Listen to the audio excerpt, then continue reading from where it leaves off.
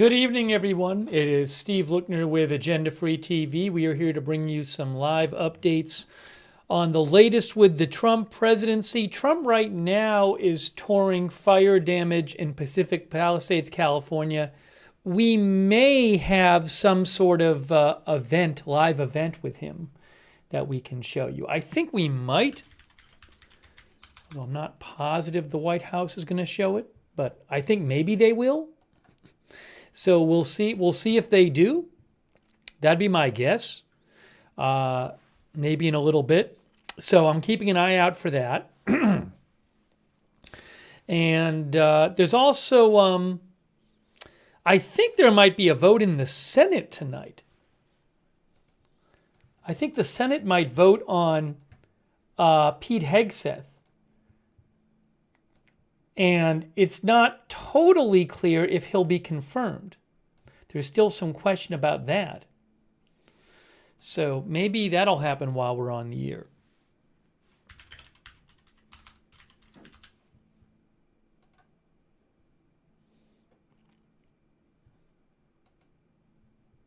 Give me one moment here. One moment.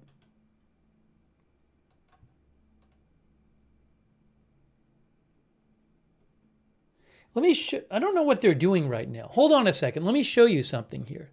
Let me show you something. If I can put it up on the screen. I got to get my headphones on too. All right, just a second. I just noticed this. All right, hang on a moment. Let me get my headphones on. The broadcast is going to pause for a second.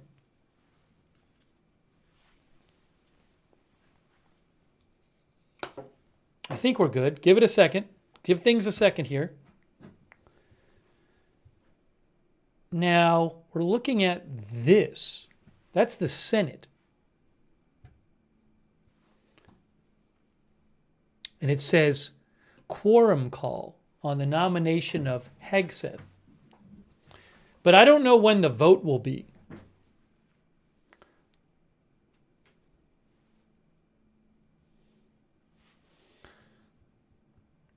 So let me see if I can find out some more about this.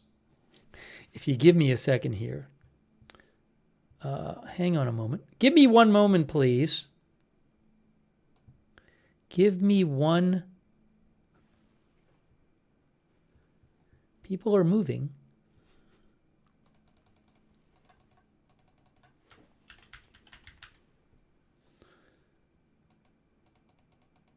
Oopsie, hold on. We need to put that above this. That's not this. Okay. Look, see? Also, the scanner thing shouldn't be on. All right, that's off. I'm just getting everything fixed here. Just fixing everything. Okay. Let's see what I can find out about this. Just give me one more minute here to switch something up. What was I going to put where?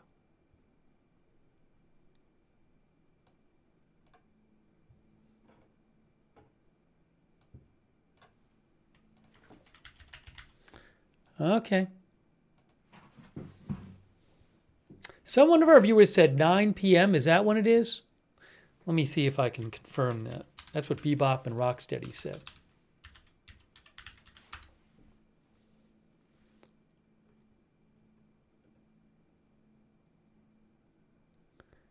Manu Raju says the Senate of CNN says the Senate is uncertain how Mitch McConnell and Tom Tillis will vote on Pete Hegseth.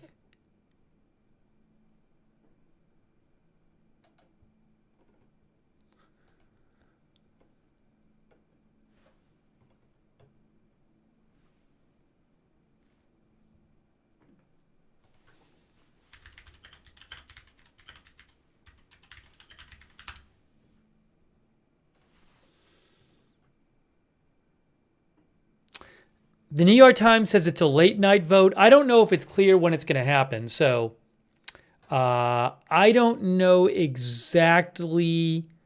And AP says late evening vote. So we'll keep an eye out for that. It is not. It is not late evening yet. All right, so we'll have to just keep an eye on that and see what happens. What happened here? Hang on one moment, too. Give me 1 second here.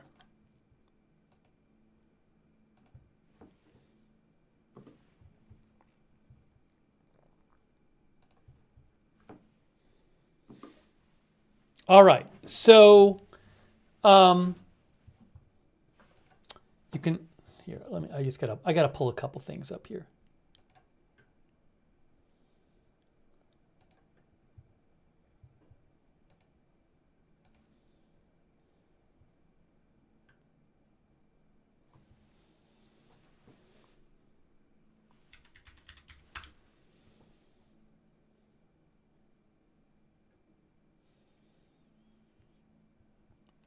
Okay, so we have this. Oops, you can't see.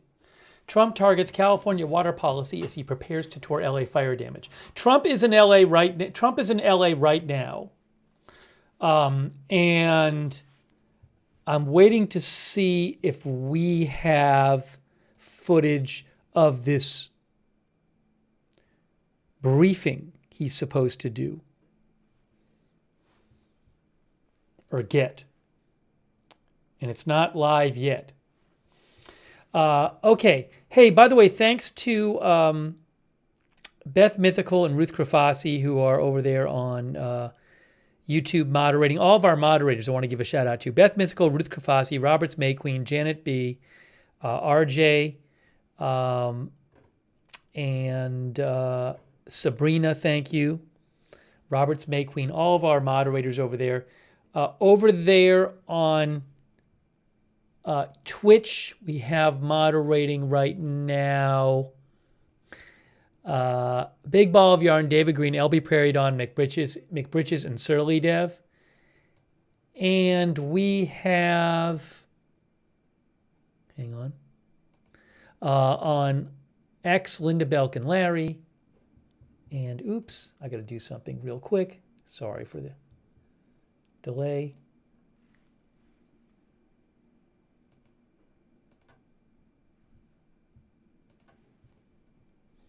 Thanks to our Facebook moderators, too. Margaret Riley is here. Bud Green, thank you. All of our mods, thanks over there. Okay, let's get into this. And again, I am looking out. Trump is supposed to attend a fire emergency briefing, which I am hoping the White House shows. So let's keep an eye out for that. Oh, a quick thank you to Lazy from Canada. Thank you, Bebop and Rocksteady. Jen Haneke, our member. Lazy, our new member. Kender for the gift memberships. Dolores Wilson for the gift memberships. Thank you. And I can't show it, but Trump, he landed at the airport. He talked with Gavin Newsom, the governor. Then he got into the helicopter, presidential helicopter. And I don't know if he just landed in Palisades. He just landed somewhere. Thanks Zbot881 for subscribing on Twitch. So Trump's helicopter has landed.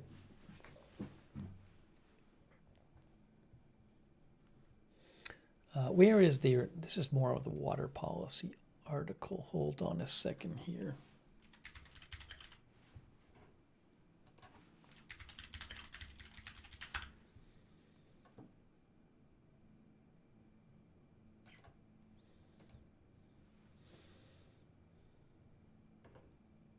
Give me 2 seconds.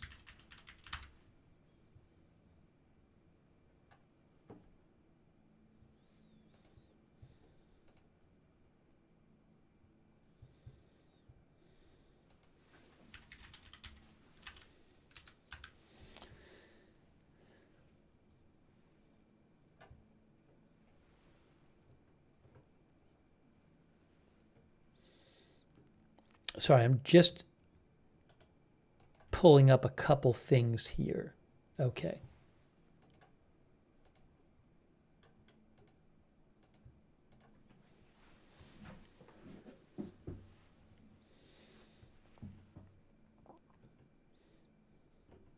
So Trump is touring Palisades. And earlier today, he was in Asheville, North Carolina. You can see right there, Trump proposes getting rid of FEMA while visiting North Carolina. That picture right there is him and Gavin Newsom in California, right there, from Associated Press. So, again, I'm hoping soon possibly to have some live video of him in, and that's in North Carolina there, a live video of him in California. This is Trump in North Carolina. There's Trump in California. Touring damage today.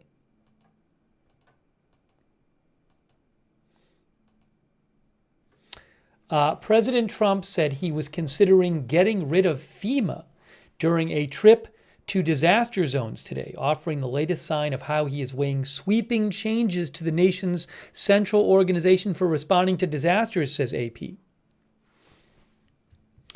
We might play this when I get a second.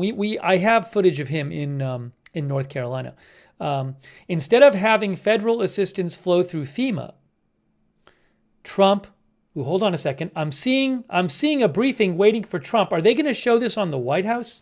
Hang on. I'm seeing in California they're waiting for Trump at this briefing. I really hope they show it on the White House feed. I don't see it posted there yet. It hasn't started yet.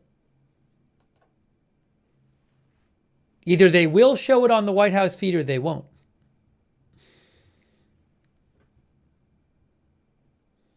I don't have access to it otherwise.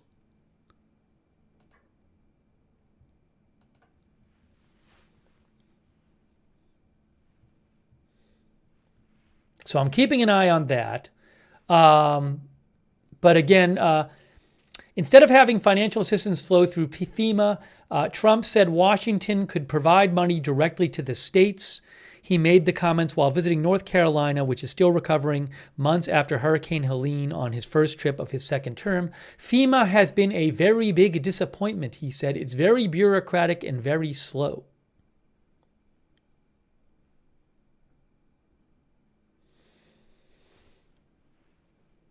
Keeping an eye, will we have a live stream of this California event? That's what I am waiting to see. By the way, thank you to PZ Papa Zulu for the gift memberships. PZ Papa Zulu says, welcome to SoCal. Thanks to Dog Mom, our new member. Let me read some of your comments here while we wait and see if we have the Trump live stream. I do not know yet. Sabin Nation says, NC was both great and heartbreaking. Let's hope all of Helene victims can hold on a little longer. Chaz says, getting rid of something doesn't make aid faster, though. Hazel claims that FEMA would not help her when she was in a flood once.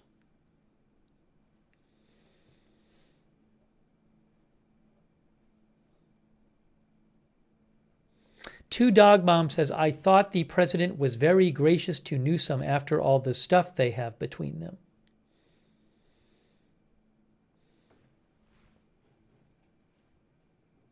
Again, there is a briefing coming up shortly with Trump there in Pacific Palisades. I'm waiting to see if the White House will show it.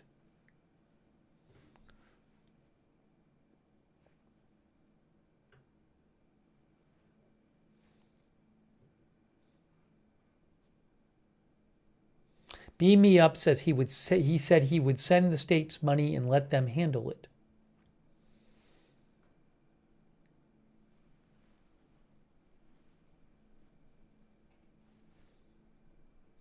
Trying to Survive says so many people suffering from all these disasters. Again, that briefing has not started yet. Karen Bass is going to be there too. Is there any chance like LA County shows it or something? I wonder. Let me see if LA County is showing it.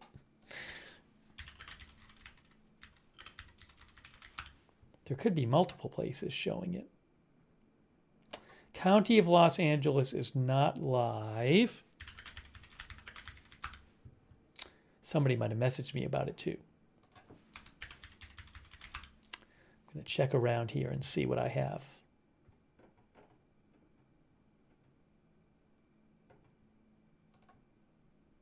Nope, LA County Fire is not live.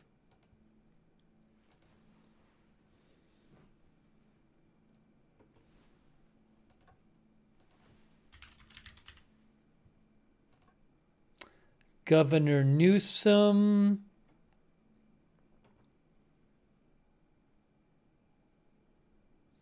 Has not posted about this video.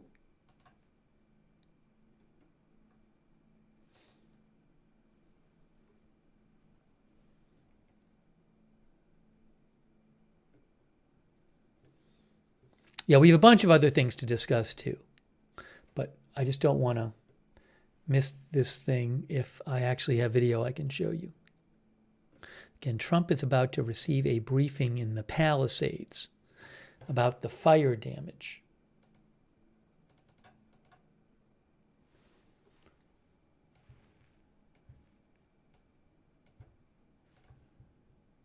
But he's not there yet.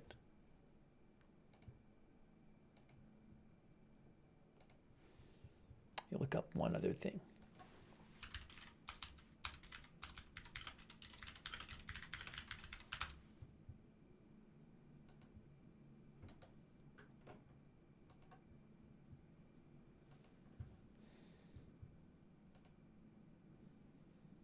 Still don't know. By the way, thanks to John DFW. John thinks FEMA is an unnecessary and incompetent middleman. Send the money directly to the states. That's what John DFW says. Let's see here. Again, I have my eye on that briefing thing.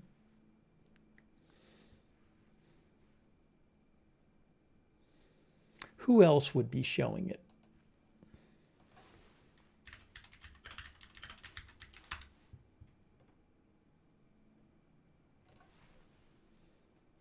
Oops, hang on a moment. Why is that not working?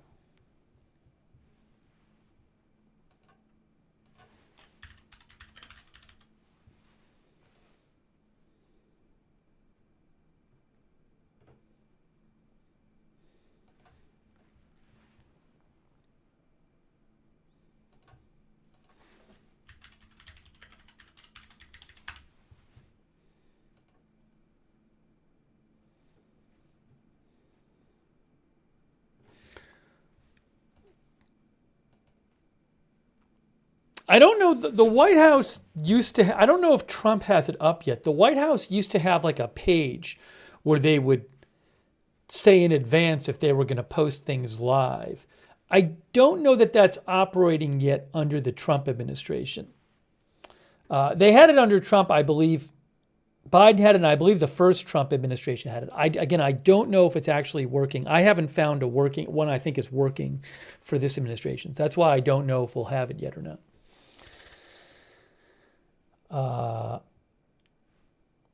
So sorry, I'm just, it's going to start shortly, and I just want to check and see if we can get it to you. But it hasn't started yet.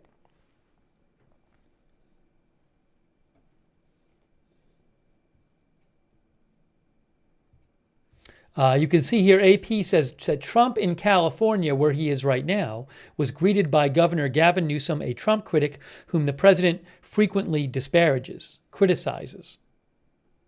The duo chatted amicably and gestured toward working collaboratively. We're going to need your support. We're going to need your help, Newsom told Trump. You were there for us during COVID. I don't forget that, and I have all the expectations we're going to be able to work together. Newsom has praised Trump before when looking for help from the federal government in the early months of the coronavirus pandemic. He called Trump thoughtful and collaborative. Before leaving North Carolina, Trump reiterated that he wants to extract concessions from Democratic-led California in return for disaster assistance, including changes to water policies and requirements that voters need to show ID when casting ballots. Beyond Trump's criticism of FEMA, he has suggested limiting the federal government's role in responding to disasters, echoing comments from conservative allies who have proposed reducing funding and responsibility. Trump said, "I'd like to see the states take care of disasters. Let the state take care of the tornadoes and the hurricanes and all of the other things that happen." Trump said that would be quicker and cheaper than sending FEMA. Trump claimed FEMA just hasn't done the job. We're looking at the whole concept of FEMA.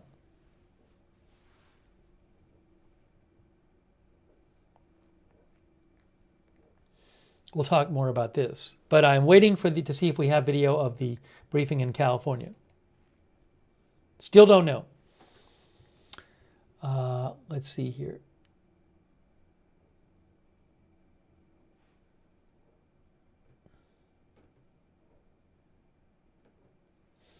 I am not an expert on disaster relief, so I would like to do some more research on what exactly FEMA's role is. Can that easily be replicated from the states, or are there things that FEMA does as a national organization that is not easily replicable by the states? But I am not an expert on disaster relief. I need to do some research on that question.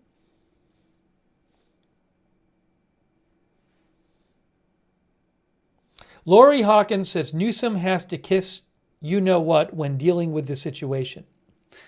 Right before we came on the air, I saw that on the runway when Newsom and Trump were being all nice to each other. It was kind of an odd scene, giving the language back and forth between them in recent weeks. Yes, there is a panel. There's like a briefing set up waiting for Trump, but he's not there yet. And when the White House shows things, what they'll do is they'll show it right as it starts. They're not going to sit there for half an hour and show you the podium. So still waiting. Again, I'm hoping they did, because the White House showed Trump in North Carolina today. And I'd like to show that, but I'm not going to show it yet because I'm waiting to see if we can get the video from California. But I'm hoping they show this. By the way, thank you so much to Leon Yoder. Leon thinks it makes a lot of sense to downsize the bloated federal government and funnel those resources to the states so they can provide their own disaster relief services, which they can tailor to their own unique disaster situations. That's what Leon thinks.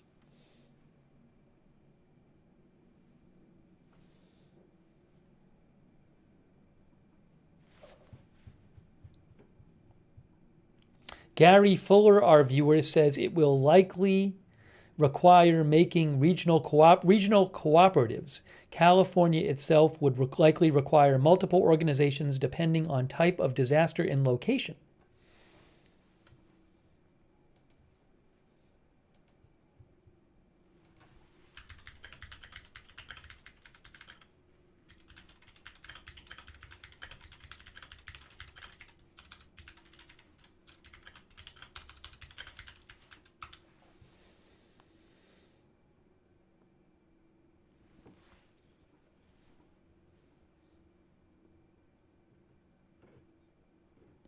You know, one thing someone might argue, I don't know how this works, but someone might say if you have each state responsible completely for their own disaster relief and you don't have any national organization, are you going to get a lot of repetitive resources? Will each state have to have experts in each sort of thing, for example? I don't know. Or I guess they'd have to have arrangements with other states. But, you know, if you have a national organization, maybe they have one set of resources and expertise that can be given to all the states. I don't know. I'm not an expert on this.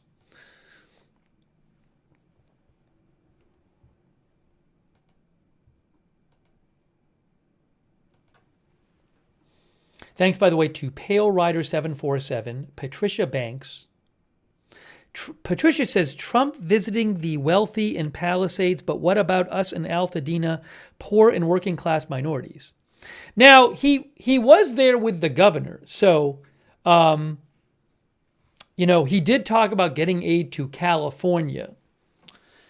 if you see when he talked to Newsom, I don't think his conversation with Newsom on the runway was Palisades specific. So I understand your concern. My guess is that the White House might say, well, he only has time to visit a certain number of places. He was already in North Carolina today, and he intends to get help for California, Southern California in general. That's my guess as to what the White House would say. I'm not saying you're going to be satisfied with that, but that's my guess as to what the White House might say. Thank you also, Chris P. Bacon, who says Trump is only getting rid of FEMA so he can choose who will get disaster relief. Thank you also, Prepared Ranch as well, the Prepared Ranch, for your support.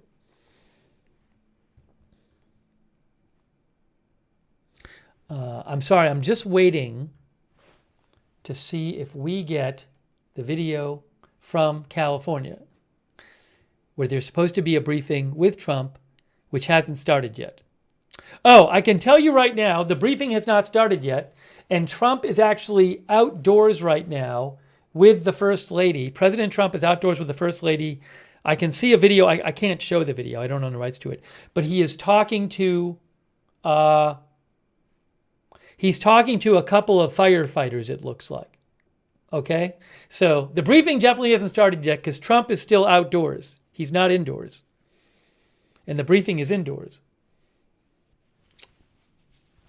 I think he's about to walk in there. Again, let's see. I apologize if we don't have it, but hoping the White House. Oh, we got it. We got it. Hey, guys, we got coverage. We have live coverage for you.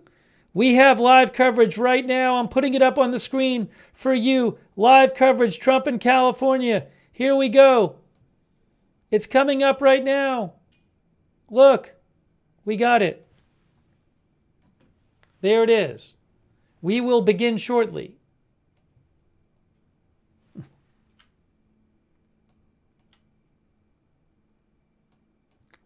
Trump makes remarks in California. Oh my gosh, we got it.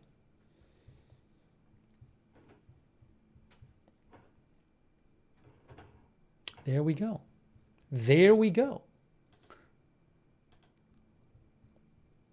Now, what I need to do is put on the screen Pacific Palisades.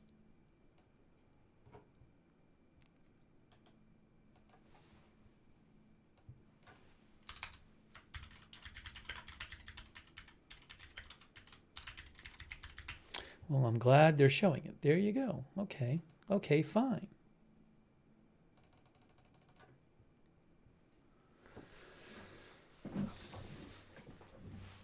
So we'll get to see him speak right now.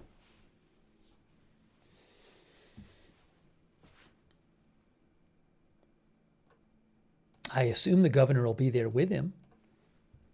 Thanks, by the way, to Maisie H. Hey, Maisie H., that's so nice of you. Thank you. Appreciate you guys being here. Glad that we're going to be able to show you this. Maybe after we'll see what he said in North Carolina. Laura Lee says he's been busy. Remember that tonight the Senate is voting on confirming Pete Hegseth. And he is Trump's nominee for Secretary of Defense. And since the Republicans have 53 votes in the Senate, there can only be 3 Republicans who vote against Hegseth, because J.D. Vance could break a tie, the vice president. So 2 Republicans have already said they're voting against Hegseth, Susan Collins and Lisa Murkowski. The other 2 in question are Mitch McConnell. It's not clear if Mitch McConnell will vote for Hegseth. And also supposedly Tom Tillis of North Carolina. So that would be 4. If all 4 of them voted against Hegseth, and presumably he's not going to get any Democratic votes, he would not be confirmed. And it's not totally clear. They're not voting yet, but I would like to carry that live when it happens.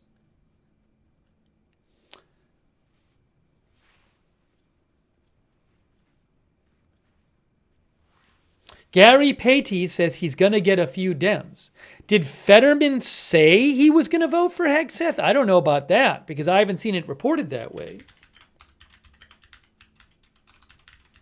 I don't know though. Maybe he will get some Democratic votes.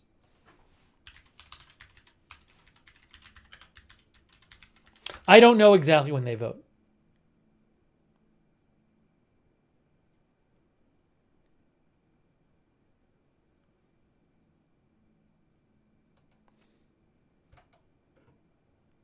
There's no reporting that right now that I've seen that any Democrats are definitely voting for Hegseth.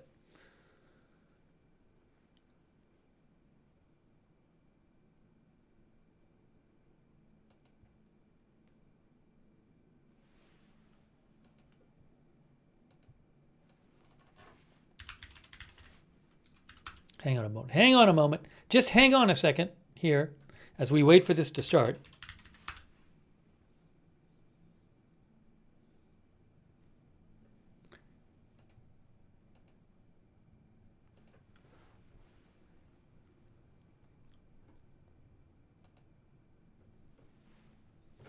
Hold on one moment. One moment.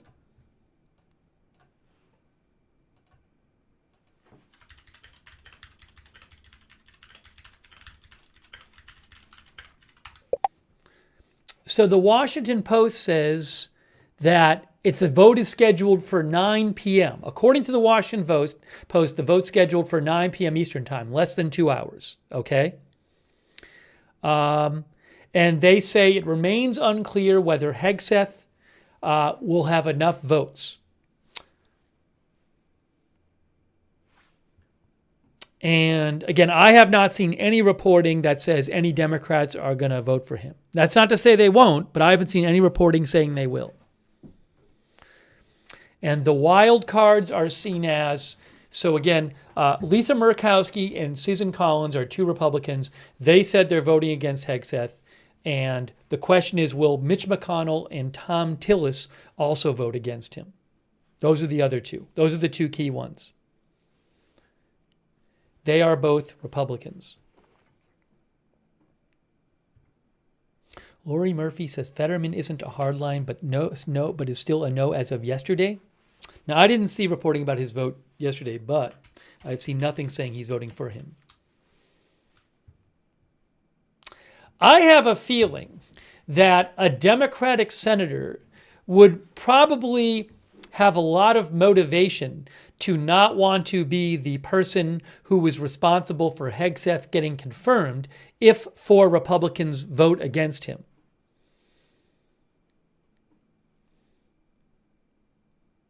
You know, if there might be Democratic senators who think, well, if I can vote for him and it's not going to make a difference, I'll do it. But I have a feeling that if a Democratic senator were thinking of voting for him, they might not want to be the one vote that puts him over the top.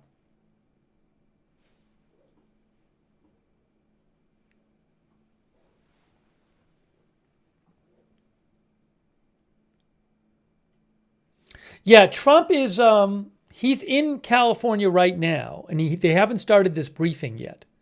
So, you know, he's walking around and saying some stuff, and there's pool coverage, but I don't have access to that footage. But I will have access to his remarks at this briefing that's coming up.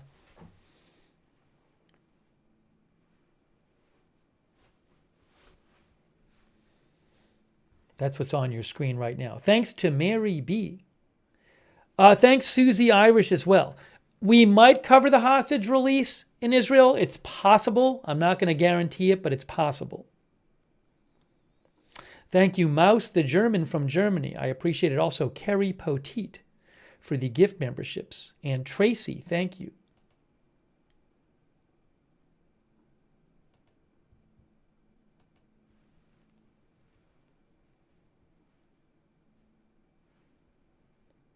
Let me read you a little more about Hegseth here while we wait for Trump to start. So again, the Senate's going to vote tonight. It's expected at 9 p.m. on Pete Hegseth to be the Secretary of Defense. Multiple outlets say it is unclear whether he'll have enough votes. The Washington Post says all 47 Democrats are expected to vote against him. That's what they say. Hegseth can only afford to lose 3 Republican votes. He's already lost Lisa Murkowski and Susan Collins, if they don't change their minds. And Senator Tom Tillis of North Carolina said Friday, today, he has posed additional questions to Hegseth's team. And Senator Mitch McConnell has said, Republican as well, has not indicated how he will vote.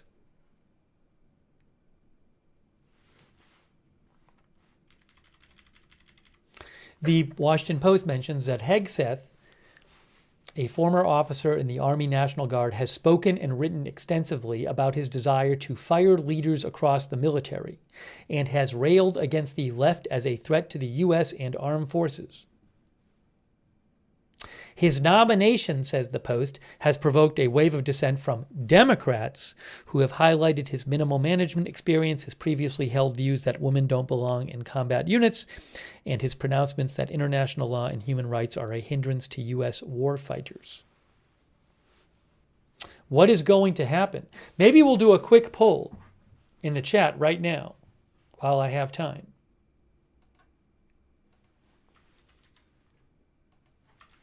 Will Hegseth be confirmed? Yes or no? I'm asking the chat right now.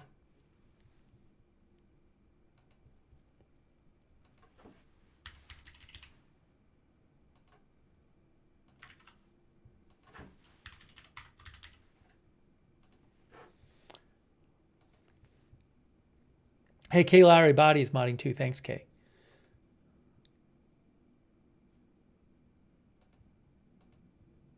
Oops, hold on a moment. Trying to post this on Facebook, but it's a giant pain in the you know what to do.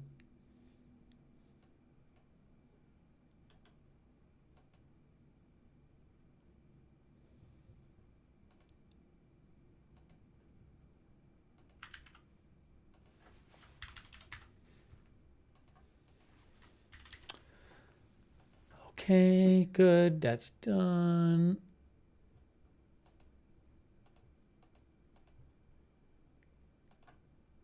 Activate poll.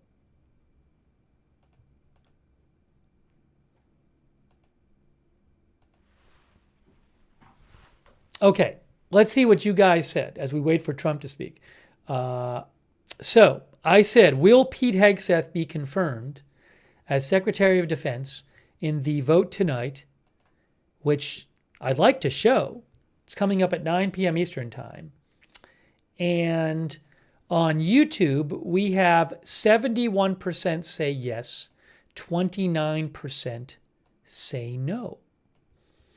On Twitch, Facebook is 75% yes and 25% no. And on Twitch, we have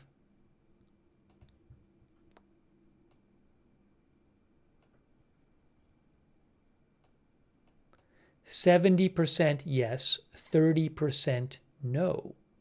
So basically 70% of you on our different platforms think he's going to get confirmed. I would think the odds are pretty good. I mean, if Tom Tillis from North Carolina votes no and he's the last vote, that could be he'd get a lot of criticism for that. I Love Panda says, I bet Fetterman votes yes.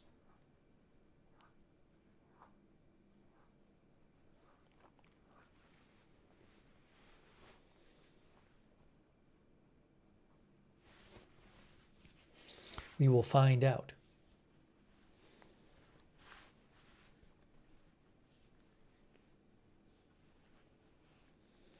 The Washington Post says, if Hegseth is confirmed, Hegseth has vowed to carry out an ambitious and disruptive agenda on behalf of Trump, In his first week back in office, Trump and his administration have already sought to institute sweeping changes, ordering thousands of military service members to the U.S. border with Mexico to thwart illegal crossings, directing Pentagon officials to review and potentially abolish a program designed to minimize civilian casualties in war zones, and firing the head of the Coast Guard, who was the first woman to head a U.S. military service.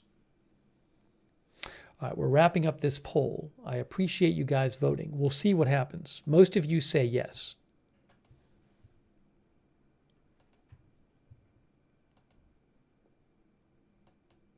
It was 80 to 20 yes on Facebook.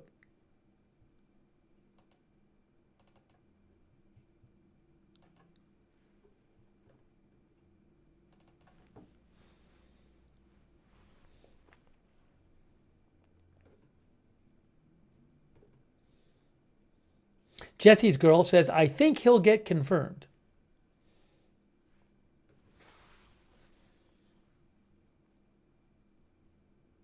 Yes, the Hegseth vote is expected around 9 p.m. Eastern Time in about an hour and 43 minutes. Thanks to Divine Empire for subscribing on Twitch. Thanks to Devoted Fairy for your support on Twitch. Thanks Zbot BB1 for your support on Twitch.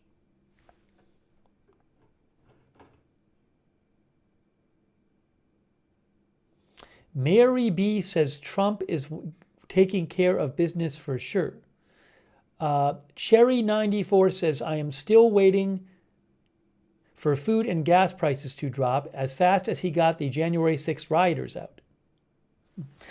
Thank you, Camus, for your support. Camus says, I called Tom Tillis's office and told him to vote against Hegseth. Camus, are you a North Carolina voter? Tom Tillis is a senator from North Carolina. Hey, thank you so much, Joseph Fiorentino. Thank you, Joseph. I appreciate it. Also, Marnie. Thanks for the gift membership, Marnie. Thanks, Mary B.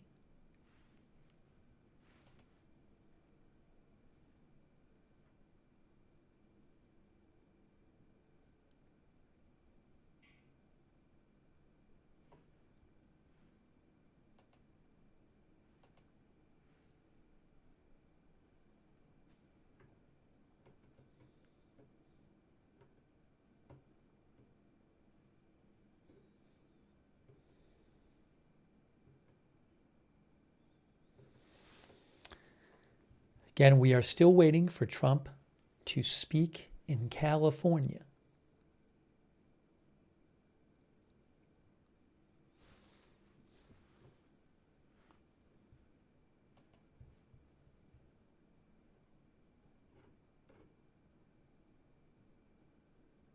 What is this here?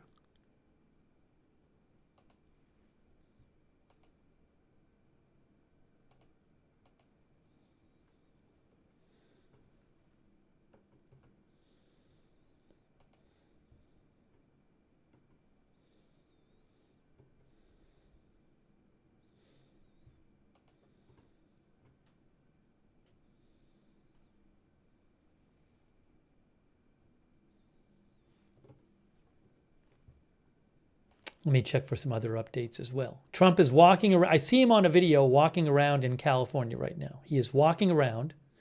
Is he going inside? He is standing with some firefighters right now.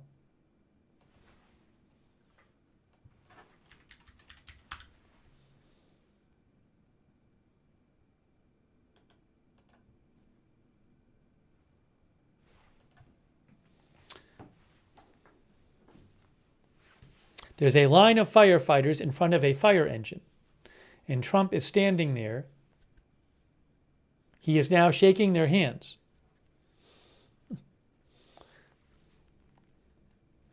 This is in Pacific Palisades.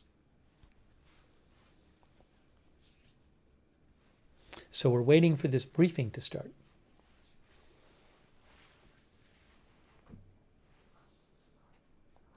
Thanks again, Joseph Fiorentino, for your support.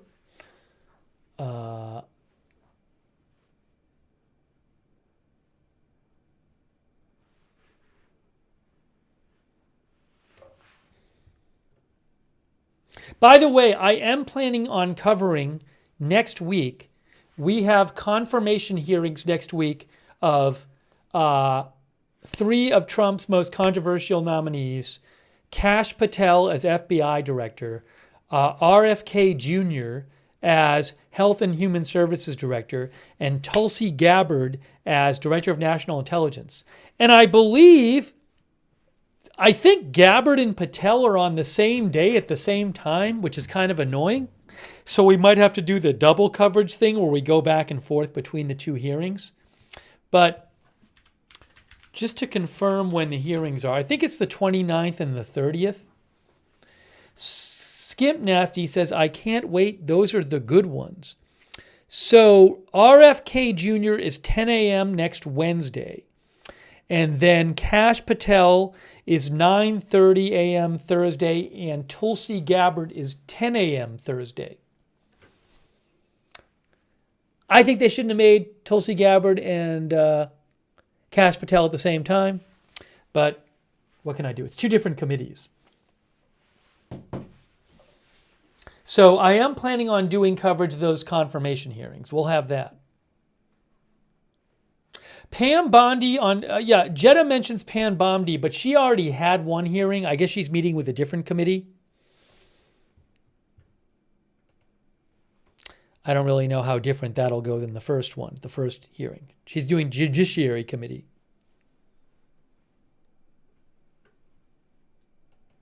I forget, what was the last one she was with? I forget, I don't remember. But she already had a confirmation hearing. Thank you to Serpico7272 for your support.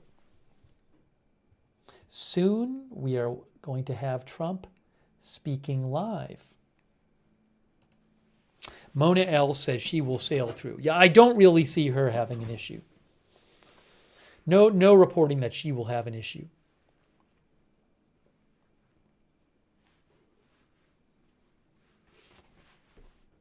All right, Trump is walking. He was just talking to some firefighters.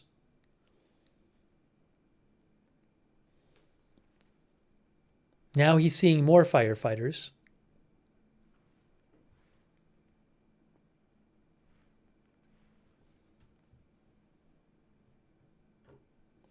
Mako thinks the only one difficult to pass through will be RFK Jr. Well, we'll find out tonight if Hegseth gets confirmed.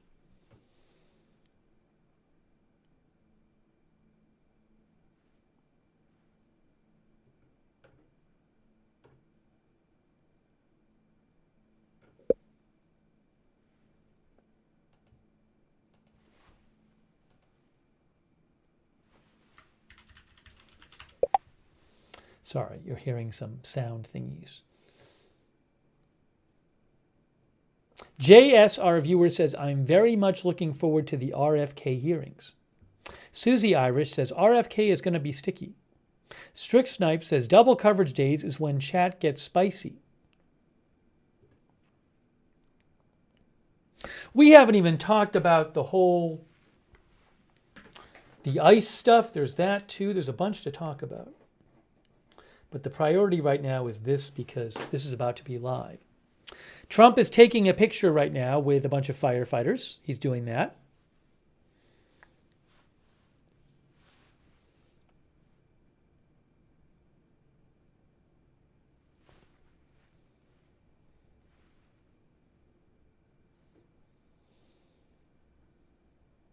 Muted Owl says Trump got his own helmet. Mary McHugh, says, I don't think Trump is a slam dunk.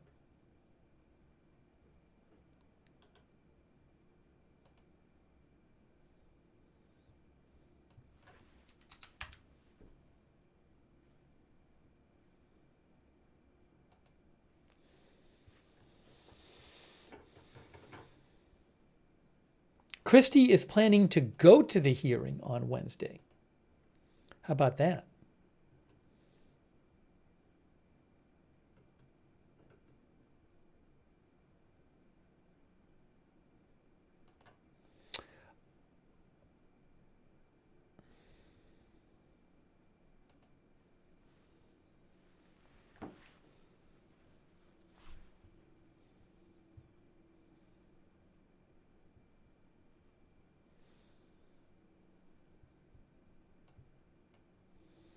Deputy Chief of Staff Dan Scavino just posted on his account this video. Oops, hang on. I'll show you in a second. This video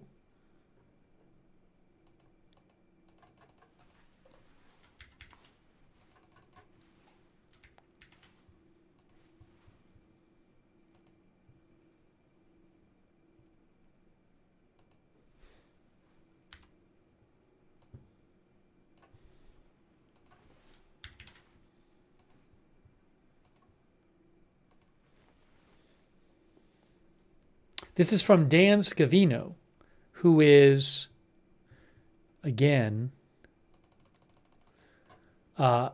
Deputy Chief of Staff. He posted this from Palisades. I think they were just flying. I think this is from they were just flying over Palisades.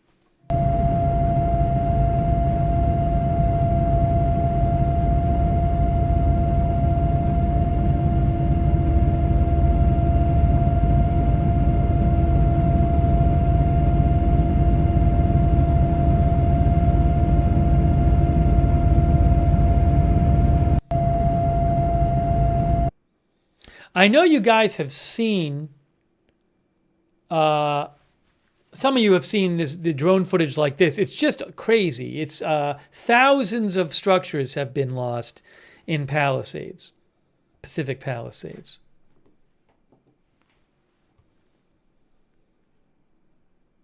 It's crazy.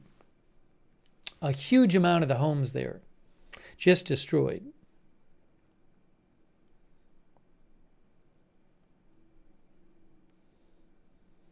The Pete Hegseth vote is happening at 9 p.m. Eastern Time. That is the estimate I saw, 9 p.m. Eastern Time.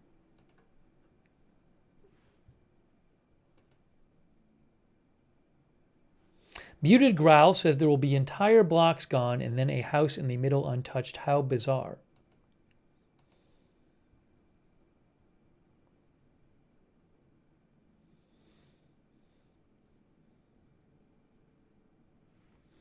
All right, so we're waiting to show you this Trump speaking live in Pacific Palisades while visiting fire damage. We're going to have that for you. Thanks so much to Leon Yoder for your support. Leon says Republicans confirmed 7 of Obama's nominees within the first 2 days. So tired of the obstruction from Democrats. Well, I don't think it's obstruction from Democrats because I don't know for sure, but I mean, the Senate has to vote on them. The Senate has to have the hearings and call the vote. And the Republicans control the Senate. So I'm not aware that these nominees are being delayed by Democrats. I might be wrong.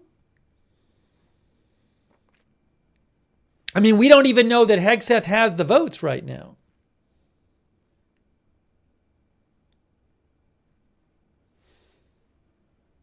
Maybe, Marco Rubio was already passed. And John Ratcliffe was passed. I think possibly with Hegseth, they haven't had the vote because they're not sure they have the votes. But I don't know for sure about all of them. I can't speak to that. I just don't know. Anyways, I appreciate it, Leon Yoder.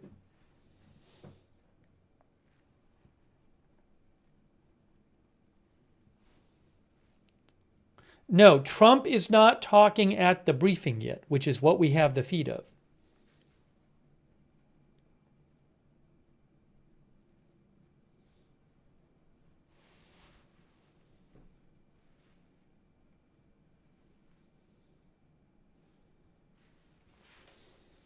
Sting Floyd says they'll get the votes.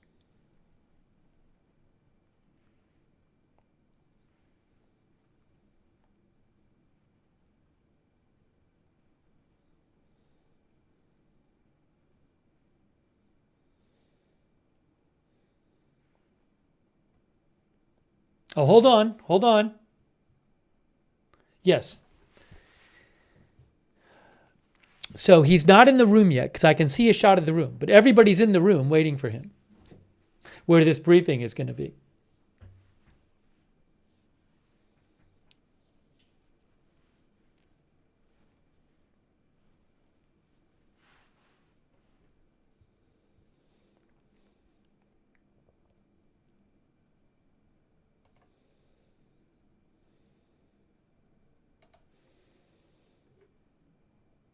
planning on bringing you live coverage of that a little later on, the Hegseth confirmation vote.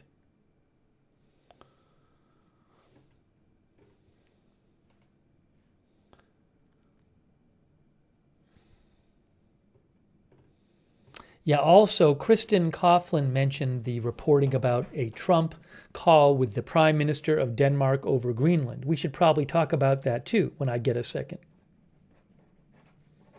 Thanks for reminding me, Kristen Coughlin.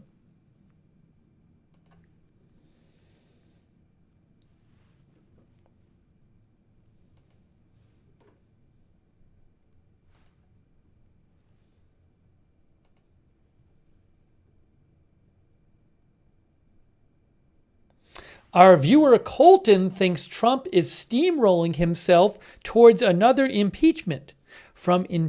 Colton says, from attempting to undermine constitutional amendments to making controversial policy changes that alienate key groups, his actions seem more about consolidating power than addressing the real needs of the American people.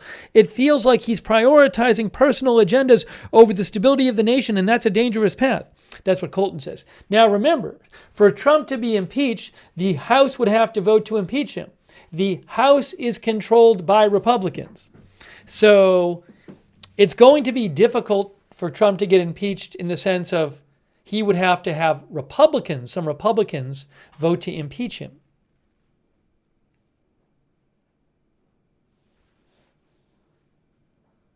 Thank you, Colton, for writing in as we wait for Trump. Punctuated Art writes in and says, as a first responder, medic, and firefighter in a relatively poor state, we would hurt without FEMA. Despite the bureaucracy, FEMA sets some national standards and emergency protocols for things like mass casualty incidents, provides awareness and mitigation training programs, as well as installs communications largely for first responders and massive disasters. So, Punctuated Art says he or she thinks FEMA is important.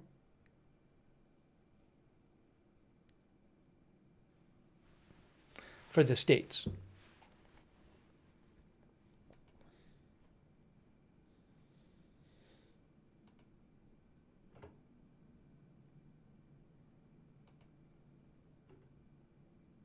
Yeah, I haven't even got to the story. I posted about it on my X account where Politico had posted a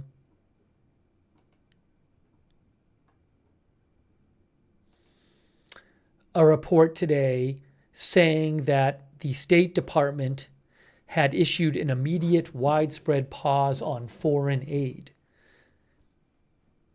I think Trump is about to come in again. As soon as he is speaking, this is the White House feed we have on right in front of you. That's live. And as soon as he's speaking, the White House feed will... he's not speaking yet. As soon as he's speaking, the White House feed will go live. You'll see, it's live now, but it'll dissolve to him speaking. Soulstar is very impressed with Trump so far.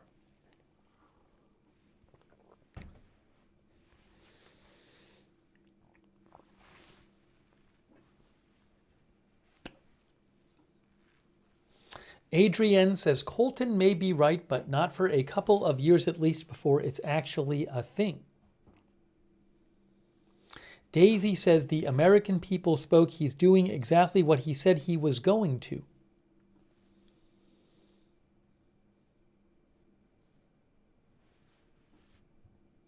Thanks again to our moderators.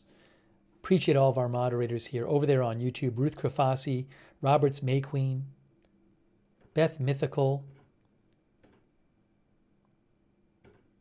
Thank you. Over there on Facebook, Kay Lowry Body, Paul Anderson, Bud Green, Margaret Riley, thank you so much. Linda Belk and Larry on X.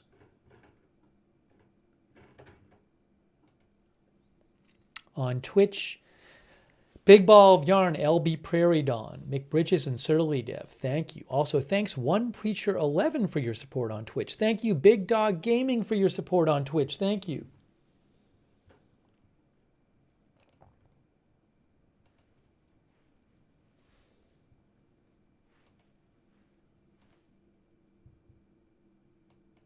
This is a fire emergency briefing that Trump is attending. We are bringing you live coverage as soon as it starts.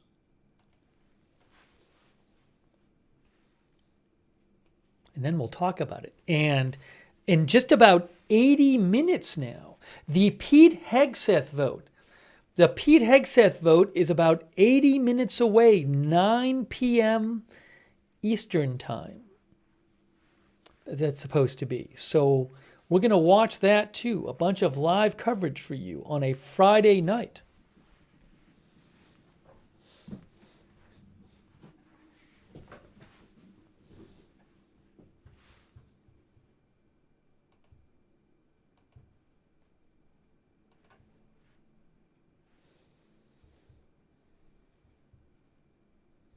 He is still not speaking yet, by the way.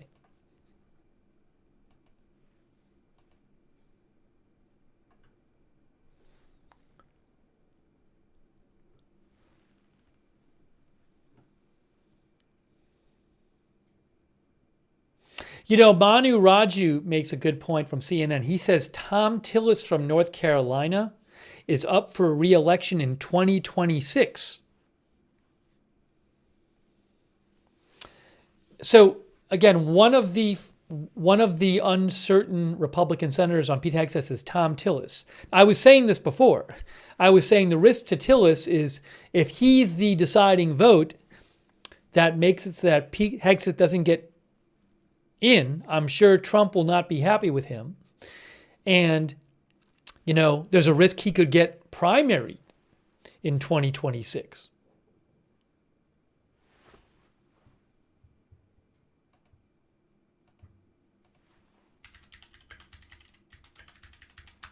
So would Tom Tillis, no matter what he thinks about Hegseth, if he's on the fence, is he really going to vote no? Couldn't he just vote like present?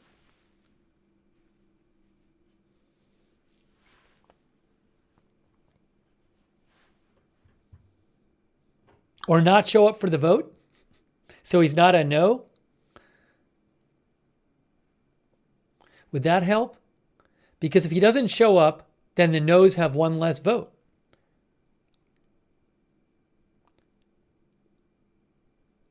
Yeah, if he didn't show, well, yeah, if he didn't show up, it would be 49 yeses and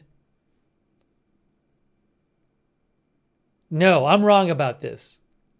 If he didn't show up, there would be 49 yeses and there would be 50 no's. So that won't work. That won't work. It'd be 50 no's. It'd be the 3 Republicans besides Tillis plus the 47 Democrats. So that doesn't work. It wouldn't even be a tie. They need Tom Tillis as a yes if 3 Republicans vote no to make it a tie so that J.D. Vance can make the tie. So he does not have that option.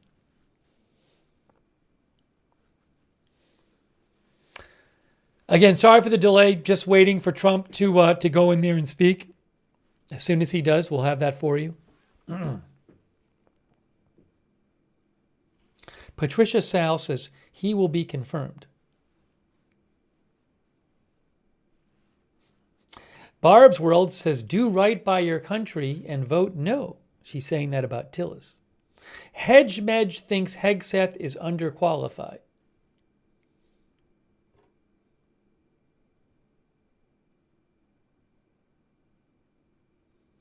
Are the governor and the mayor going to be at this briefing? I think the governor and mayor are going to be in the briefing. I think, but I'm not positive.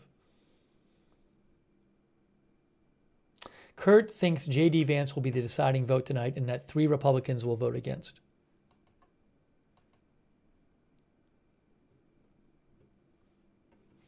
We know at least 2 will vote against.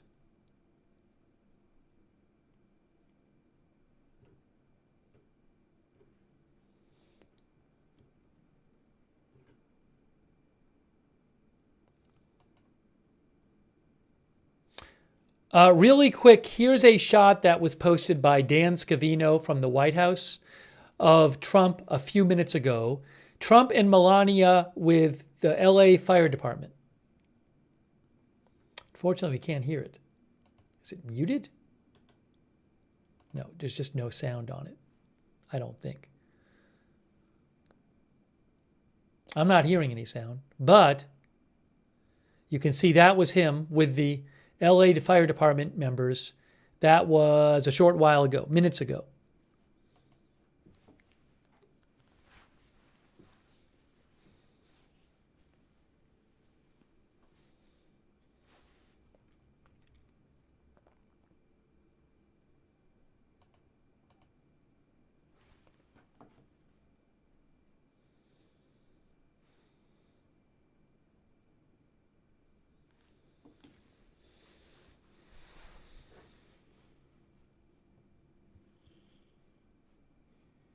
Maisie says then they were taking individual pics.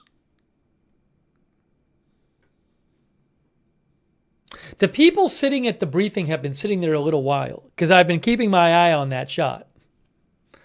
They might have been sitting there like an hour, if not longer.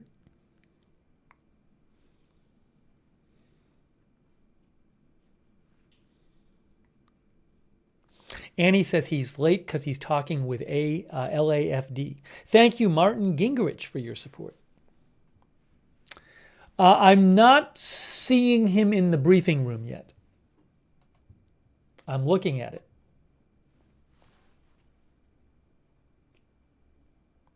It's Me says, here we go. He's going to say, bring in the water from Northern California.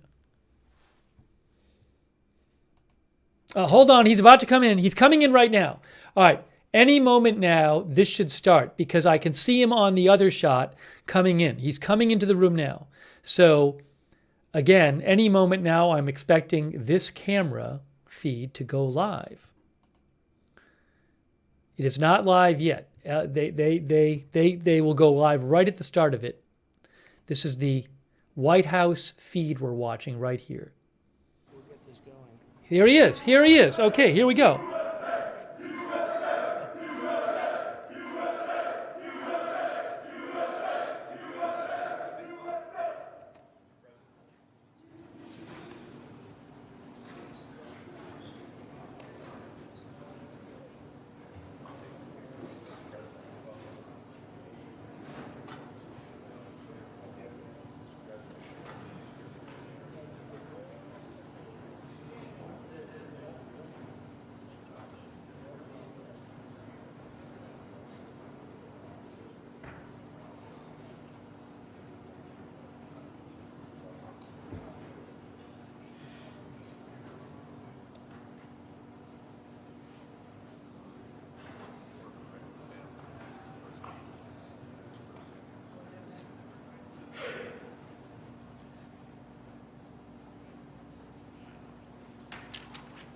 So there he is. You can see Trump. He is about to get a briefing on fire damage in Pacific Palisades, California, part of LA. And he will be speaking as well. The First Lady is there, I believe. Well, I know she's with him. I can't see right now. There's people blocking. I know the First Lady is with him in Pacific Palisades. There she is right there. There's Melania right there. President Trump and the First Lady are there.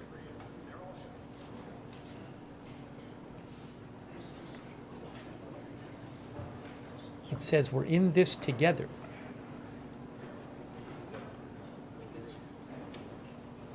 Thank you very much.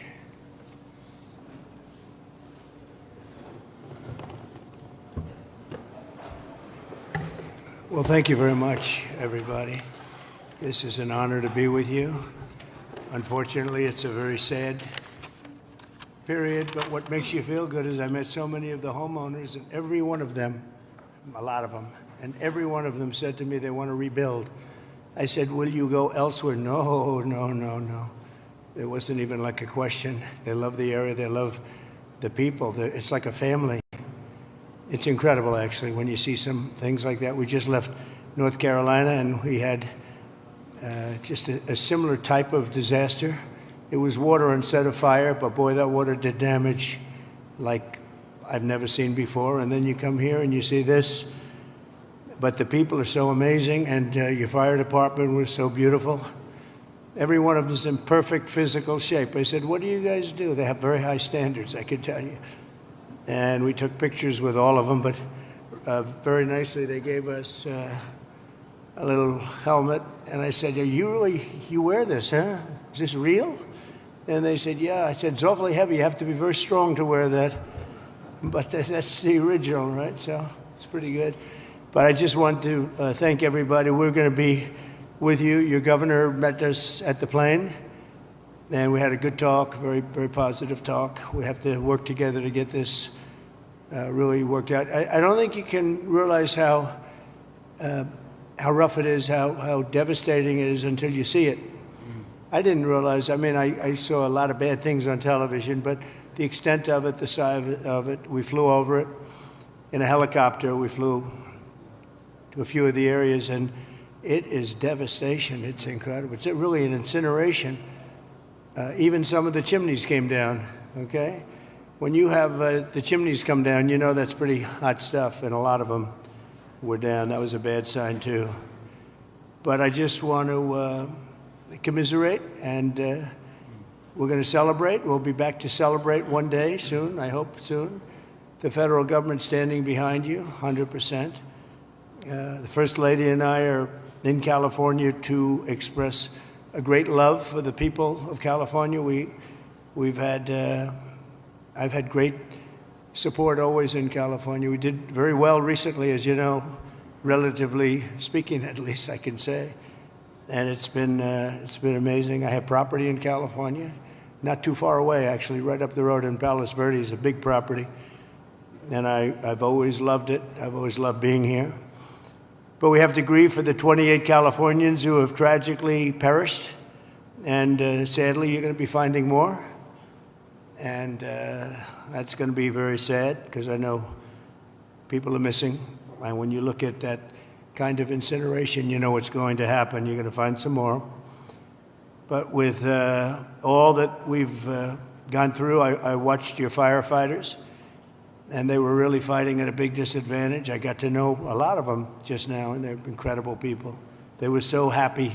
They were saying, congratulations, sir. You know, they're thinking about country maybe even before this location that they all love. But I'm pleased to be joined by many of the great California leaders, both Democrat and Republican. And it's an honor to meet some of you I didn't know, but I know every one of you by name. LA County Supervisor Catherine Barger. Thank you, Catherine, very much. Mayor Karen Bass. Thank you, Karen. It's nice to meet you. Representatives Jay Obernolte. Where's Jay? Jay, hi, Jay. It's been a tough period, Jay, right? Vince Fong, Kevin Kiley. Vince and Kevin, hi. Hi, Vince. A man I know very well. I know him too well, actually. And I say that actually with love, because he's actually been a great congressman for a long time, and he's a great leader, and he loves the area as much as anybody, right? Darrell? So Darrell Issa, young Kim, congratulations on an excellent career. I appreciate it. Another one I know pretty well is, to put it mildly, is Tom McClintock. And he's been with us for a long time. We have some interesting things going on in Washington. And it's an honor that you guys are here. Thank you, Darrell, very much, Tom. George Whitesides. Good, George. Thanks. It's a great name, too, by the way. Brad Sherman. Oh, I know Brad well.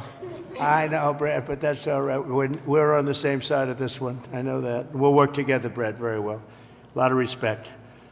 And Presidential Envoy Rick Grinnell, who's done a fantastic job for me over the years. He was ambassador to Germany, and he was fantastic. So 2.5 weeks ago, over 100-mile-an-hour winds transformed the Palisades fire and other areas too into absolute infernos of death and destruction. And this is already the most expensive natural disaster, they say, in American history. That's pretty amazing. The numbers are going to be staggering. Most importantly, we have to get it built, and we have to hopefully find as few people as possible. We have already too many, 28 at least, they say. We're going to work very hard with the mayor, the governor, the supervisor, and everybody, and get the resources behind you. We have some amazing people, and we have some amazing fighters for things like this. I also had the concept of getting some of the best developers in the country. I've had so many calls from developers, and they want to come in. They don't want anything. They just want to come in and help, and they really know how to get things done and get things built. I would ask that the local officials, because we're going to waive essentially waive all federal permits. We're going to have you go very quickly, because a federal permit can take 10 years. We're not going to do that. We don't want to take 10 days. I would.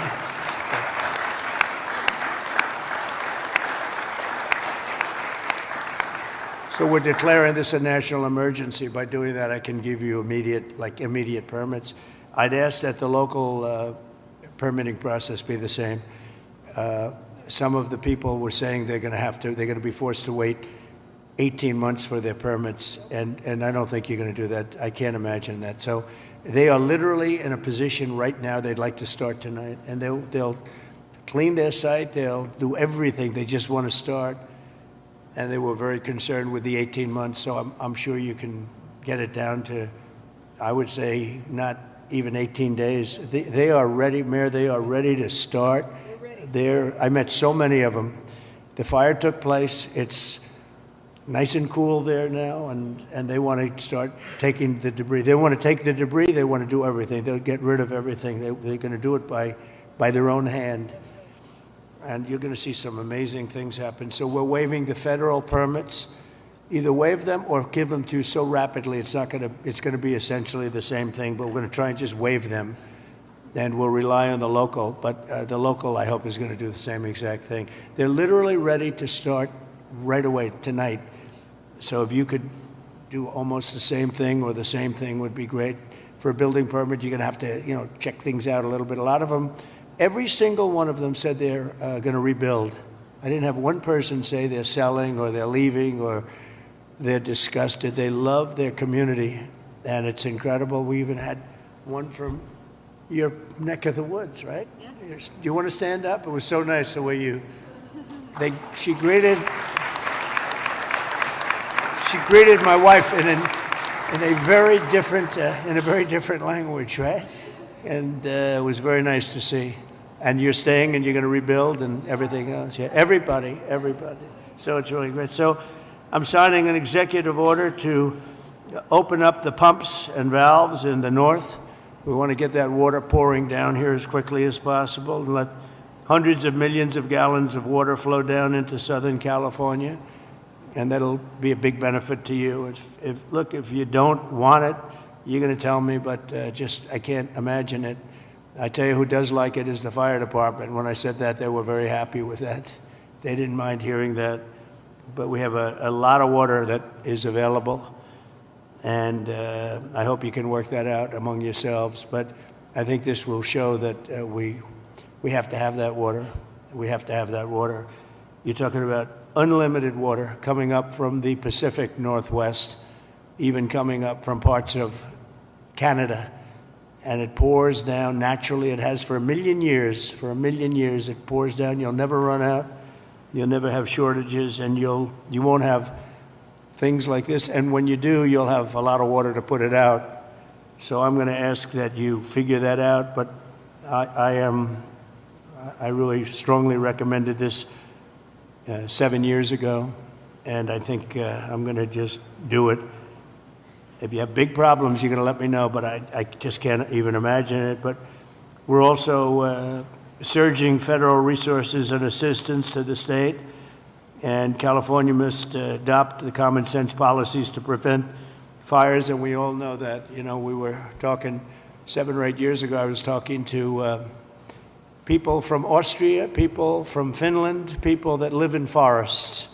One of the gentlemen, one of the top great leaders of Austria said, we don't have forest fires, and we have trees that are actually far more flammable than they have in California, but they literally rake their forests. They take down, if a tree comes down, they take it down. They say you have 18 months. After that, it's like a matchstick.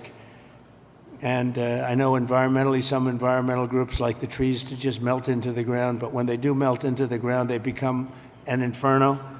So I think you're going to have to change your ways in terms of that. You have 30 years of leaves, and those leaves are dry as a bone, and they burn. You know, interestingly, because I was at Paradise, who's the general, right? A long time ago, I was at Paradise. What a beautiful paradise it was. And how is it doing, by the way? Are they rebuilding, right? Remember when he said, you were up here, President. I went there. I never saw anything like it. But you know what amazed me? I'll never forget it. The trees were okay, because the trees are loaded with water. They sucked that water out of the ground. And this was an inferno, just like, I would say no different than this. And it was also the wind that caused a lot of problem. I mean, you had tremendous winds that there's not a lot you're going to do with. You had up to 100-mile-an-hour winds. It's unheard of. But when I was in Paradise, I noticed that the trees, they were dark on the bottom, but they were absolutely living, and they lived because they're soaking wet. But the trees that were on the ground, within 12 to 18 months, they say 18 months at a maximum, you have to cut them up, take them away, because they're matchsticks. But we saw that. You saw that with me. I commented at the time. I said, look at this. The house is burned down, and the tree is standing, and it's, other than being a little different color on the bottom, and it went through an inferno. It's amazing. It's soaking wet.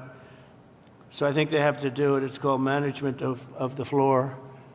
And when the gentleman from Austria and also Finland and other countries, they said we manage the forest floor very, very carefully, and we don't have forest fires. You know, they just don't have them. So I'm sure you're going to do the same thing. So there can be no golden age without the Golden State. It's a great state.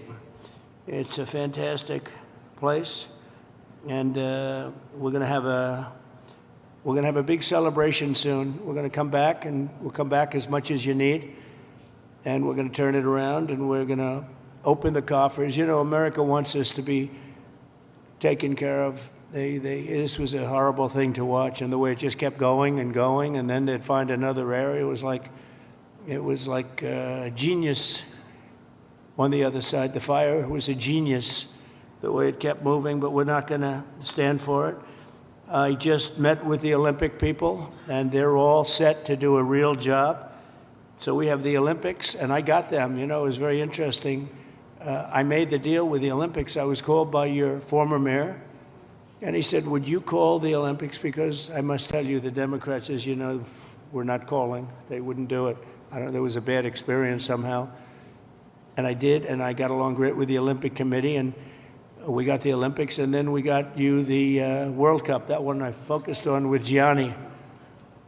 Gianni was great, the head of it, and so you have that coming. And then we have the 250 years coming up, which is going to be a great celebration. But I'll never forget when I got the Olympics, and then I was president when I got them. I said, oh boy, it's too bad I won't be president. Who knew this was going to happen, right? I said, I won't be president, because it would have been the 4 years. And in fact, I'd be retired by 4 days right now, I guess, right? So anyway, so I got him, and at least I'll be able to celebrate the Olympics, the World Cup, and the 250 years is going to be a very big deal. So we have the 3 biggest there are, and it was an honor to get. If you have any questions, please let me know, and if you have a statement to make, I'd love to have politically, if you'd like to make a statement. Brad, go ahead. Mr. President? Okay, I'll do Mr. President, thank you for coming Thank you, Brad. to the 32nd Congressional District and Thank you. making feel most people don't have adequate insurance because they couldn't get it. So one company dropped 1,600 policies just in the last 6 months. We've got 16 times as much property damage here as from Hawaii. And I'm hoping that we get at least 16 times the federal appropriation for the CDBG program that helps people rebuild. And I know you've talked about policies of California that you're not a fan of, but I've been in Congress for 28 years. I really disagree with Louisiana on their abortion policy. I disagree with them on their campaign finance policy. I disagree with North Dakota on their gun policy. And I would never turn to somebody from Louisiana and say, you keep living on your cousin's couch, because we're not going to help you rebuild until Louisiana agrees with me on a woman's right to choose. So I'm hoping that we can get these funds and that we don't punish individuals for the policies of their state. You can disagree with them, and I think you've got some ideas. I look forward to us listening. Also, on tariffs, I often agree with you on tariffs, but how about no tariffs on building materials for the next 3 years? Well, we'll take a look at that, actually. Mr. President. Take a look. Mayor, please. Yes. First of all, let me just take the opportunity to officially welcome you to Los Angeles. Really appreciate you coming, and especially you come just a few days after your inauguration. So I want you to know that your presence here is very much appreciated. Let me also say that I know you had an opportunity to see the devastation. You've seen the extreme loss, the grief that people are going through here. And we are 100% committed to getting this neighborhood rebuilt again. You mentioned a couple of things in terms of us expediting. So I signed executive directives right away so that we could cut the red tape, we could get people back building as fast as possible, and we're going to continue doing that. Mayor, the one thing is they are saying they will not be allowed to start for 18 months. No, that will not be the case. Okay, I just hope you're right. You can hold me to it. Because 4 groups said that. No. That would be, they should be able to do it. They should be able to start tonight. That will not be the case. You know, first we have to take care, to make sure that there's not getting rid of the hazardous waste, cleaning things up so that people can start right away. And just like you said, if somebody had their house was destroyed and they're going to rebuild essentially the same, maybe a little bit longer, a little bit higher, they really shouldn't have to go through much of a process. So I want you to know that we are expediting that. We absolutely need your help. We need the federal help. You're a builder. You've got it, I told you. You will have no permit problem. There will be 0 delay. And as far as I'm concerned, you already have the permits. And the resources. I am more worried because I met at least 8 groups of homeowners, and I'm much more worried about the fact that they said it's 18 months exactly. And they were devastated. They want to start now. They want to start removing things. They're not allowed to do it now. And you mentioned hazardous waste. Well, the hazardous waste, what's hazardous waste? I mean, you're going to have to define that. We're going to go through a whole series of questions on determining what's hazardous. Nope. I just think you have to allow the people to go on their site and start the process tonight. And we will. Okay, good. You can come back and check. Mr. President? Yes. I'm Congressmember Judy Chu, and I represent the areas of Altadena and Pasadena. Yes. That's the Eaton fire, and there is a world of hurt there. I know that you've gone to the Palisades and you've seen the devastation, right, but it's apocalyptic in Altadena, and thank goodness I have a partner with Supervisor Catherine Barger in working to help people get back to normal and to rebuild. But right now they have nothing, and there have been 9,500 structures burned. Most of the deaths have occurred in our area with the Eaton fire, and thousands of people are without homes.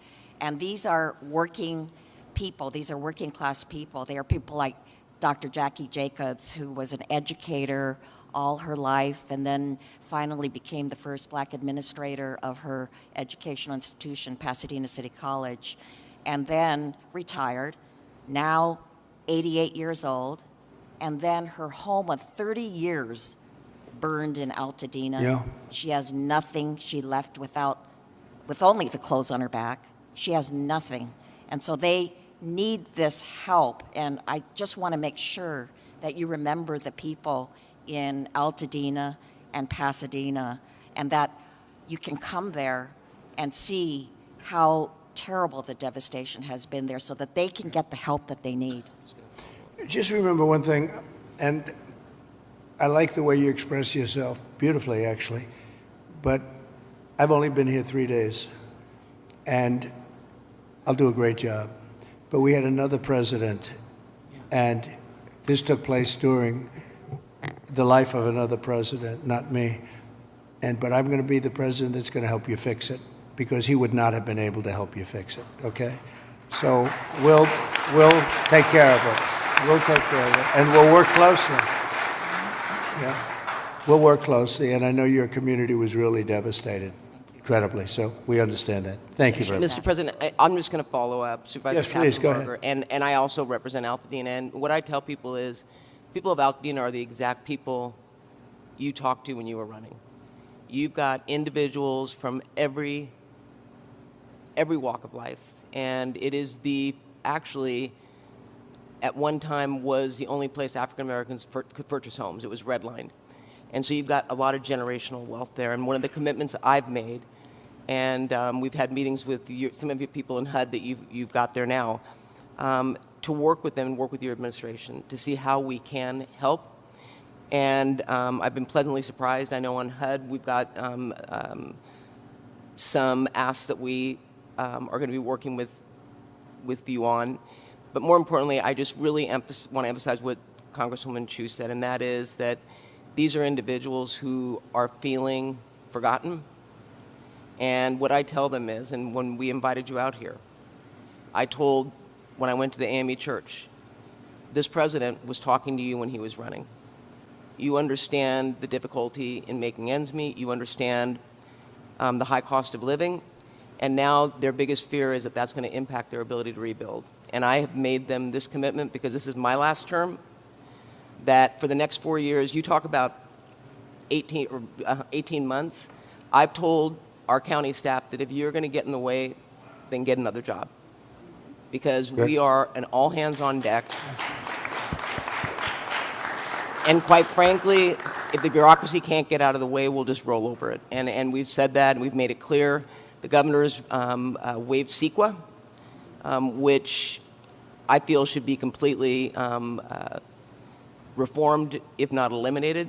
And if it's being eliminated for this... How are they doing with CEQA? How are they doing How with is it? What's been the attitude of the people running that whole situation? It adds sometimes years on to an application. Can't do it. Can't. No, and the governor's... And Coastal Commission also. He waived that. We're going to have to override the Coastal Commission, because I've dealt with the Coastal Commission for a long time, and they are considered the most difficult in the entire country.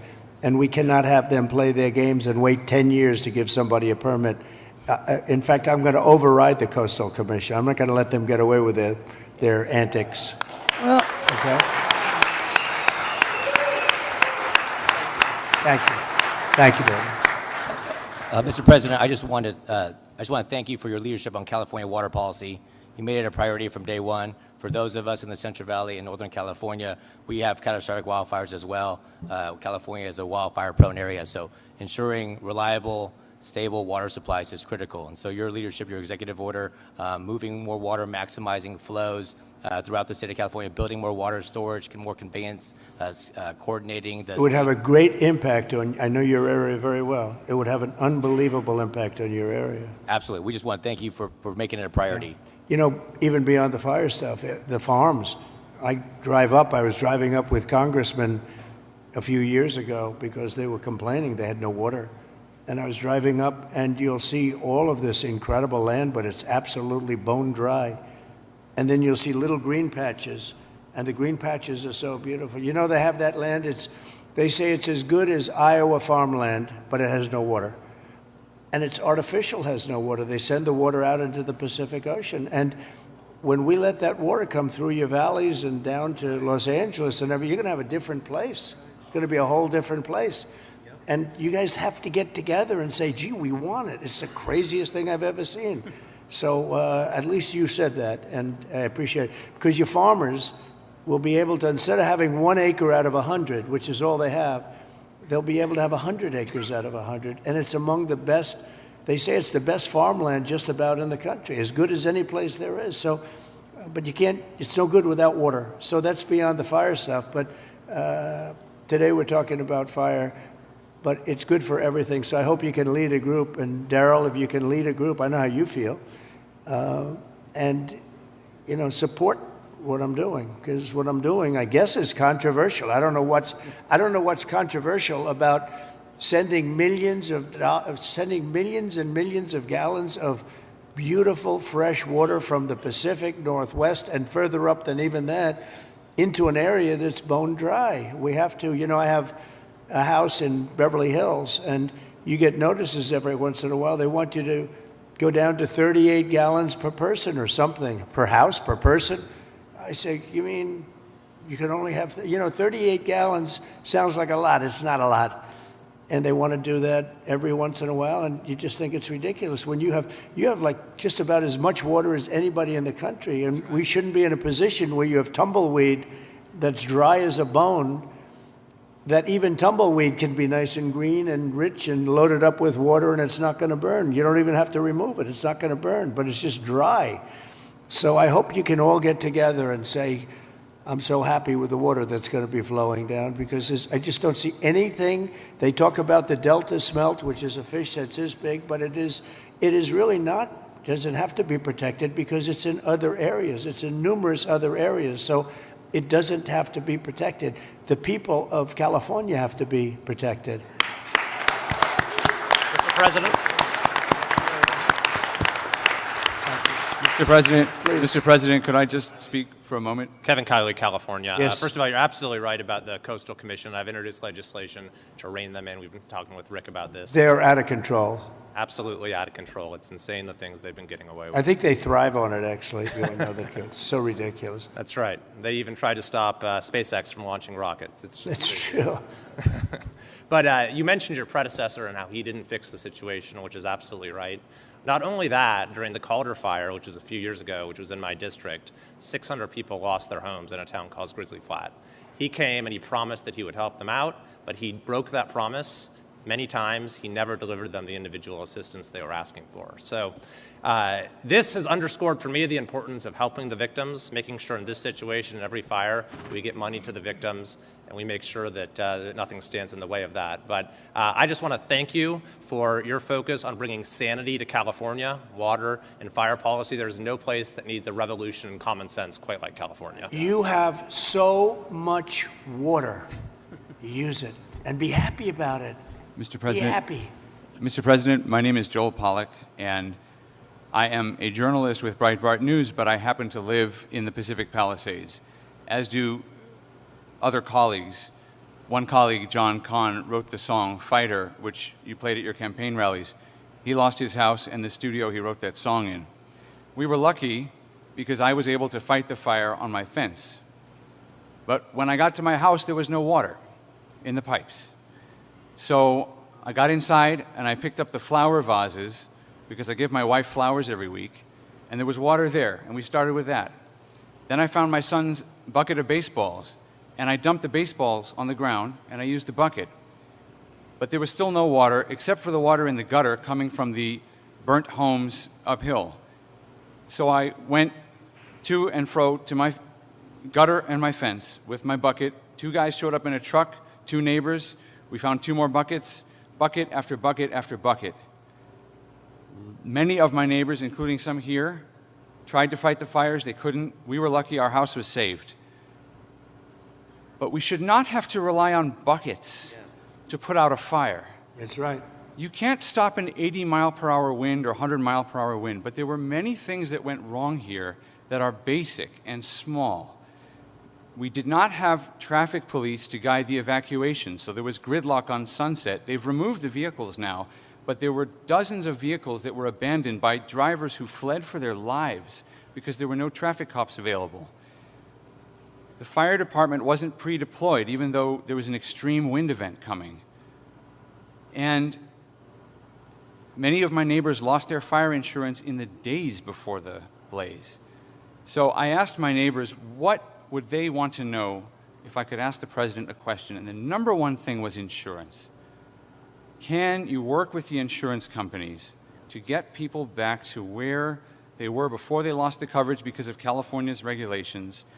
And can you make California change its rules so that when we build again, we can get fire insurance and we don't have to worry? And there's one other point I want to make. I really appreciate my congressman advocating for money. We need the money from the federal government. But I also understand Americans who are tired of spending money on California and disasters happen, and the California government passes $50 million to oppose your policies. So they have $50 million for that, but not for moving people into rental homes or helping people relocate or rebuild. I would like to ask you to follow the 9/11 Commission precedent and appoint a special master to watch the money, to make sure that every federal dollar that gets spent here is spent on fire relief and rebuilding and not on everything else. Good idea. Here's a good one right over here. I don't know if you, do we all like He's Rick? very busy. He was ambassador to Germany. He was fantastic.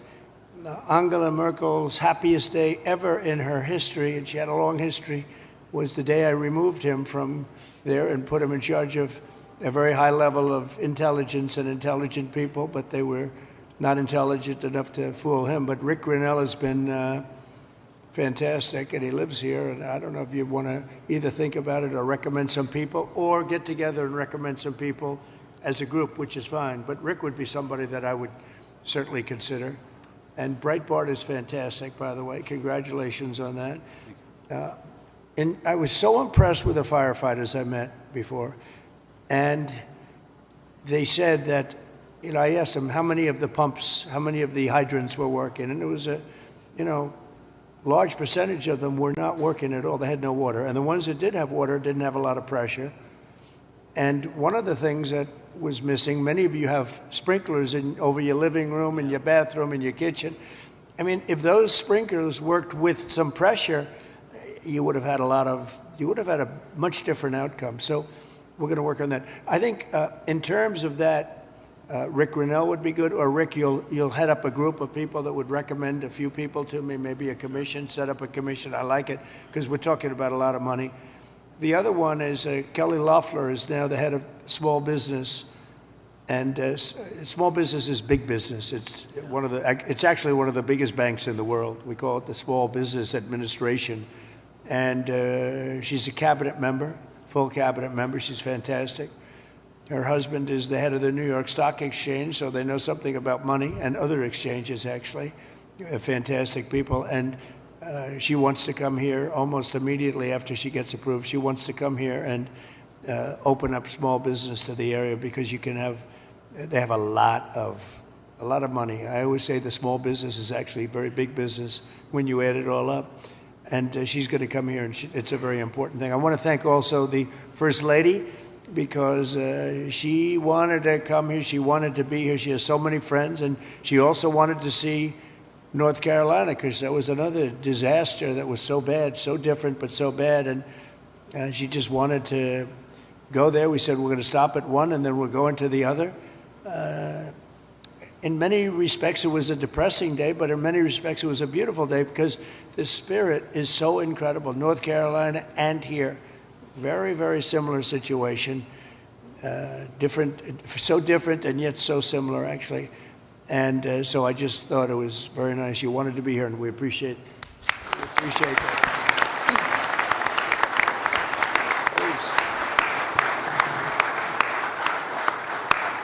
Please. Jay?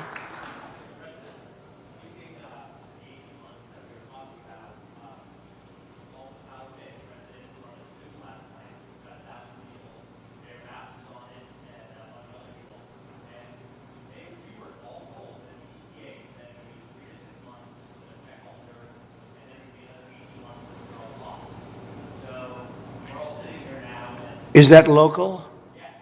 You got to. I don't want to be the only one to give you permits like in one day, and then I find out that the cities, the towns, and the state is not going to give you permits. And you know, the problem with permits, it only takes one. Yeah. You might need 7 different permits. You shouldn't have any at this point. You should just let them build. And you know, you're only as good as the weakest one. So if you have one that's going to hold you up, but the others are going to give it to you in 24 hours, it's not going to help you very much. So they have to work on that.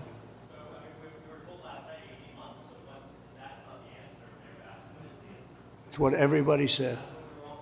Well, and let me just tell you that we are going to do everything we can, slashing regulations, expediting everything so that people can begin the process right away. You know, we have the Disaster Recovery Center on Pico and Westwood. We have building and safety there. People are already contacting the local agencies. We're bringing our city departments together so that people don't get caught in the loop of going from one room to the next. We want them all to be in the same room so that you can get busy rebuilding ASAP. Absolutely. Yes. Yes. And we will clear the lots, absolutely, in the city and in the county. We are working together. Both levels of government are working in unity.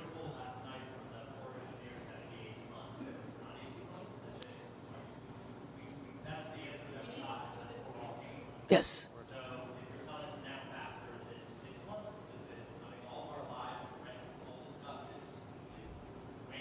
6 months Exactly. is no good. And the number one thing that we are going to do immediately, and you will see this happen, is to clear out the debris. And you know we're concerned right now over the weekend because of the potential rain, but we are going to move as fast as we can, but we want you to be safe, and we want you to be back in your homes immediately. But the people are willing to clean out their own debris. It doesn't Yes, cost and a they lot. can, You and should they are let them able do to- it because No, no, by the they time you can do hire that. contractors, it's Right. going to be 2 years. If a family... People are willing want- to get a dumpster and do it themselves and clean it out. And they can There's do not that. that much left. It's all incinerated. That's right. And, you know, it's just going to take a long time if you do. You can do some of it, but a lot of these people, I know that guy right there that's talking. I know my people. You'll be on that thing tonight, throwing the stuff away, and your site it'll look perfect within 24 hours, and that's what he wants to do. He doesn't want to wait around for 7 months till the city hires some demolition contract If that's going to individuals charge him want to build- $25,000 to do his lot. Yeah. I think you have emergency powers just like I do, and I'm exercising my emergency powers. You have to exercise them also. I did exercise them. Because I looked, signed I an mean, you have a emergency very powerful declaration. emergency power, and you Yes. can do everything within 24 hours. Yes. And if individuals want to clear out their property, they can. Well, yes, but you know that you will be able to go back soon. Mr. President. We think within a week. That's a long time, a week. I'll be honest. To me, everyone's standing in front of their house. They want to go to work, and they're not allowed to do it. And the most a important week thing is is a for long people time. to be safe. They're safe. They're safe. You know what? They're not safe. They're not safe now. They're going to be much safer. A week is actually a long time, the way I look at it. I watched hundreds of people standing in front of their lots, and they're not allowed to go in. It's all burned. It's gone. It's done. Nothing's going to happen to it. It's not going to burn anymore. There's nothing to burn. There's almost nothing to burn. And they want to go in. The people are all over the place. They're standing, and I say, why aren't you going in? We're trying to get a permit. And the permit's going to take them, everybody said 18 months. You said 18 months. You said 18 months. Last night. And that was last night. On that. Right. Mr. President, we're going to be together next week, and during the interim, many of us are involved in, and Tom McClintock, who you know has been an expert on this for years. That's right. We are going to be putting conditions on the money that do two things: require that it be done timely and affordable, and then secondly, that we protect those who will come afterwards. As we speak, there are 6,000 acres burning in my district on the Mexican border. There will be more fires until we include in any disaster relief items which will prevent it or at least mitigate it from happening again. So you're going to see us proposing both of those. Like water. Little we're things gonna like do water. that for You them. know, the party of common sense. See, we're the party of common sense. You're not, in all fairness. Yes, sir. We like water to put out fires. It's really quite efficient. All right. Thank you, Mr. President. Mr. President, I'm Jay Obernolte. My district is just a bit east of here. Yep. And you were talking about the need to better manage our forests and our wildlands to prevent this from happening again. And you were so right about that. Just last year, a couple months ago in October, they put out a fire. The line fire in my district was over twice as big as the Palisades fire. And they put it out less than a mile from my house in an area where we had done thinning, and they stopped the fire, Mr. President, on a fire break that we had built a couple of years ago. That's right. We have an area just on the other side of my community that hasn't been thinned in decades because it's being held up by a lawsuit from an environmental group that says we're going to reduce habitat.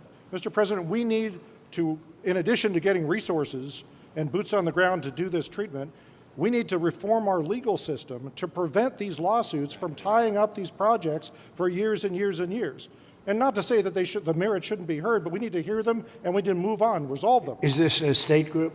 State or federal group? This is a local group, actually, Mr. President, but they have help from the state. They and use the federal. environment to make themselves feel good, and they're destroying our country. And you've got to, at some point, you've got to put your foot down. I know exactly what you're talking. You have local and state groups, and you have federal groups too. And you got to fight them the right way, because you'll never, even if the mayor gives, you're going to have a local group come in and sue. You're not allowed to go on your property. They're going to talk about asbestos and every other thing. They want to go on their property and they want to clean out their property, and you cannot let anything get in their way. And you'll have this place built up quickly, beautiful. It'll be more beautiful than before. And I would do one other thing. I'd give them a 10%, 15% bonus on their house because they went through hell, and they should be allowed to build a little bit, give them a little bit lot line bonus, give them a bonus on size, maybe a little bonus on height. They went through hell. You know, some of them had houses where they were restricted. They have to have an 8-foot ceiling. You let them have a 10-foot ceiling. Let them build a nice house, a nicer house than they had before. But I would give them a 10 or a 15% bonus on their plans. And I think it would be very well received, because they'll be able to build a little bit nicer house. Do you like that idea, by the way? They deserve it. Because you know what? It's not their Hang on. It's not their fault. It's not the homeowner's fault. Yeah. And I think they should be entitled to a bonus on their house. Okay. Mr. President. Sir, go ahead. Thank you. Some good news from Paradise. We stood together there 6 years ago, along with the governor. That was so terrible. That 3,400 homes have been rebuilt out of the 18,000 lost, and there's 400 more in the wings. And so FEMA was very helpful. Now my colleague who has Altadena here, probably a very similar situation. Clearing the lots, they're probably going to have to clear about a foot worth of soil underneath those foundations to get the toxicity out. So they'll need a lot of help. Those are working class folks in Altadena. And we did a good job with you and people. FEMA was extremely helpful. Yep. 30,000. That was the old days when FEMA was good. FEMA's no good anymore. Yeah. That was when we ran it. FEMA was very good, but now FEMA's not good. We got to get them on track. But on the water, thanks so much for your strong efforts on that. Right now, Lake Shasta, which is in my district, is dumping more water than what is coming in. So is Folsom Lake. And those are federal projects that should be building up, because we're latter January here. And you can't count on the rain and the snow coming every year. And so if we don't fill those projects, then my colleague in San Joaquin Valley isn't going to get his water for his farmers. Well, it might be all right up in the north. They aren't going to get it. And then the water needs to go through aqueduct for Southern Cal to refill maybe the Santa Ynez Reservoir that was empty during this. You know, you don't even need reservoirs. With the water coming down, you don't need the reservoir. You have so much water, you don't need it. You only have reservoirs because you're trying to hold water. But you have natural water coming down along the coast. It's for 1 million years it's been coming. You know that, right? Yeah. In addition to that, you have a lot of half pipe. In other words, you have the half pipe that's built, and it hasn't been used. You see, it's bone dry. No water's been in that half pipe for years and years. It was closed up years ago. Had the reservoir, it's already there. Yeah. Had the reservoir above Santa Palisades been full, they wouldn't have run out of water in a few hours. It would have gone for at least a few days with 40 acre feet out of 600,000 That acre feet reservoir's goes been up. empty for a long time. Yep. It shouldn't have been empty. Okay. Any other Thank you. questions? Yeah, please. Mr. President, my name is Tracy Park. I represent the people of the Pacific Palisades on the LA City Council. I wanted to thank you for your loyal support to our military, our police officers, and especially our firefighters.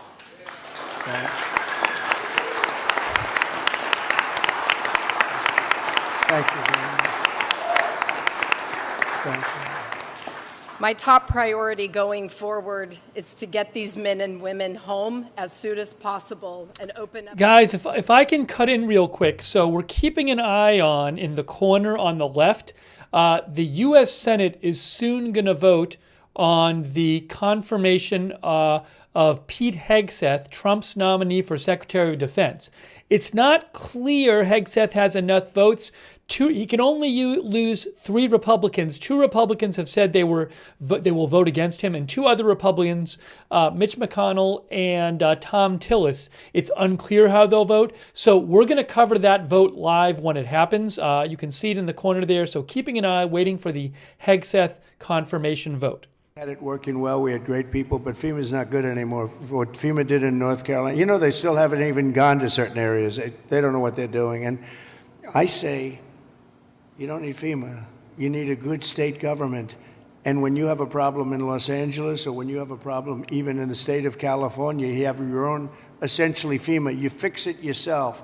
You don't have somebody coming in from a state where they have no idea, like Florida. They come in from hurricanes. They have people staying in Alaska. And now they see, oh, this is very nice. But by the time they get familiar with it, they don't know anything. The FEMA is a very expensive, in my opinion, mostly failed situation. We had great people. We did some great jobs. But each state should take care of their problem and get money from the federal government. It would be so much better, so much more efficient. So we're looking at that because we have had, and you're going to have problems with FEMA too. You've already had problems with FEMA. FEMA doesn't even show up. It takes weeks before they even show up. And what happens is the state then relies on FEMA, and nobody does anything because FEMA doesn't show up. So it's not a good situation. So we'll make some recommendations on that. But you have to push like hell to get the permits, because I'm just hearing things that I don't like to hear. I think you're not going to get your permits as fast as people are saying. We have to get them. And Mayor, if I can help you at all in that regard, you'll let me know. But you're going to have all your federal permits. That's going to be the easy part, which, by the way, is by far the hardest part. You know who controls your water is Department of Commerce, and I already have that approval. And that's usually a very long process, but that's the hard part was the federal, but we already have that done. So anything I can do, please let me know. Please, go ahead.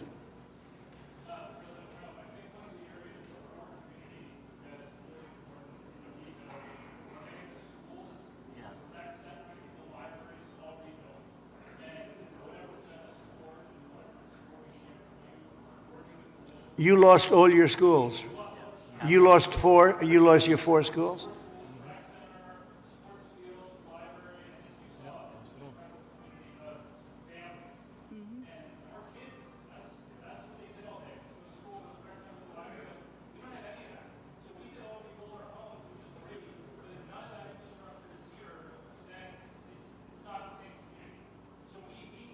Were they completely burned down, the schools?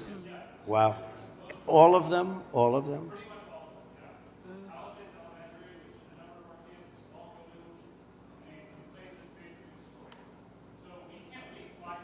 No, you can't. No.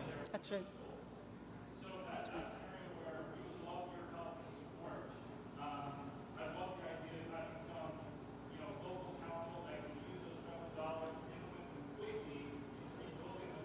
Well, I'm going to ask Rick to set, I think right from this table, you might put a couple of the fire guys back there on that I just met, okay? Because they're really good. But get a group and figure out how we can do the processing faster. Mr. President, if I can just defend FEMA a little bit. Yeah. They brought thousands of people in. I don't know how they're doing in other states. They're doing a good job for us here. They've got a huge center that's open from 9 in the morning till 8 at night. But also, when you have a disaster this size, you need to be able to deploy thousands of people, which they've been able to do. Now, California, if we did it on our own, maybe we'd have thousands of people. You do. But if Rhode Island has You a do. Palisades disaster, are they then supposed to keep How many thousands- people do you have in California? 36? How many Close- million? close to How many 40 million people do you have? But You have 40 million people. You're not going to get a few thousand people? The problem with FEMA is they come from all over the country. They end up in arguments with your people from California because they want to do it a totally different way. And They're getting I can along live fine. either way, but you haven't gotten very much done with FEMA and all you have to do is look at North Carolina. It's one of the great disasters of all time. And Mr. President, you can't have Rhode Island maintain a staff of thousands and thousands of people waiting to see if they have a disaster. You know who came in and fixed North Carolina or the process? Other states, people from all over the country came. And you have the same thing. You have a lot of people from all over the country. Getting the people is not a problem. Getting the organization's a big problem. FEMA's incompetently run, and it costs about 3 times more than it should cost. I'm hoping we that can you can spend get it money better on run. schools instead of giving money to bureaucracy. It takes you so much longer. Mr. President, It takes you so much longer. FEMA for helping our people. FEMA has a standard, Brad, and I'm a builder. I was a very good builder. FEMA has a standard that's so slow. They want permit on permit on permit, and then they want permits on top of that. If you use FEMA, you'll be here for a long time. What I'm saying is get the city, get the state to give you immediate 24-hour permits. These people are going to build their own homes. They're going to get them built fast. How many of the people, could I ask you one question? How many of the people, what are people going to do for financing? What are people going to do? How many people can build a home, percentage-wise, like where they don't have to go out and get funds? Some people are just not going to be able to rebuild their home because they have a beautiful home, but they don't have cash, right? So what are people looking to do in that case? You're going to have a big percentage, I would assume, Brad, like that. What are they going to do? Go ahead. Mr. President, without your help, they're only going to get $43,000 from the federal government, even if they have a half Well, million dollar you uninsured did something, loss. Brad, where every insurance company in the country left California. That's why you have no insurance, because you made it so impossible. People that think like you made it so impossible. And you know, Brad, me? every Mr. insurance President, company. I don't know what I'll you tell know you this, about my thinking. I've never seen a state where almost nobody has insurance. And I said, what happened? And they said like 6 months ago they all left.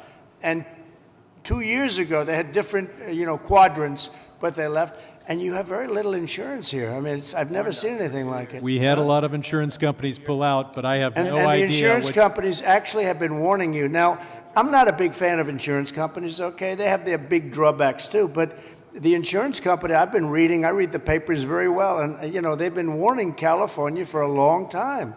They've also been saying, we want water. You don't have water. You're supposed to get fire insurance. And the insurance company goes, you don't have any water in your fire hydrants.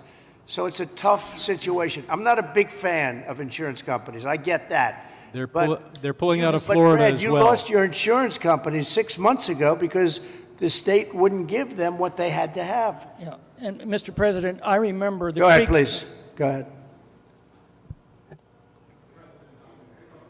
I'm Ed Ring from the California Policy Center, and in the matter of prevention of fires, in the matter of the cost of rebuilding, both of which affect insurance rates, I think one, to support something one of the other participants said, a reform you might consider, and it could be an act of Congress, is that the losers in environmentalist lawsuits pays the legal fees. And I think that would be a big step in the right direction.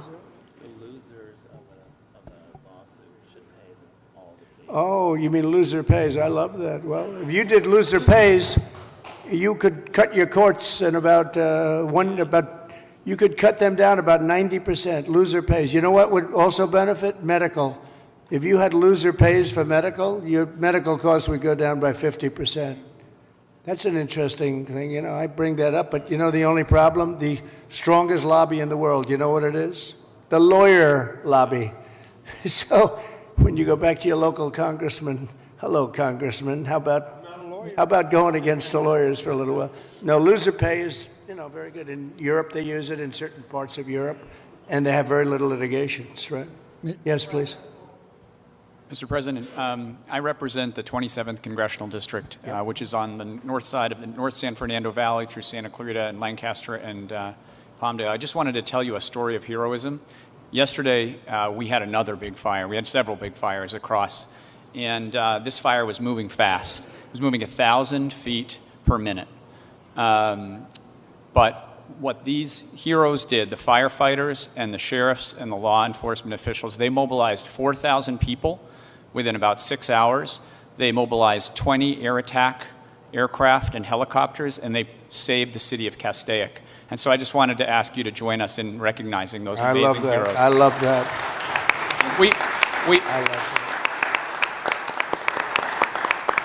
I think the thing that we all, and I'm very encouraged by your words, we're all here to help the folks here. Yep, right? That's right. And your words about building quickly, building well, but building quickly is what I think we are all here to do. And I think if we can take that spirit out of today, it is really important that you and your wife are here. If we can take that spirit, we're going to help these people as quickly as possible, get them back on their feet, and recreate these amazing communities that we have here. And you'll take the word spirit, such a great word, such an important word. You'll take their guts away. You'll take their spirit away if you don't give them the permits. You're going to take their guts. They're going to say, all of a sudden they'll start looking for houses, and your whole thing is going to blow up on you. These people want to get going. This place can go quickly, but you don't want to take their spirit away, and that will take their spirit away. So you're 100% right. Yes, sir. Thank you.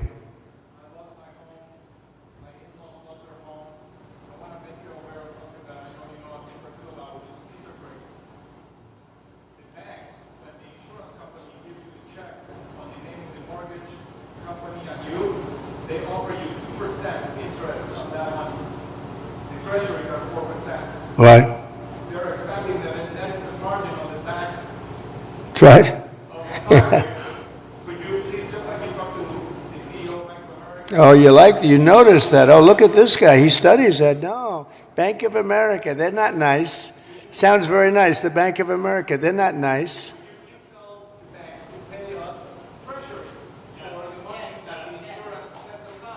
Well, we're doing numbers on banks, yeah. We're doing it. Is that Leonard Boxer next to you? Leonard? Huh? We have Leonard and we have, oh, there's Skip. I have them all here, huh? Look at Skip. I haven't seen you in a long time. You used to be a very good golfer. You still a good golfer? Huh? And he's a good guy, too. Hi, Skip. You got them all, huh? Got Leonard, Skip. Thank you. Go ahead, please. Mr. President, I just wanted to say Paradise is coming back because of the help that you gave us. And we really want to thank you for that. And that's why we're here also, is because we want to help our We did a good job with Paradise, didn't we? What a fire that was. It was a terrible We fire. had many people were found, and only the certain type of German Shepherd could even find it, right? You could not tell. The dog would go right up. There's the body. And the incineration was so horrible. So horrible. And when we see the same devastation. So Paradise is going good, right? It's going good. We're coming back. And Yeah, it's because good. of the help, and we want to help our brothers and sisters here in LA to come back too. And I know that's what you're going to do. And so we really appreciate that. But from Paradise to the Palisades, the problem is fuel. It's the fuel, the vegetation, the dry grasses, the chaparral. There's a tremendous amount of it, and we're not. You got to remove it. You got to remove it, and you got to remove it, and you got to do the other things that we've said 10 times. I mean, Right. you got to remove it. You just can't have it. I see it even now. I saw the fire. We flew over it, and you got a lot of dry stuff. It's bone dry. And the environmental. And I predicted this 7 years ago. I said, "Do it, get it done," and everybody laughed. They thought it was. I said, "Forest management." They thought it was such a funny term. Ha ha ha! That's so funny. Now it's not funny anymore, We were right. It's number one cause of these fires. Number one cause. You wouldn't have any fires. Right.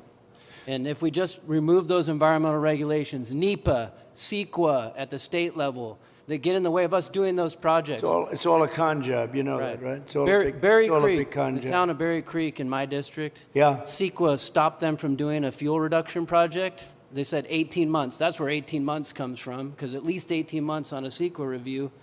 That community is no longer here today because of the North Complex fire. We didn't build that project. We need to make sure that never happens again. We have to stop those things from happening so we don't have Well, it will happen here Palisades. unless you're very strong as a group of people and demand that you have the right to go onto your property and start the process immediately, like tomorrow. How many people did I see on your street where they're standing in front of their lot? The house is, there's really not much demolition. It's incinerated, right? So it's not like a lot of stuff. It's not like you have 3 stories worth of concrete. It's all incinerated. And all of the people were standing there and they weren't allowed to even go onto their lot. You got to let them do. If you can do that, you're going to see this thing go like wildfire. And if you don't, you're going to have those lots for years because people are going to leave. They're going to, as much as you love your location and your place, and you're in the real estate business, as much as you love your location and your site, your housing sites, they're going to leave. They're going to leave. They're going to find other things. They're not going to put up with it. They have spirit now, but in a year from now, they won't have spirit if you don't let them go. So just harness it. Well, I think, look, I'm going to give you everything you want. I'm going to give you more than any president would have ever given you. If most presidents wouldn't be here, number one. They certainly wouldn't be here after 3 days. They would not be here, I can tell you that. And we're going to override all of permitting. The only thing you have to do is get your state people, which should be very easy, because that's literally so easy to do. And I know the mayor, and I know she's working very hard, but she's got very powerful emergency, it's called an emergency petition, and you can petition very quickly. And I just hope you can give them, because it's very rare that the federal government would be ahead of the state government, because the federal permits are much tougher. But you essentially already have your permits. You can just go and go wild. Brad, as soon as you can get those permits, whatever you can do, if you can put that genius of yours to work on getting a permit, you'll be doing much better than some of the other things you've said, okay? But we do appreciate you. So, Mayor, could I just leave you with that? It's a big permitting deal. We're going to be back, and I'm going to put Rick in charge of just representing me for a period of time until we figure out exactly who we want to do it, whether we want a commission or an individual. You know, if you have a good individual, if you have a really good individual, and they are rare, but if you have a really good individual, it's always better than a commission, because a commission gets bogged down a little bit, Darrell, right? So it's if you had the right individual. And I know we do. We have a lot of great individuals in this community. But it's an honor to be with you. It was an honor to be with your firemen before and your policemen. We met some great people. And these are people that are leaders, and they're just fantastic. It's a fantastic group of people, and they were very brave. I want to tell you, your fire people are so well thought of. You had big fires, and it was hard to put them out, but boy, were they brave. They were really fighting against a tough thing, and everybody in the country knows it. Everybody in the country knows it. And it was an honor to be with you. So I'll be back, and we'll work very hard, and I hope you guys can start doing your cleanup starting like tomorrow or at around 12 o'clock, okay? Thank you all very much. Thank you very much. Thank you. Thanks, Brad. All right, so that was President Trump talking to Karen Bass. I'd like to replay that exchange between him and Karen Bass, but we're going to go to the Senate in a second. All right, let's go to the Senate. We're going to go to the Senate right now because the Senate is talking about Pete Hegseth. The vote is coming up soon for Pete Hegseth, so let's go to that. Just give me a moment here. I need to get everything set up. Hold on. Let me turn the volume on here. Volume on. Disdain for the rule of law, and the men and women who attempt to keep our military personnel disciplined. He wants the U.S. to, quote, fight by our own rules. But do we want the U.S. military to fight like the Russian military that is destroying Ukraine, or the Chinese or Houthis who show no regard for international law? Do we want to vote for a nominee who will tear down 250 years of honorable service by the men and women of our U.S. forces. I hope not. As I hope my colleagues know, my top priority has always been national security, and I've tried to avoid partisanship.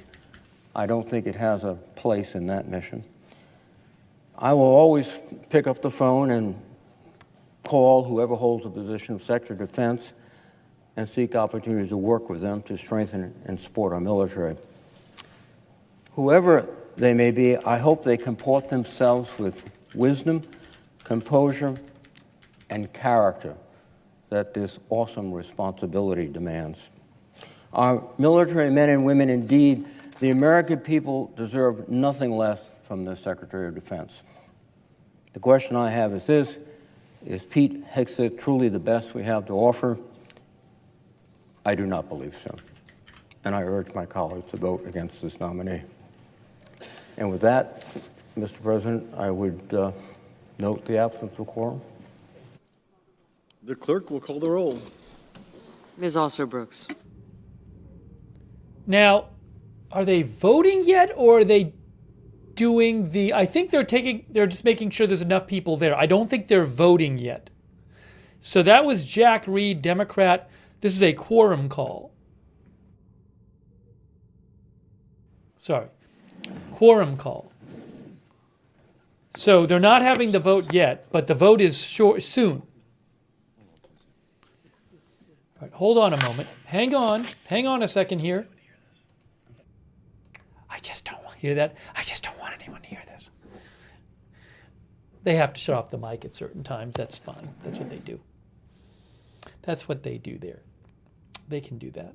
Let's see here. What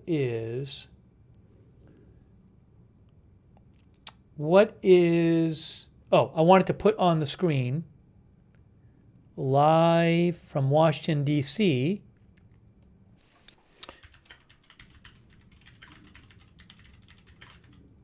this is live from the Senate. They're about to vote on Pete Hegseth.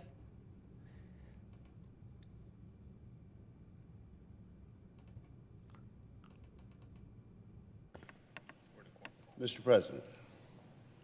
The senator from Mississippi. I suggest the quorum call be dismissed. Without objection. Mr. President, I agree with my friend from Rhode Island, the distinguished ranking member of the committee, that this is something senators need to think very carefully about.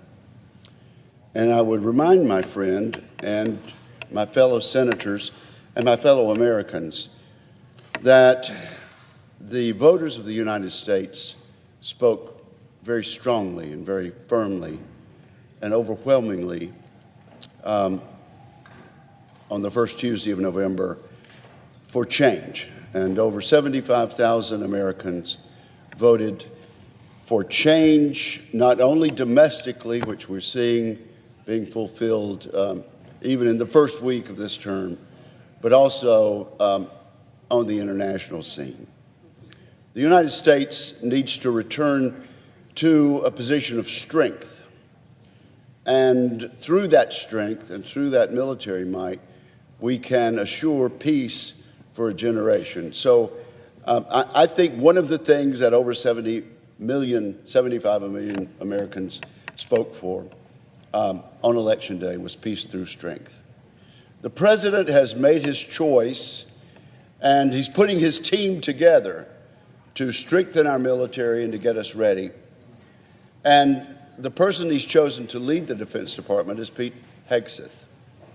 The more I have seen of this young man over the time that we've had a chance to visit and over the time that he's been questioned and actually put through a number of trials, the more impressed I am with his character and with his ability to withstand the slings and arrows that we see in politics and in government today. Pete Hegseth is ready to put forward the program of President Donald Trump.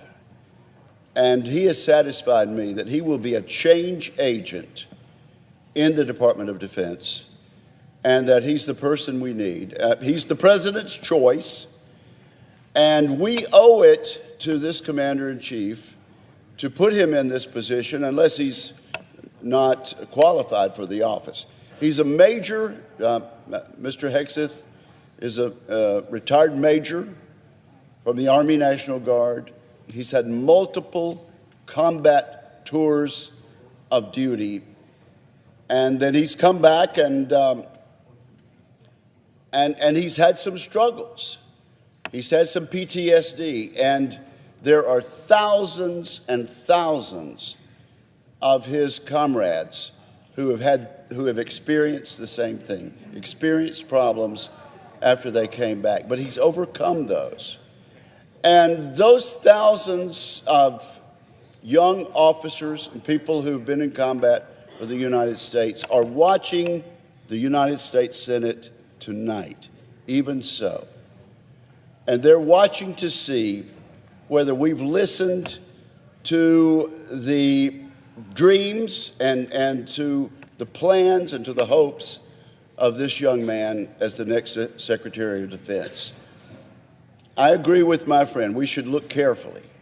But once we look carefully, I think we will decide that this president, who's had this mandate, is entitled to this remarkable young man as his Secretary of Defense. I'm going to vote for him early and enthusiastically, and I urge my colleagues to do the same. And I yield the floor. All post-cloture time has expired. The question occurs on the nomination. Is there a sufficient second? There appears to be. I think the they're about clerk to will vote. call the roll. Ms. Alsobrooks, Ms. Baldwin. They're voting. Are they voting now? I think they're voting. Mr. Banks. Yes. Am I wrong or no? Mr. Barrasso. I Mr. think Bennett. they're voting now. Mrs. Blackburn.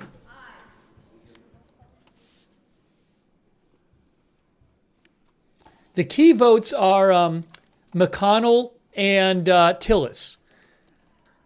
Mr. Blumenthal.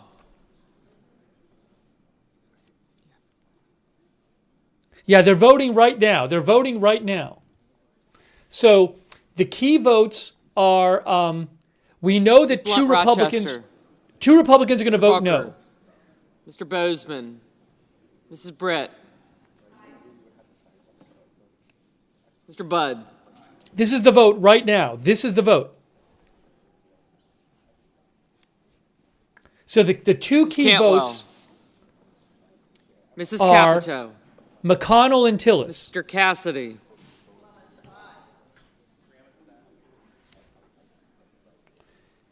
Only 3 Republicans can vote Ms. no. Collins. If 4 vote no and Mr. all Coons. Democrats vote yes, vote no. I got him. He can only lose Mr. 3 Cornyn. Republicans. Ms. Cortez Masto. Mr. Cotton. Mr. Kramer. Mr. Crapo. Mr. Cruz.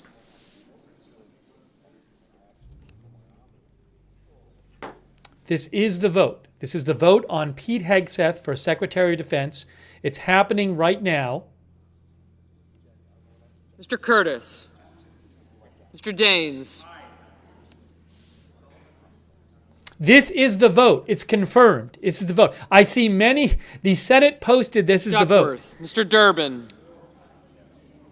Ms. Ernst. Mr. Fetterman.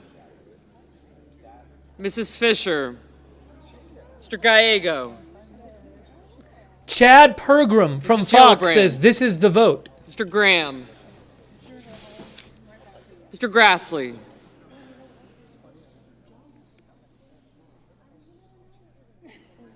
This is the confirmation vote right now. Mr. Haggerty.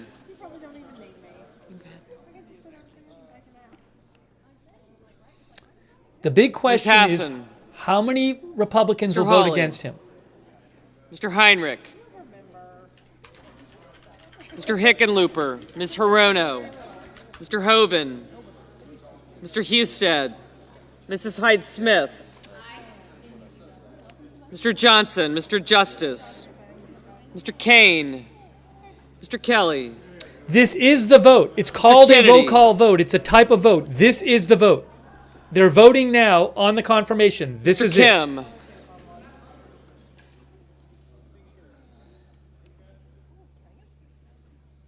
A roll call vote is a type of vote. This is the vote. Ms. Klobuchar, Mr. Lankford, Mr. Lee, Mr. Lujan. We're waiting for Tillis and Ms. McConnell. Lummis, Mr. Markey. Those are the big ones. Tillis and McConnell. Those are the two big ones. Mr. Marshall, Mr. McConnell, Mr. McCormick, Maybe McConnell isn't there yet. Mr. I didn't Merkley, hear Mr. anything. Moody, Mrs. Moody, Mr. Moran, Mr. Moreno, This is Mr. the Mullen, vote. Ms. Murkowski,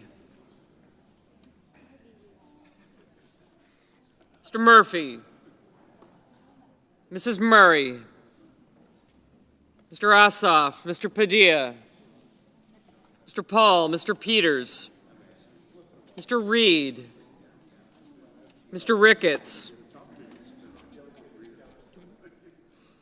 Mr. Risch, Ms. Rosen, Mr. Rounds, A roll call vote is a type of Mr. vote. Sanders. This is the vote. Mr. This Schatz, is the Mr. vote. Schiff, This is it. Mr. Schmidt,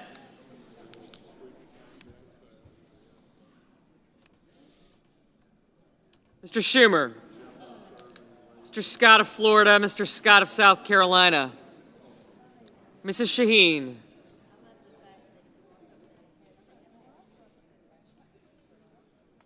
Mr. Sheehy,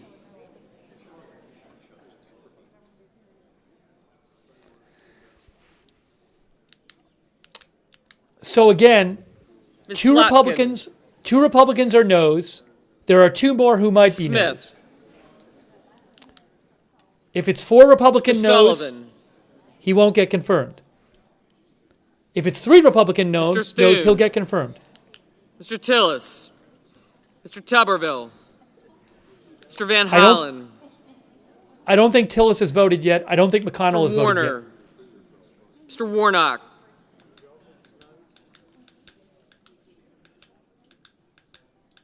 Ms. Warren, Mr. Welch, Mr. Whitehouse, Mr. Wicker, Mr. Wyden, Mr. Young, I have not seen a vote for McConnell or from McConnell Senators or, voting in the affirmative.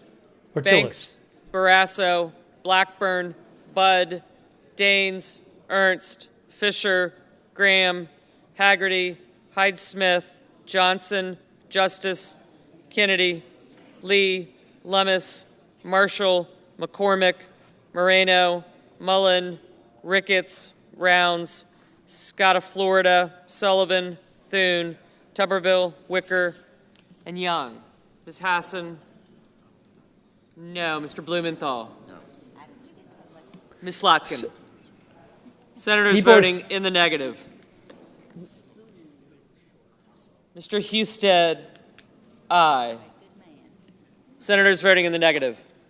Baldwin, Still waiting. Blumenthal, Collins, Coons, Cortez Collins, Masto, Republican. Duckworth, Durbin, Hassan, Kane, Kelly, Kim, Lujan, Merkley, Murray, Padilla, Reed, Schatz, Schiff, Slotkin, and Wyden. Mr. Crapo, aye. Mr. Cotton, aye. Mrs. Moody, aye.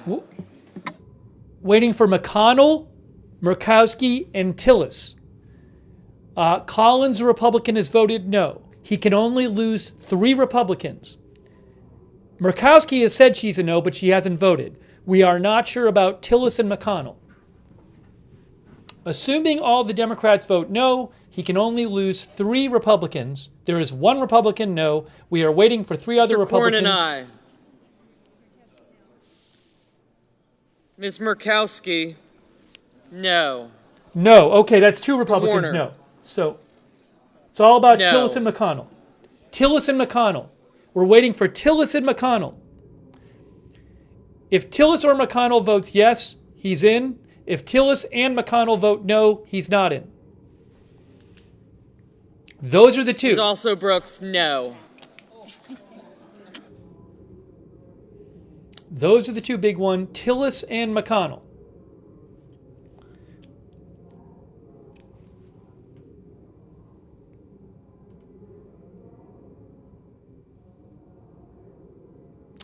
John Bresnahan reports Republicans are tense Mrs. watching. Capito, aye. McConnell has not voted yet. Tillis has not voted yet.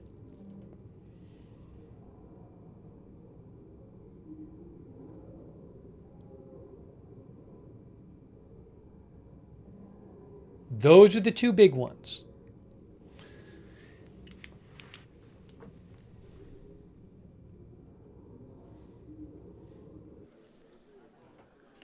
Mr. Ossoff, no. Will Pete Hegseth be confirmed as Secretary of Defense? Very close.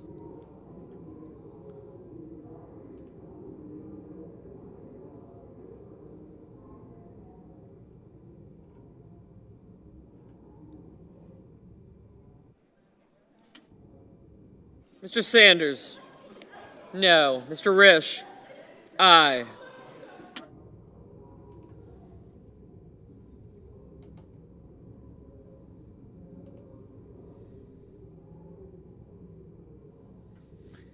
Pete Hegseth literally just posted on his social media a response to questions, or a question from Tom Tillis. He just posted it on his social media. Mr. Curtis, aye.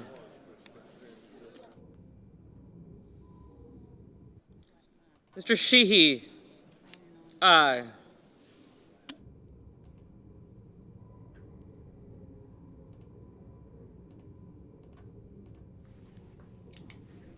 Mr. Kramer, aye.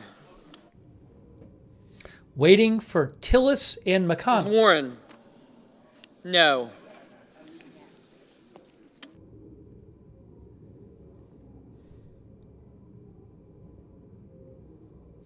Ms. Hirono, no.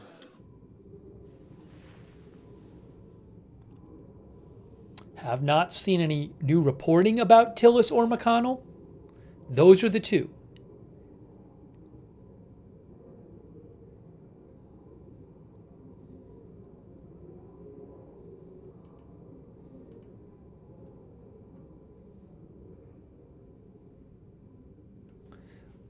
Ms. Rosen, no.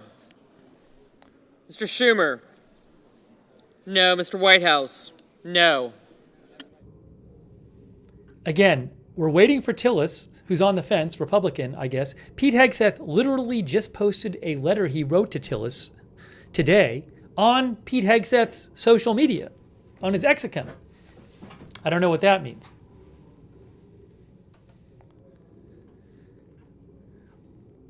All Democrats are expected to vote no. Either either Tillis or McConnell needs to vote yes. 2 Republicans. One of them needs to vote yes for Hegseth to be confirmed.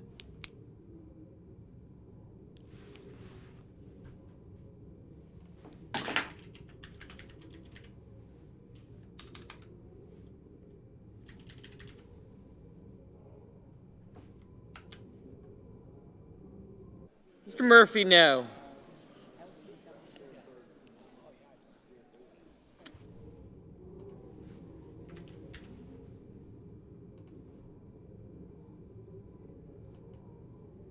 Mr. Hawley. Tom Tillis is a yes. Tom Tillis is a yes. He posted on his social media. Good spot by our chat. Somebody in the chat posted, Tom Tillis just posted he's voting yes. Hegseth's going to be confirmed. Tom Tillis says, I will support his confirmation.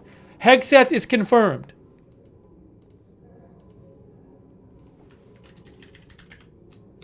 He is a yes.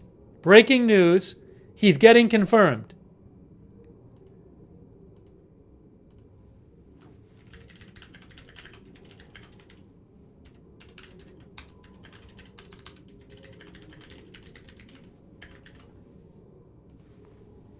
He just posted about it right now. Good spot by the person in the chat. Tom Tillis just said on his X account that he will support his confirmation.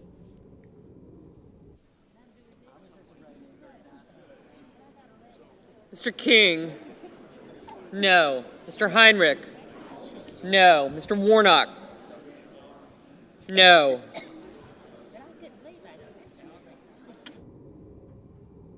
Again, Tom Tillis says he is voting yes. That is going to be enough to get Hegseth confirmed as Secretary of Defense. How about that?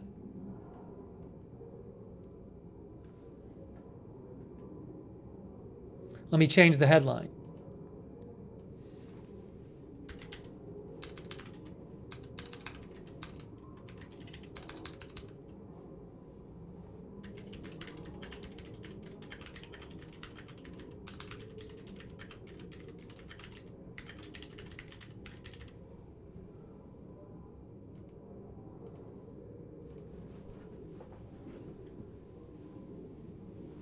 Unless something crazy happens, Hegseth will get confirmed as Secretary of Defense.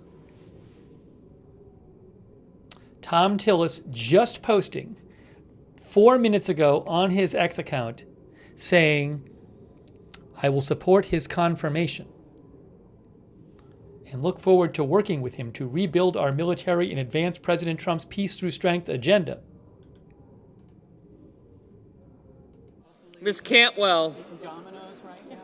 No. Ms. Blunt Rochester? No. Ms. Klobuchar?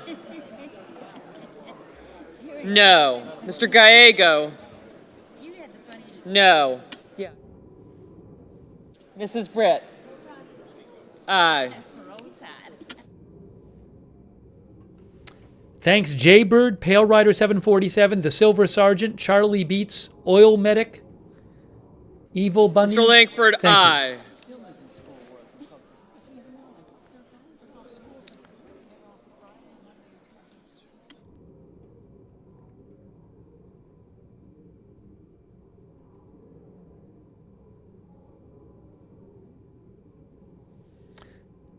So again, unless something completely unanticipated happens, Hegseth will be confirmed.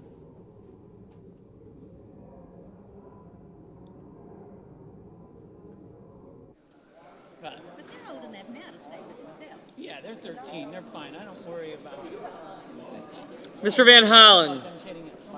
No. Doing something stupid. Mr. Peters? No. Yeah. Mr. Markey? No. But I've been funny. I've been watching them all day. Mr. Bennett? No, I have like a track. No. And that's why I see Mr. Schmidt, aye. I've been like following them around. And they've been Hegseth actually is on the Hill. I saw it reported that he is there, and it's rare Mr. for somebody Booker? to... Hold on. No. Mr. Cruz? Aye. at like 6:30. I looked at Julie Mr. Grassley? Aye. Julie Sorkin of NBC News said a nominee coming to the Capitol to watch their own vote is unusual. I saw somebody else say that too. But he is there to watch his own vote, reportedly. Again, looks like now he has enough votes to be confirmed. I don't know if J.D. Vance will need to break the tie. I haven't heard what McConnell voted. But unless something crazy happens...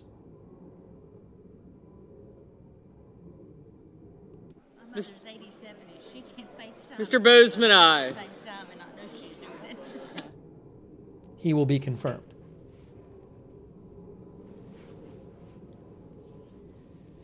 If McConnell is a no, then presumably J.D. Vance will have to cast the deciding vote.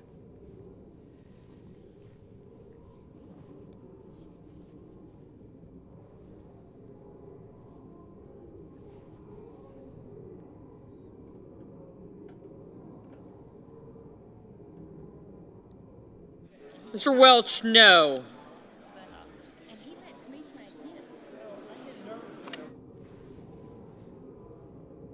Mr. Paul, aye.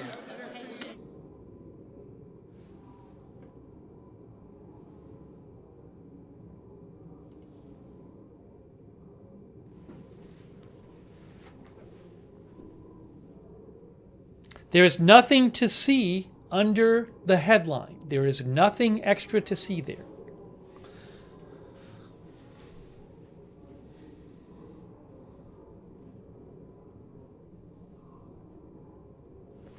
Some people are claiming Fetterman voted yes, which I did not hear and I have not seen reported. Now, as I said before, I didn't know if a Democrat was thinking of voting yes. I said, I don't know if they'd vote yes and be the deciding vote. But maybe if somebody like Fetterman was thinking of voting yes, maybe they'd consider doing it if their vote didn't matter in the sense that there were enough Republican votes to pass them anyway. I have not seen any report saying that Fetterman voted yes. I'm following lots of people who cover Congress, and no one has said that. And that would certainly be a huge story if he did, because then then Tilla's vote wouldn't have mattered as much. Mr. McConnell. McConnell's no. McConnell's a no. McConnell is a no.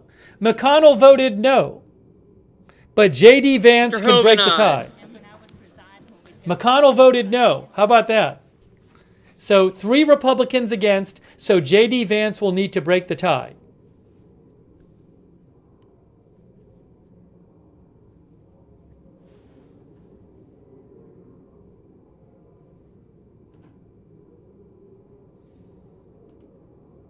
Again, Ms. Smith, no. Mitch McConnell voted no. How about that? He voted no, Mr. knowing, Cassidy, aye. Presumably knowing it wouldn't even make a difference. He still voted no.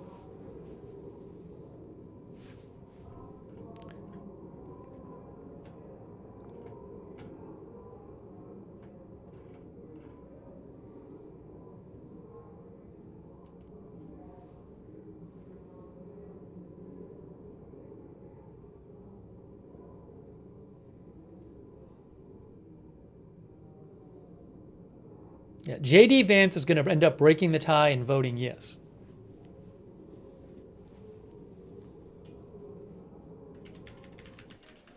Mr. Scott of South Carolina, aye.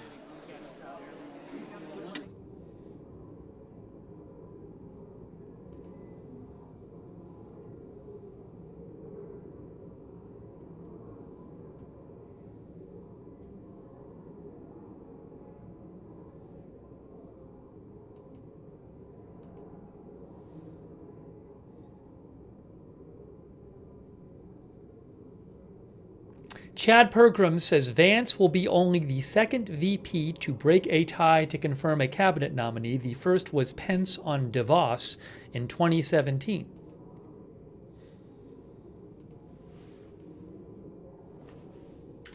So Mitch McConnell voted no, Republican.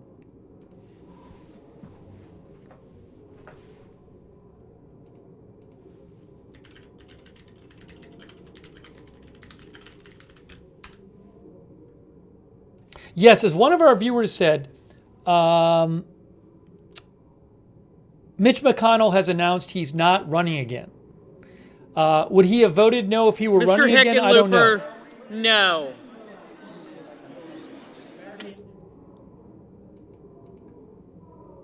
Oh, no, I don't know if he's not running again. I take that back. He said he wasn't running for party leader.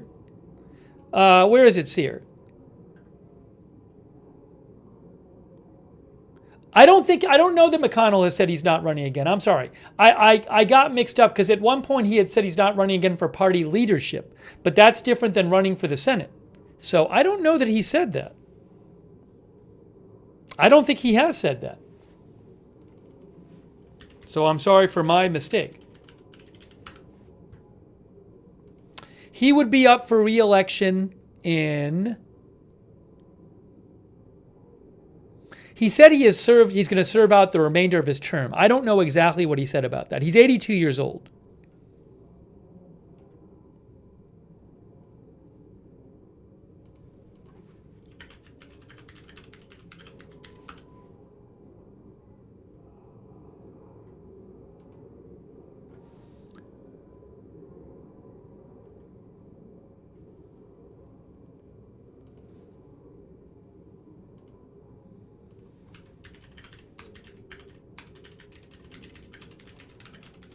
Mr. Fetterman?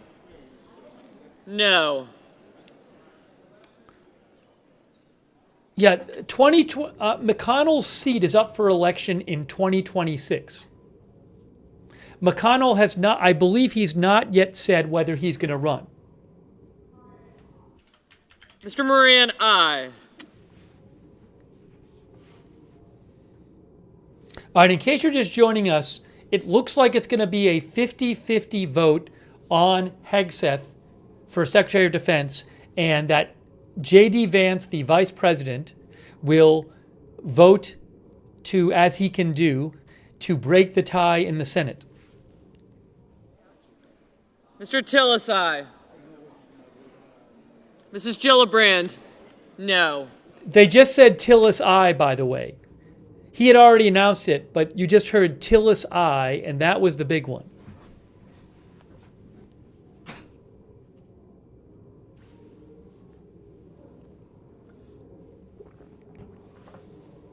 Anyways, I think there's probably a decent chance that McConnell will not run in 2026.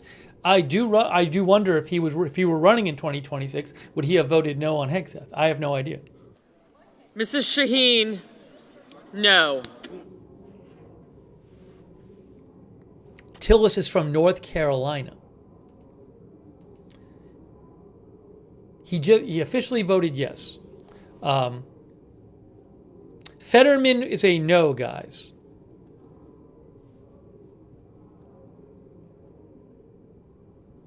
So all of you yelling at me that Fetterman voted yes, I will be checking my email inbox for your apologies.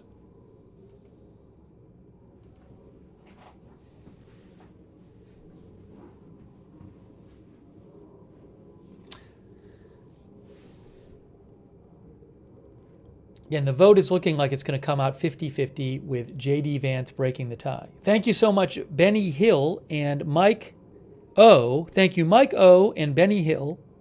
Mike O. believes that bitch is basically a Democrat at this point. Wow. Thank you, Jomo, 1965, and Dolores Wilson, and Captain Jerry Donnelly, and Sarah, and Jaybird for your support. Thank you also to Cole K. Meister, Eat Bites, Big Dog Gaming, Oxytropis over there on Twitch. Thank you. Also, Happy Camille. Thanks for your support. And One Preacher 11 for your support on Twitch. And Casual Gamer Bruh. Also, Divine Empire and Tom Coolcan and the Devoted Fairy. I got behind on Twitch. I got a sorry for getting behind on the thank yous on Twitch. So we're going to see J.D. Vance break the tie, guys. It looks like. Thanks, Quistella, for your support on Twitch as well.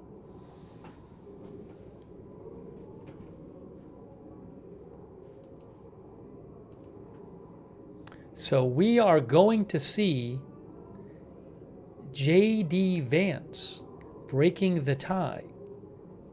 That looks like it's where it's going. Why should I change the banner? What change that would make me change the banner?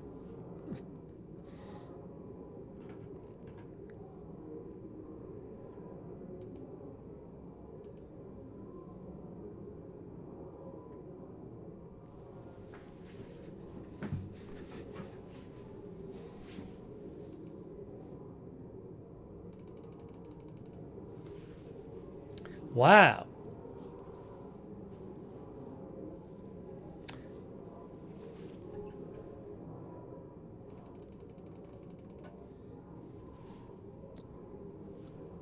I'm going to read you the want me to read you the Tom Tillis statement? Tom Tillis was the key vote. He was on the fence today. Tom Tillis said, "From the beginning, I have been clear about my position. If President Trump's nominees were reported favorably out of the relevant committees, I would support their confirmation on the Senate floor, absent new material information about their qualifications.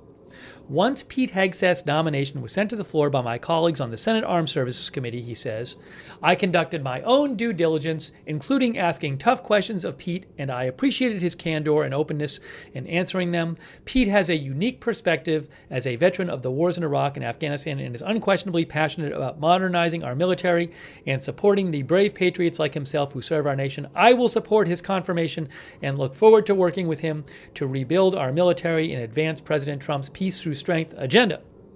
That is what Tom Tillis announced. He posted that during the voting.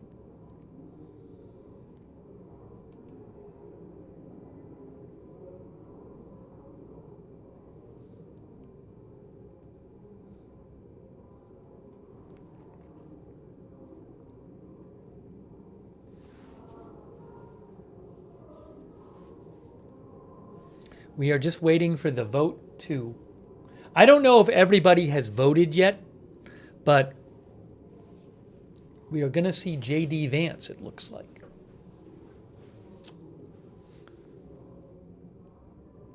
When is Vance going to come in and cast his vote? Soon, shortly, I would assume. I don't know exactly when.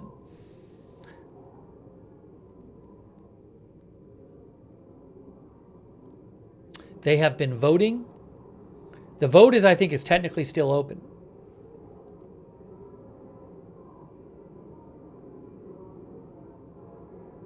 Did everybody vote? I haven't seen whether every single person voted.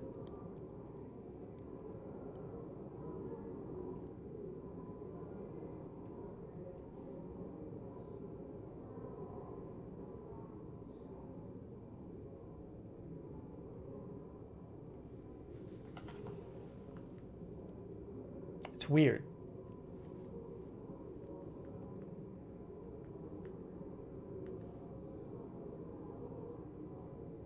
Yes, it's 50-50. It is 50-50. Sorry. It's 50-50. Everybody, according to Fox News, everybody voted and it's 50-50, which makes sense. Fox says that it's 50-50. That's what it should be if everybody's voted.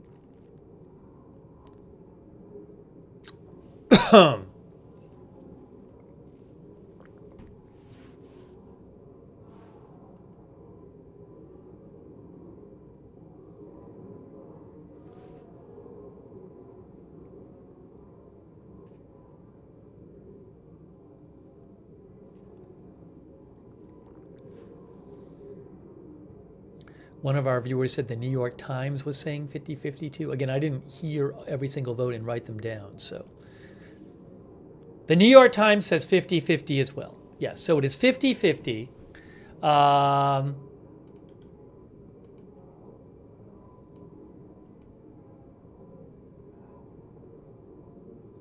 So we are waiting for J.D. Vance to come in and cast the deciding vote.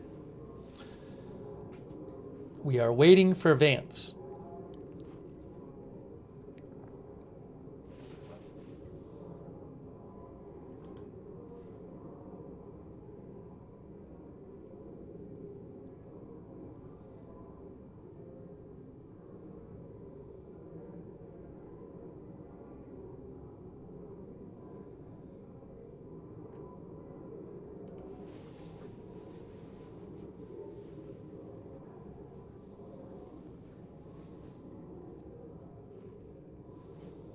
Let me just check something here. Give me one moment. Give me one moment.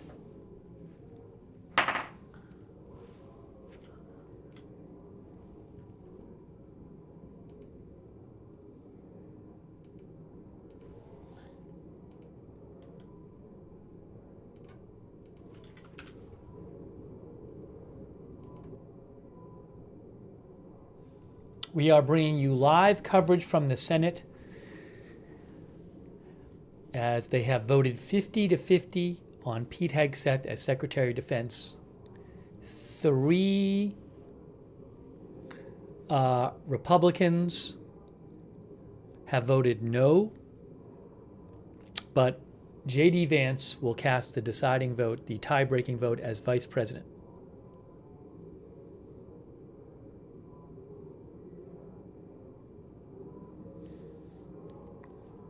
We are waiting for J.D. Vance.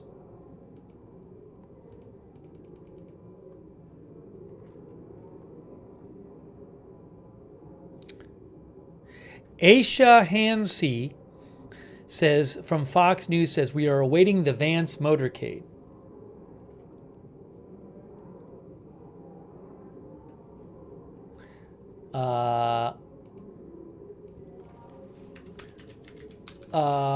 Waiting for VP Vance to break 50-50 tie on Hegseth.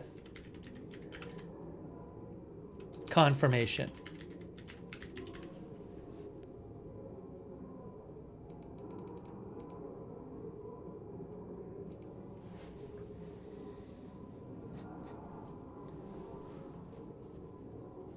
Oh, did J.D. Vance post? I didn't even see it. One of our viewers said J.D. Vance posted.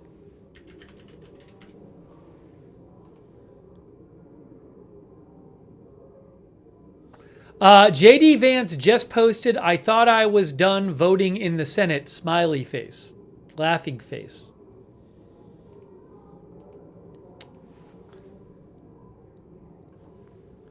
Look, here it is. I thought I was done voting in the Senate, laughing emoji, because he used to be a senator.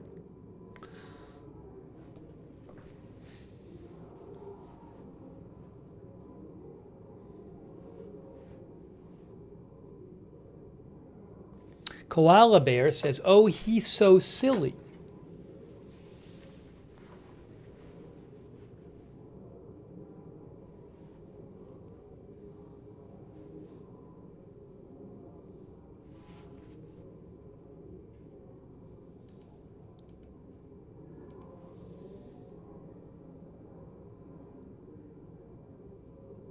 How long will it take Hegseth to get there and vote? That I do not know.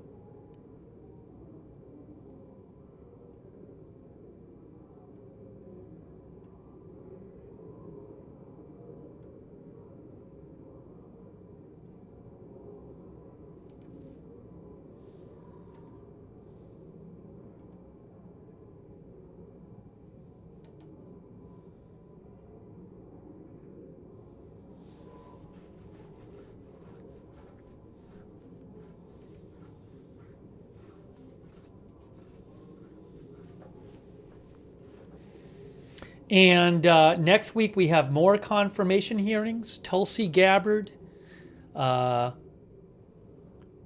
Director of National Intelligence. Kash Patel, FBI Director nominee. RFK Jr., Health and Human Services Head nominee. And we'll be covering those next week. And there'll be confirmation votes on those as well.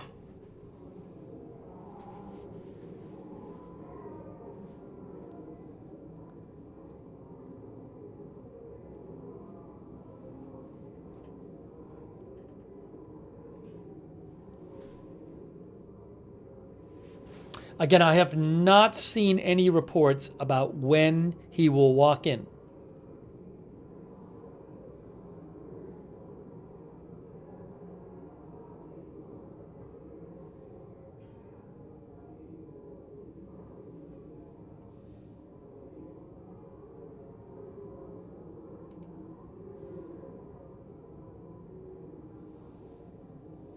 Thank you, Benny Hill. I appreciate that, Benny Hill. Thank you.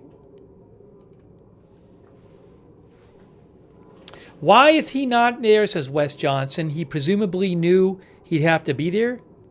Well, I know he knew that. I mean, who knows? Maybe it's a thing where it's not a great look to have them there if you think you don't need them, you know.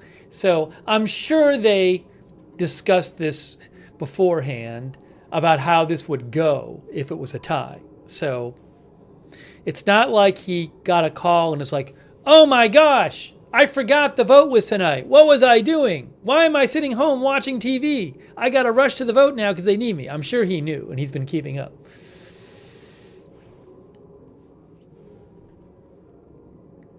Claudia Epp says the Kristi Noem vote is tomorrow. Is that true? I haven't heard at all that her nomination is not going to happen, so I assume that she will have enough Republican support to get through.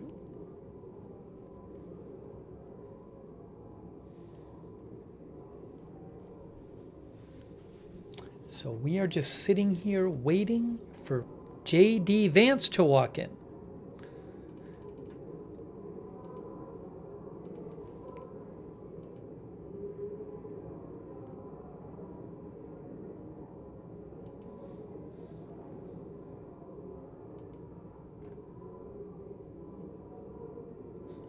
Cecil Choate mentioned that Eric Trump posted, Senator McConnell is the worst. That is what Eric Trump posted on his Twitter. Thank you, Cecil, for sending that in. Thank you, Mom of 4, 57 Rose. Thanks for shouting out the mods as we wait for J.D. Vance.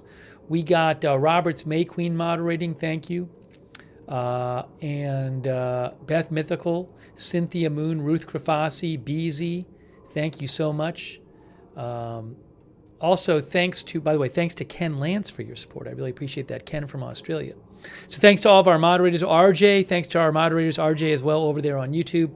Our Twitch moderators, including people like Big Ball of Yarn, I Got That Fire, McBritches, Riff Tracks, and Surly Dev. Thank you.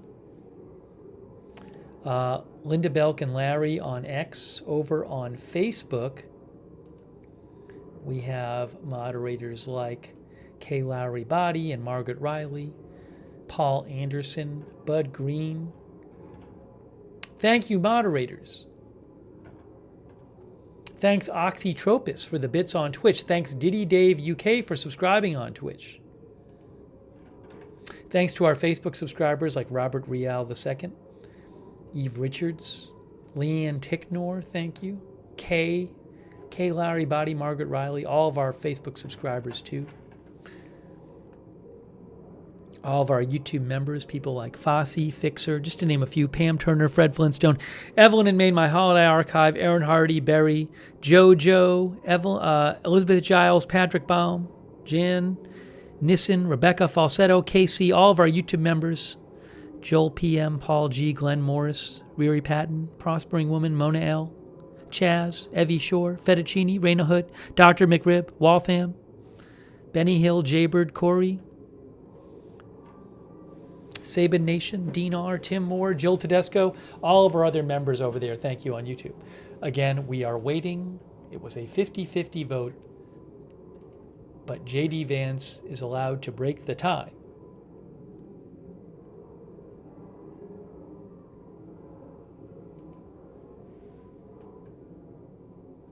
Phil Stewart, who is the military correspondent for Reuters, says this is an unprecedented vote for Secretary of Defense, which is a position that usually has bipartisan support for the nominees.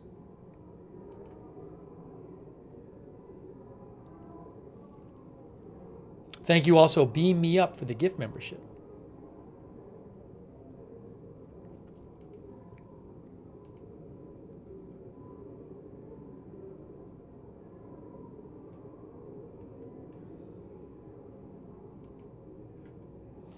Well, we are waiting. All of us are waiting to see J.D. Vance.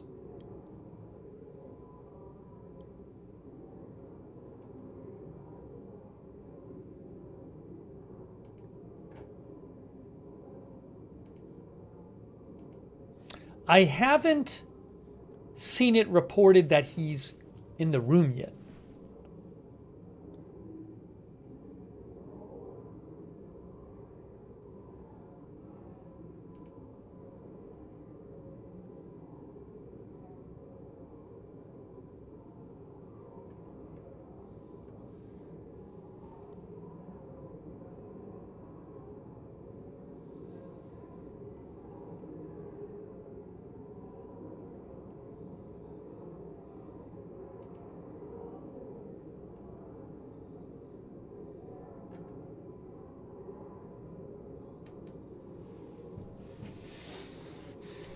Thank you to Dennis Saint Amour.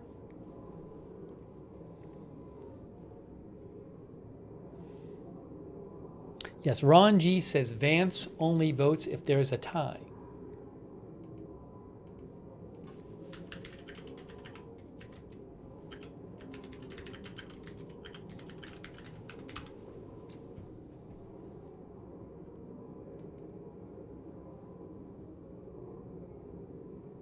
The Constitution of the United States Constitution, Article 1, Section 3, says the Vice President of the United States shall be the Senate President of the Vice President of the United States shall be the President of the Senate, but shall have no vote unless they be equally divided.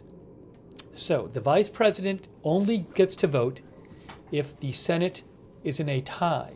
Then, by the Constitution, the Vice President can vote.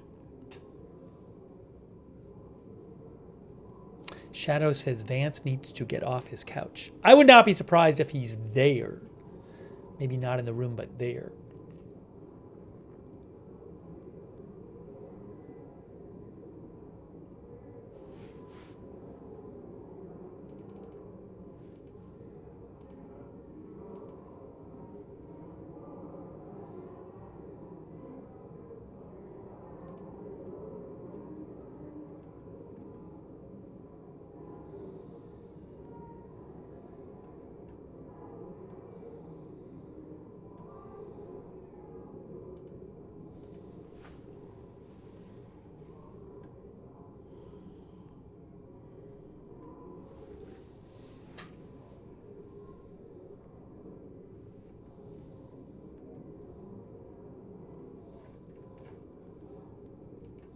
We have been watching the confirmation vote for Pete Hegseth as the Secretary of Defense. The vote ended up 50-50 after Mitch McConnell and two other Republicans, Susan Collins and Lisa Murkowski, voted no. So J.D. Vance, the Vice President, will be casting the tie-breaking vote to approve Pete Hegseth.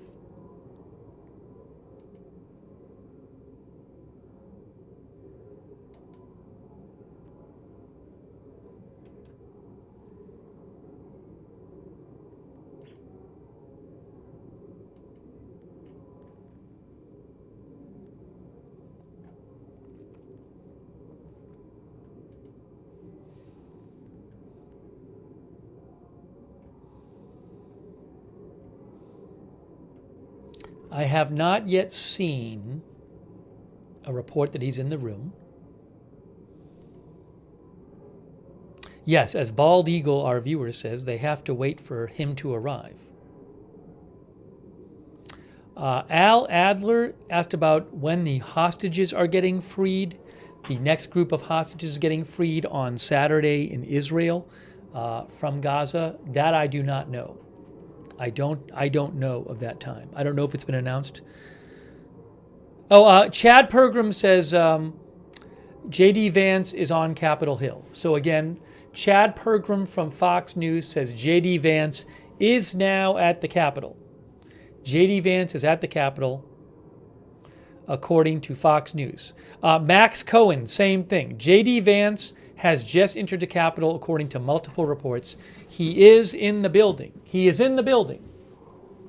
Say Max Cohen from Punchbowl and Chad Pergram from Fox News. He is in the building.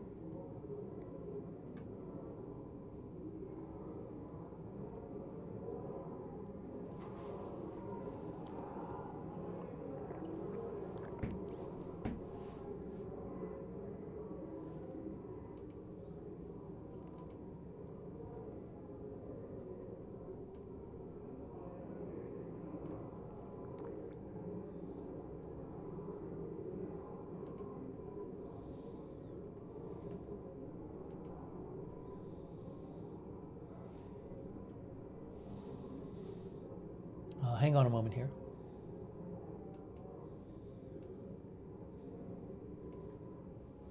Hey, thanks so much to Jill Tedesco and Crazy Yoda. Thanks, Jill Tedesco and Crazy Yoda. Thank you. Crazy Yoda says VPRE residence down the street, 10-minute drive. Thank you, Crazy Yoda. Thank you, Dennis St. Amour. All right, so again, reportedly, J.D. Vance is at the Capitol. He's there. We're just waiting for him to come in.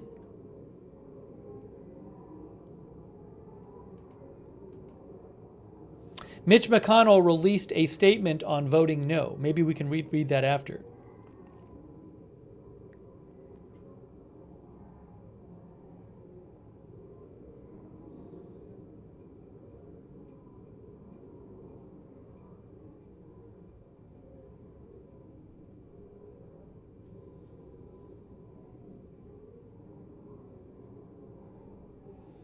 Thank you also the Polish drunk who says Trump keeps winning.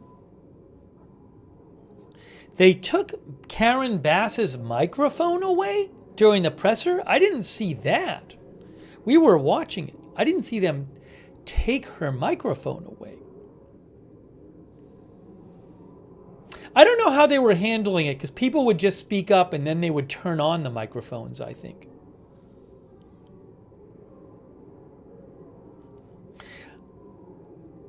I mean, isn't it possible that they just, because weren't they just activating microphones when people started speaking?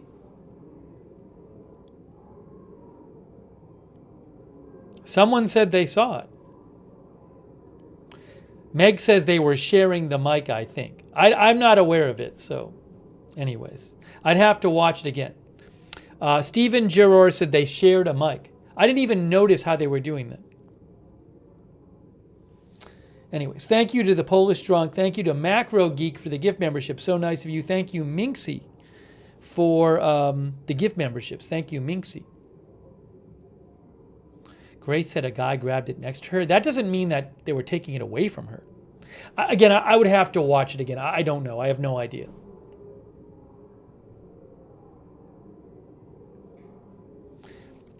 Bo F said that she pulled it over to try to interrupt Trump, but then one of the guys pulled it over to speak.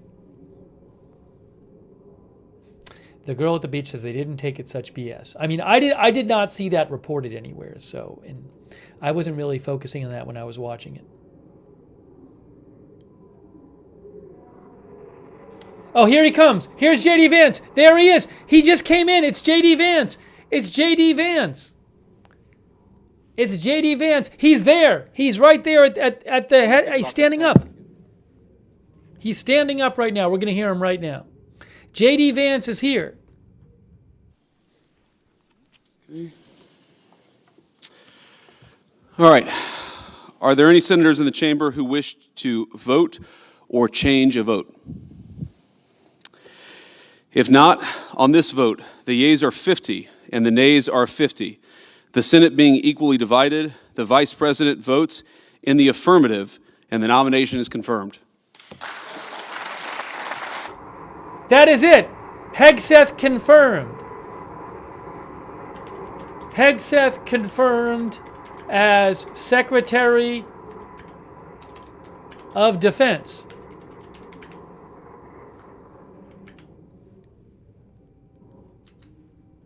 Pete Hegseth.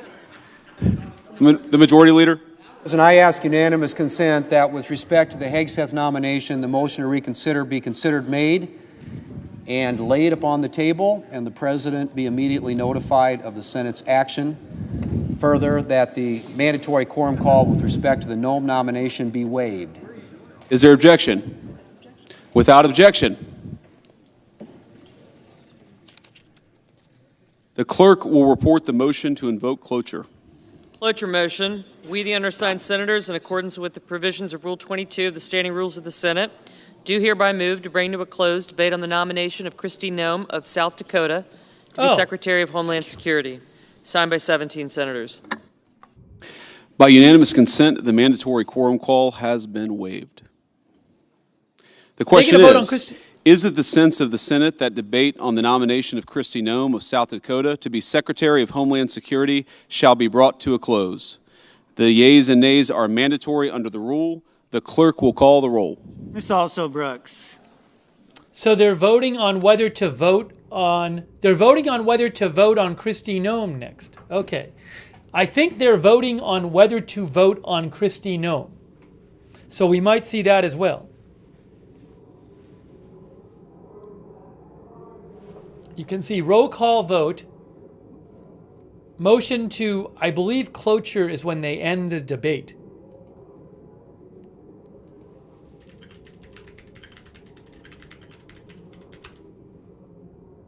Yes, cloture is ending the debate.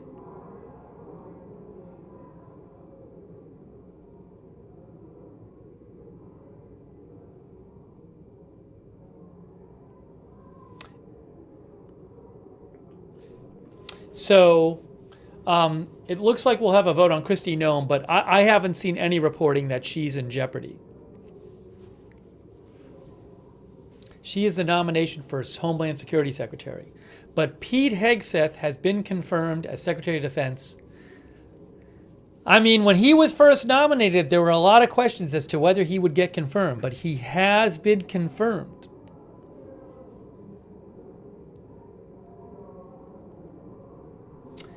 And Kristi Noem vote, it looks like, is going to be coming up. How about that? So much activity.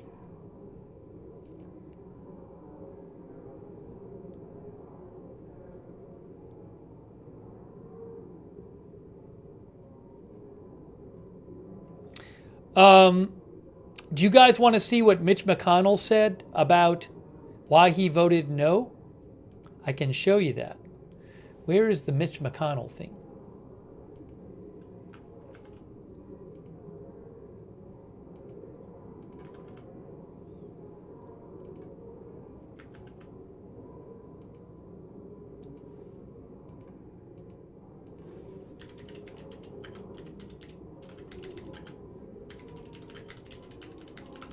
Here it is. I got it.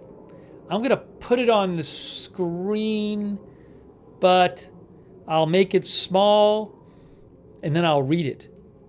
You can see it says Mitch McConnell press releases. See, it says Mitch McConnell. Throw it over here. So, hold on.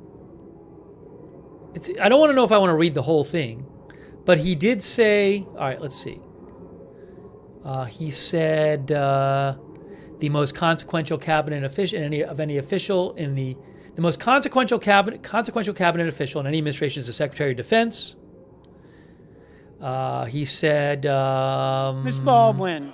Hold on.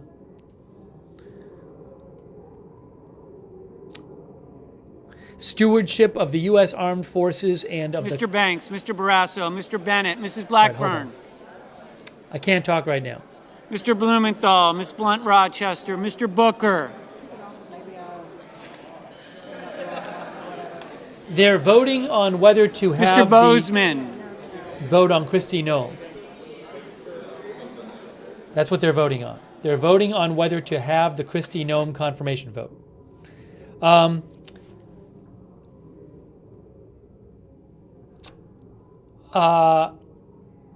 Some of the things that McConnell wrote, McConnell said effective management of nearly 3 million military and civilian personnel, an annual budget of nearly $1 trillion, and alliances and partnerships around the world is a daily test with staggering consequences for the security of the American people and our global interests.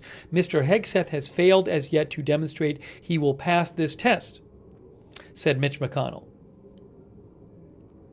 Mitch McConnell said, mere desire to be a change agent is not enough to fill these shoes. And dust on boots fails to even distinguish this nominee from multiple predecessors of the last decade, said Mitch McConnell.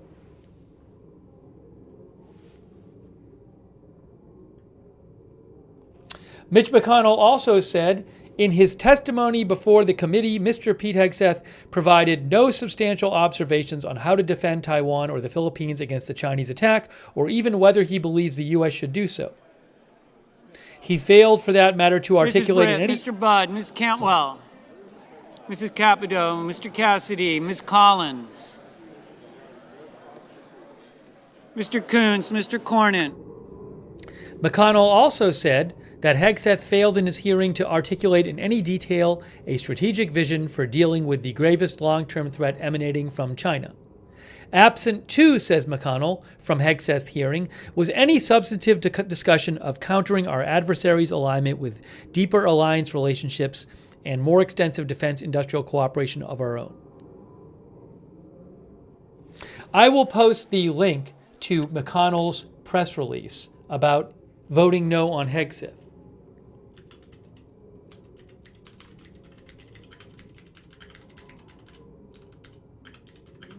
Ms. Cortez Masto, Mr. Cotton, Mr. Kramer, Mr. Crapo, Mr. Cruz, Mr. Curtis, Mr. Daines, Ms. Duckworth, Mr. Durbin, Ms. Ernst, Mr. Fetterman, Mrs. Fisher, Mr. Gallego, Mrs. Gillibrand, Mr. Graham, Mr. Grassley, Mr. Haggerty, Ms. Hassan, Mr. Hawley, Mr. Heinrich, Mr. Hickenlooper, Ms. Hirono, Mr. Hoven, Mr. Husted, Mrs. Hyde-Smith, Mr. Johnson, Mr. Justice. They are voting on whether to vote on Kristi Noem. So we might see the Kristi Noem confirmation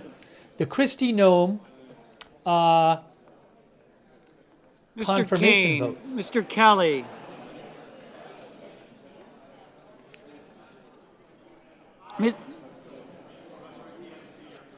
Mr. Kennedy, Mr. Kim,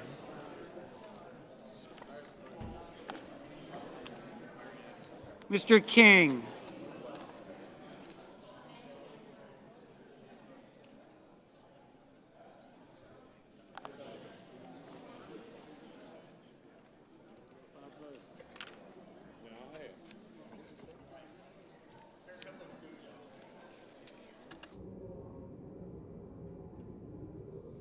Ms. Klobuchar, Mr. Langford, Mr. Lee, Mr. Lujan, Ms. Lummis, Mr. Markey, Mr. Marshall, Mr. McConnell, Mr. McCormick, Mr. Merkley, Mrs. Moody, Mr. Moran, Mr. Moreno, Mr. Mullen, Ms. Murkowski, Mr. Murphy, Mrs. Murray, Mr. Ossoff, Mr. Padilla, Mr. Paul, Mr. Peters, Mr. Reed, Mr. Ricketts, Mr. Risch, Ms. Rosen.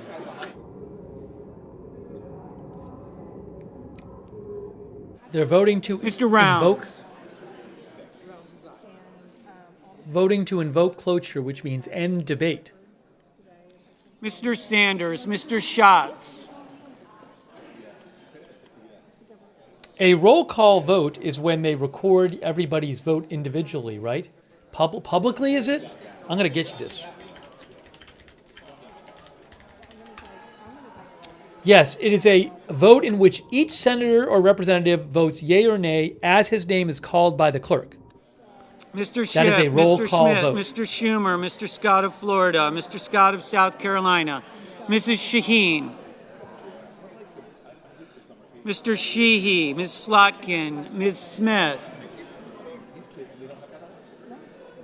Mr. Sullivan, Mr. Thune, Mr. Tillis, Mr. Tuberville, Mr. Van Hollen. Now, you might say... Mr. Warner, Mr. Warnock, Ms. Warren, Mr. Welch, Mr. Whitehouse, Mr. Wicker, Mr. Wyden, Mr. Young. You might say, well, what is the alternative to a roll call vote?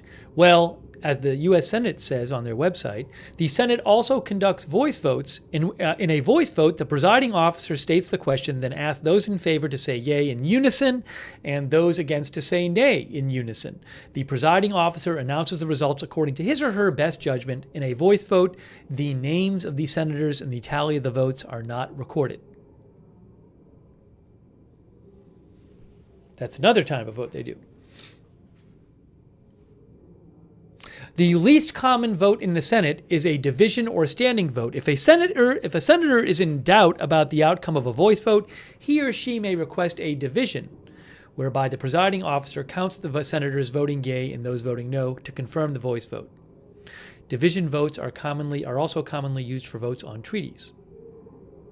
Also, much of Senate business is conducted by unanimous consent, in which a measure passes so long as no senator objects.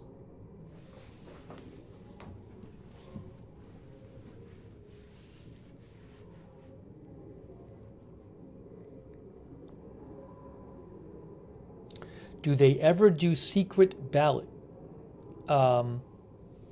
It didn't say here. I mean, I'm looking at the About Voting page on the U.S. Senate.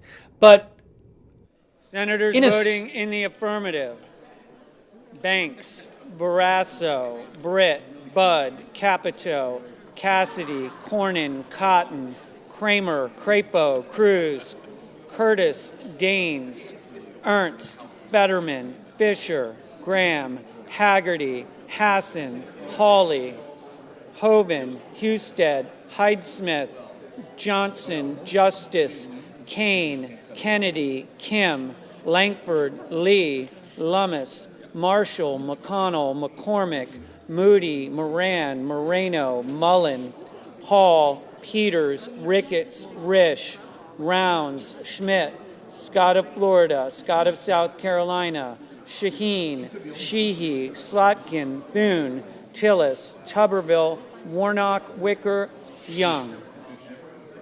Mr. Bozeman, aye. Again, they're voting on whether to vote on Kristi Noem.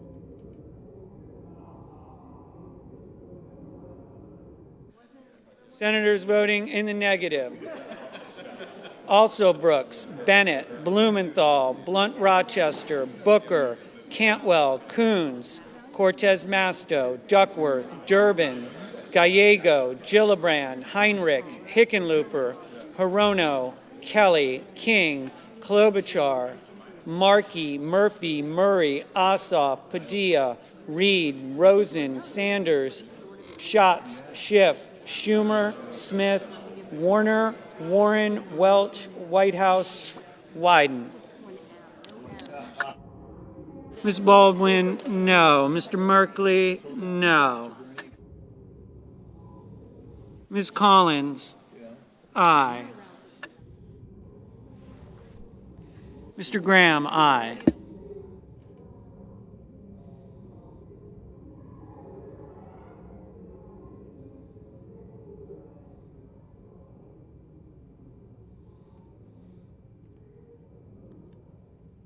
Seeing multiple reports that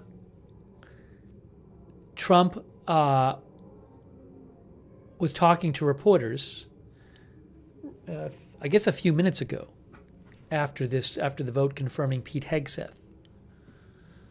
And hold on a second. I don't want to take his quote out of context.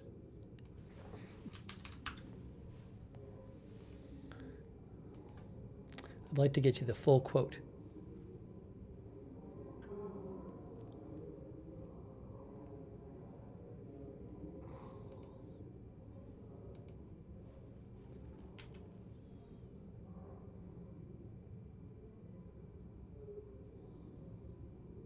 Mr. Lujan, no. He said he was very happy about it. According to DJ Judd of CNN, Trump said, "We just heard that we have a great Secretary of Defense. We're very happy about that. We appreciate everyone's vote. I just heard that we won. Winning is what matters, right?"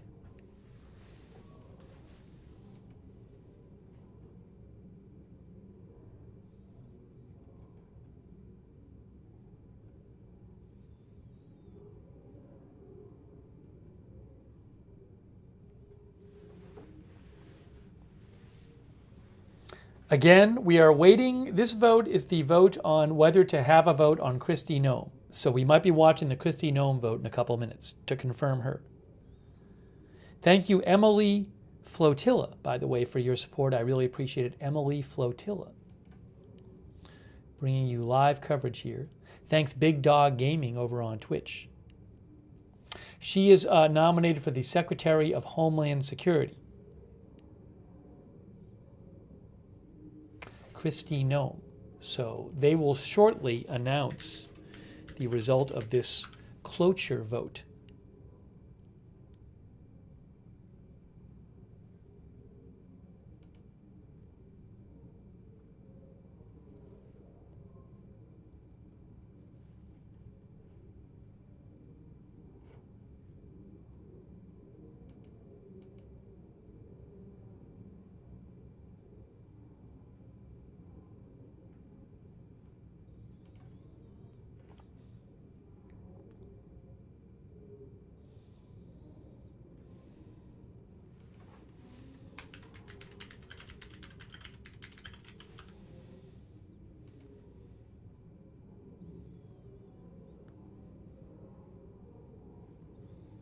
We have so many people in the chat just saying false things tonight. Like somebody said Twitch stream down. I'm literally watching the Twitch stream. People said before there's a typo in the headline, but there was no typo in the headline. People just saying things that are just completely false in the chat. Maybe I shouldn't be surprised, but this has happened a number of times. Just false things.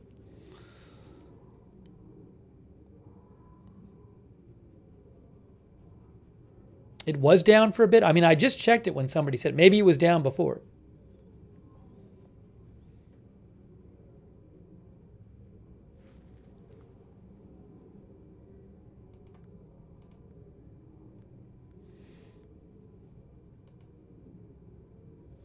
Mr. Van Hollen, no.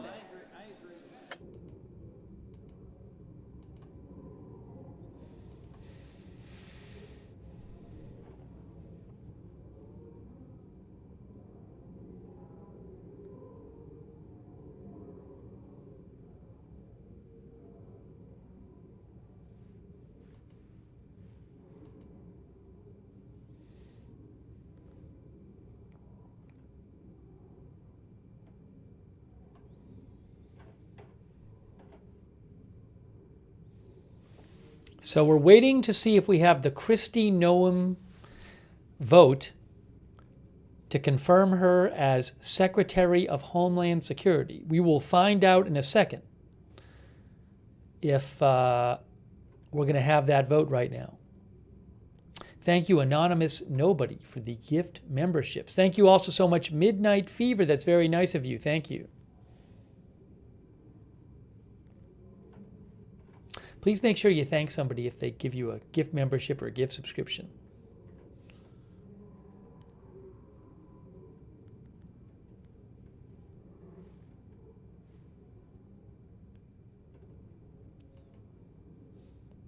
When will they announce the result of this vote?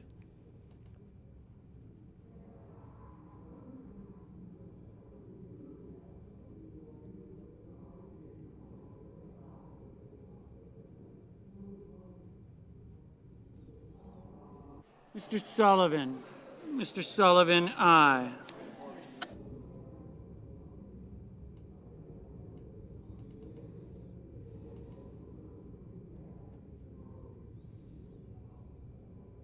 I would assume they're going to vote on her right after this if they vote to have the vote, because they're voting to close the debate. So I would assume they just vote now.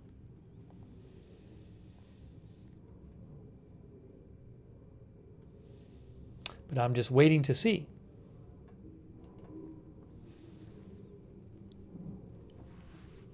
Appreciate everybody being here for our live coverage.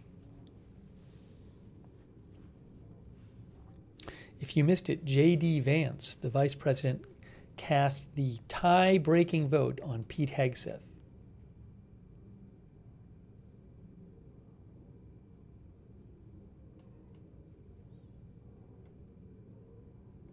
Remember, Tom Tillis from North Carolina, Republican, he was seen as on the fence on Hegseth. He ultimately voted yes.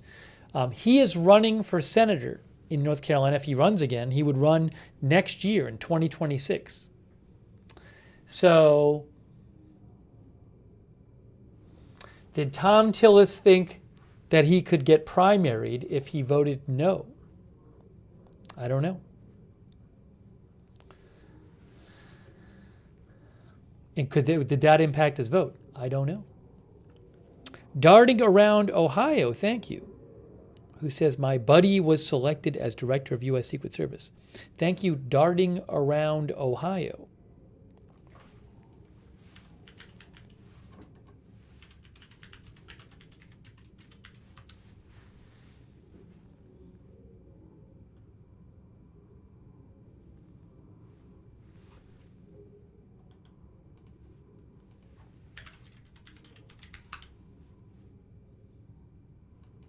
Ms. Murkowski, aye.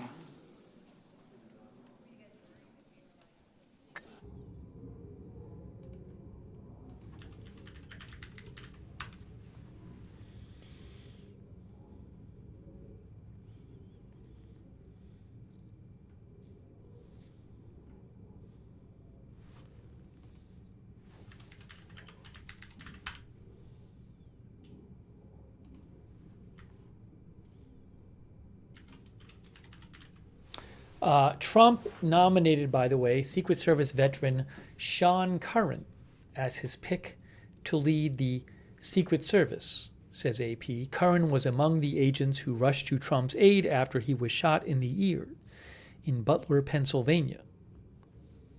He served as the assistant special agent in charge of the Presidential Protective Division during Trump's first term.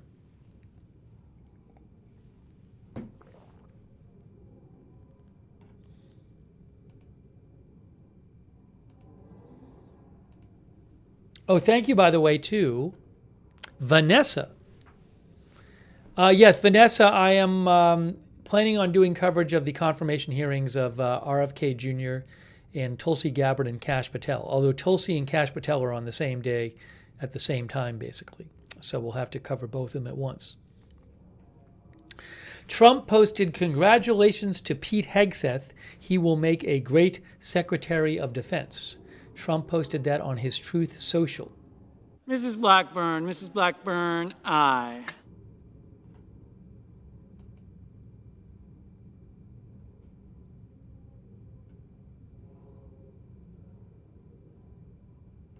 Will we have the vote on Kristi Noem coming up? We're waiting to find out. When is the Kash Patel vote? Well, it will be sometime after his confirmation hearing, if he is voted out favorably by the committee, that whatever committee that is in the Senate, then they would have the vote. But they have to, it's not scheduled yet. They have to schedule it in the Senate.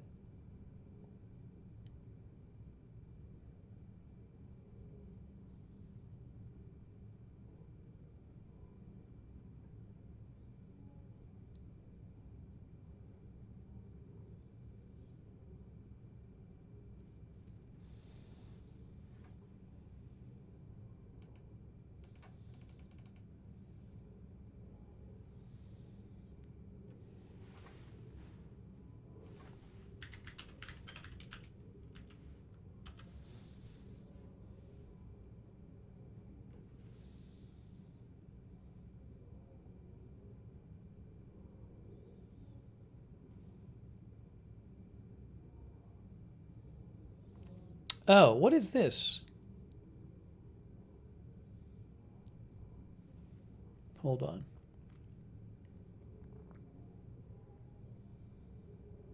You know what? Mark Wayne Mullen, who's an Oklahoma senator, he said, we expect the Hegseth vote at 9 p.m., which happened. Then he said, then we'll start the 30-hour debate clock on Kristi Noem to likely confirm her for DHS very early Sunday morning. But they're voting right now on whether to end the debate. So I don't know if the plans changed on that, because their vote cloture is when they end the debate.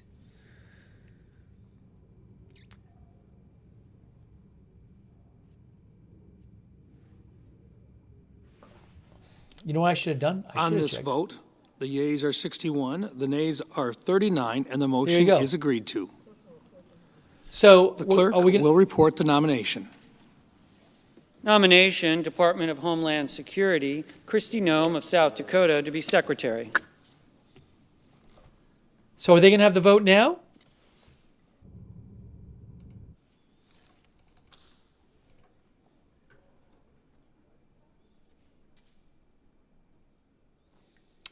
Thank you, Schaff, for the gift memberships. Thank you, Schaff. Oh, are they going to... I'm a little confused now. Cloture is when they end debate. Cloture is a procedure to end debate and move forward to a vote. Let me...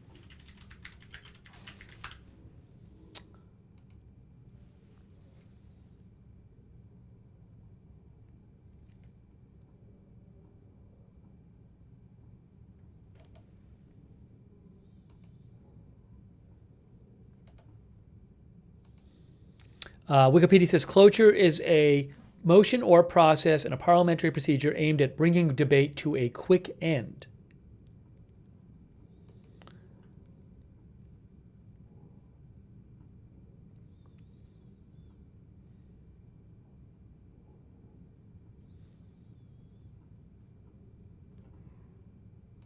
Hang on a second here.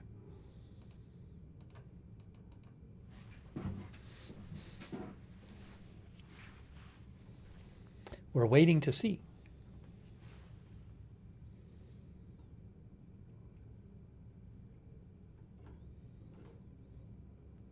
Is it true that they have to wait 30 hours after cloture? This is what I don't know. Let's see. One of our viewers said that.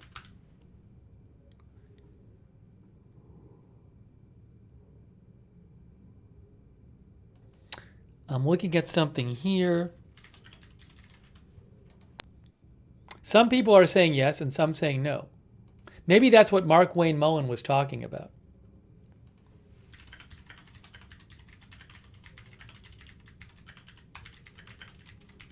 I'm looking this up right now.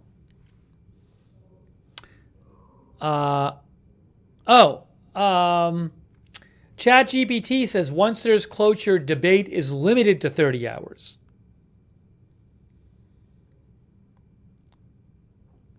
So the maximum time now is that they can have this vote is 30 hours from now.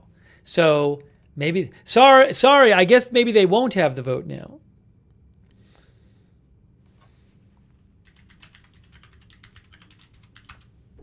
Mark Wayne Mullen had posted earlier today there would be 30 hours after the vote. The Senate press gallery says, look, the Senate invoked cloture on the nomination of Kristi Noem to be Secretary of DHS, 61-39. Next vote, TBA. Yeah, so no filibuster. Exactly, like the filibuster is where you can just keep, right? Filibuster is when you can keep speaking and delaying a vote.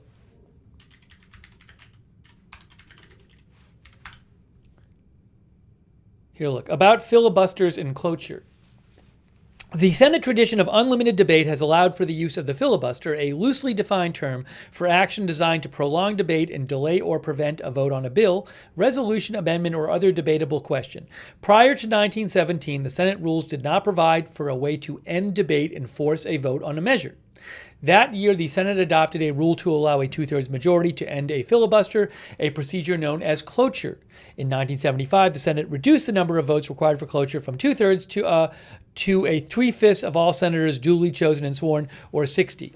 So the vote was 61 votes to invoke cloture. So I guess now, I did not realize this, I guess now there is a 30-vote maximum until 30-hour maximum until the vote.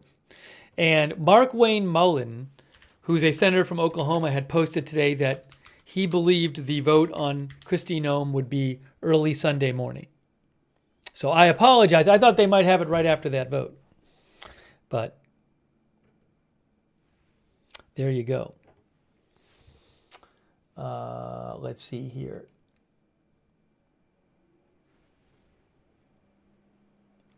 All right, so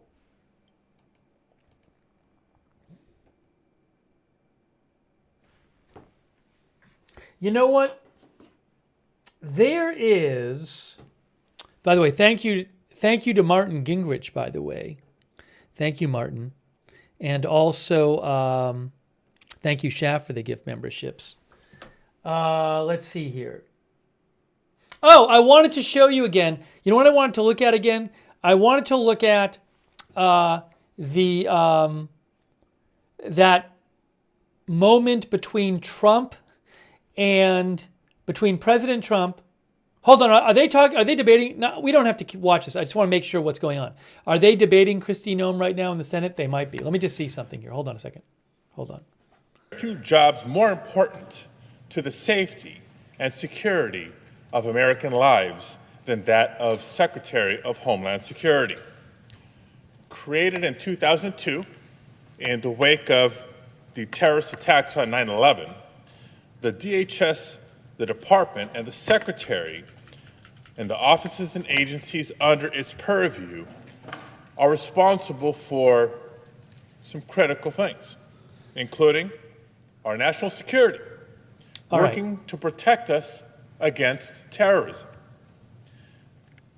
DHS implements our nation. So here's the deal. I don't think this vote is happening like very soon. The Senate is in their debate period where they're debating the vote on Kristi Noem. I'm not aware that her vote is in any kind of jeopardy as DHS secretary. So what I'm going to do, by the way, Dutch says, is it normal to have things going at 10 p.m. on a Friday? I mean, once in a while there's late business. I don't know exactly why tonight. I mean, you know, maybe they're just trying to get these nominees done as soon as possible, possibly. So if you don't have the debate now, maybe you'd have to have it later or something. So I'm guessing they want to get the nominees confirmed as soon as possible, but I don't have a great answer to your question. Let's see. Also, I wanted to take a look at, though, so you can go to the Senate website and watch this. I'm not going to stick with this right now just because, like, I don't think they're having a vote right away. But I wanted to take a look at the moment between LA Mayor Karen Bass and Trump in LA when Trump was at a fire damage briefing today. Let's check that out. Let me show you that. If I can pull it up here. Hang on a moment. Where is this thing?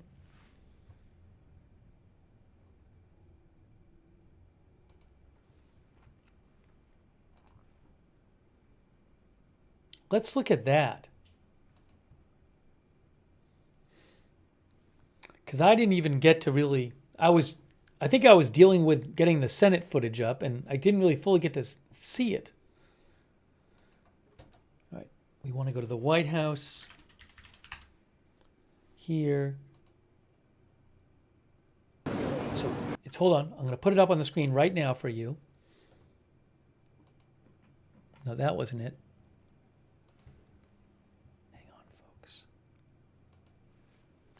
I am getting it on the screen right now. There it is. Okay, so I'm going to find this for you right now and show you. I did want to look at this. Let's check this out. Oh, I have to find, when did it start?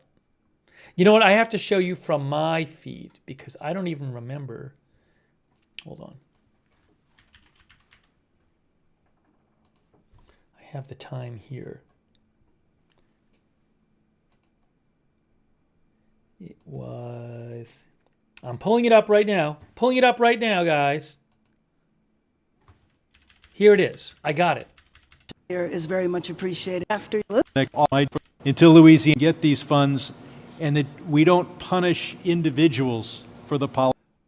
All right, I'm going to show you now. This was earlier.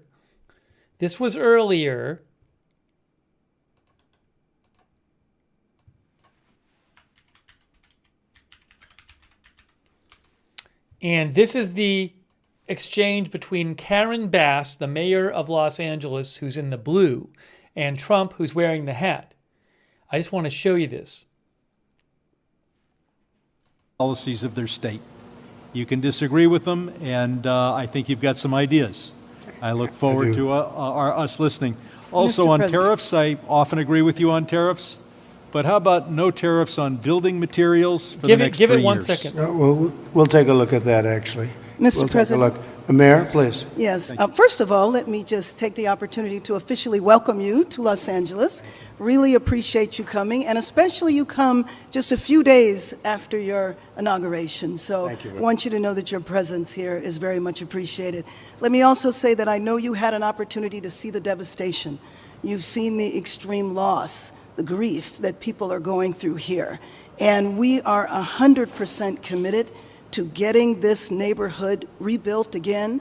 You mentioned a couple of things in terms of us expediting. So I signed executive directives right away so that we could cut the red tape, we could get people back building as fast as possible. And we're going to continue doing that. Mayor, the one thing is they are saying they will not be allowed to start for 18 months. No. That will not be the case. Okay, I just hope you're right. You can hold me to it. 4 groups said that. No. That would be, they should be able to do it. They should be able to start tonight. That will not be the case. You know, first we have to take care to make sure that there's not getting rid of the hazardous waste, cleaning things up so that people can start right away. And just like you said, if somebody their house was destroyed and they're going to rebuild essentially the same, maybe a little bit longer, a little bit higher, they really shouldn't have to go through much of a process. So I want you to know that we are expediting that. We absolutely need your help. We need the federal help. You're You've got it, I told you. You will have no permit problem. There will be zero delay. And as far as I'm concerned, you already have the permits. And the resources. I am more worried because I met at least 8 groups of homeowners, and I'm much more worried about the fact that they said it's 18 months exactly, and they were devastated. They want to start now. They want to start removing things. They're not allowed to do it now. And you mentioned hazardous waste. Well, the hazardous waste. What's hazardous waste? I mean, you're going to have to define that. We're going to go through a whole series of questions on determining what's hazardous. Nope. I just think you have to allow the people to go on their site and start the process tonight. And we will. Okay, good. You can come back and check. Mr. President? Yes. I'm Congressmember Judy Chu, and I represent the areas of Altadena and Pasadena. Yes. That's the... So it wasn't, first of all, she didn't get her mic taken away from her. I think the guy was taking the mic till he could use it to speak. But it wasn't, was there another moment? Is there another moment when they talked? I feel like, was there something else? Hold on. So yeah, people are saying not then. Because I felt like there was more than that. I think you're right. I have to figure, so is the more after that or before that? Later on, because that was the first time she spoke. Let's go back, hold on. Yeah, that makes sense. Sorry I don't remember it perfectly. I appreciate your help figuring out where everything is. Is it here? She's not speaking there.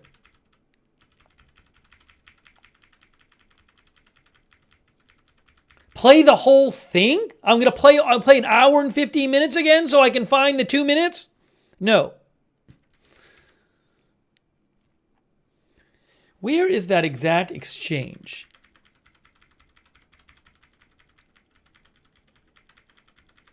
We already played the whole thing. You can rewind it. Is she speaking? Is it right here? Did I find it? Did I find it right here? Hold on. Because the spirit is, we said we're going to stop. Wanted to see where action gets approved. This one, maybe Rick knows pressure. She was adopted to North. It wasn't. That wasn't it. I don't know. I don't have a time code for it. That's the problem. No, we played the whole thing. We showed the whole thing. Maybe it was around here because it was around when I was getting this prepared. Oh, now is she talking right here? No, she doesn't. There it is right there. Here. She has the mic in front of her. Must be here. Maybe? Perfect within 24 hours. I'm dancing. 24 hours. Yes. And if individuals want to clear out their property. Okay, here. It's right here. 24. And you have emergency power. You are your down for I know you did. Left homes of here it is. Working in unit. Agencies said not going to help you very much. So they have to is not going to give you permits and the problem with permits, it only takes one. Yeah. You might need 7 different permits. You shouldn't have any at this point. You should just let them build. And you're only as good as the weakest one. So if you have one that's going to hold you up, but the others are going to give it to you in 24 hours, it's not going to help you very much. So they have to work on that.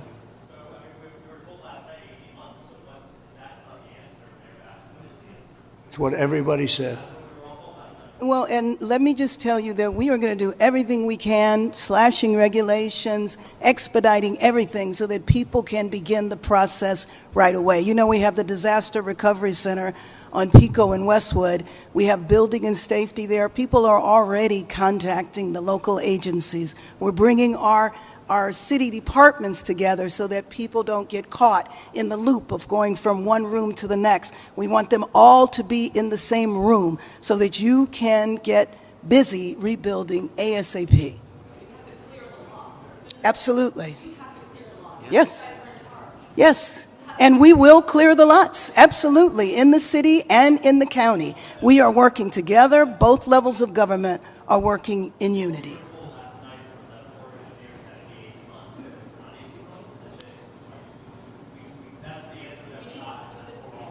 Yes.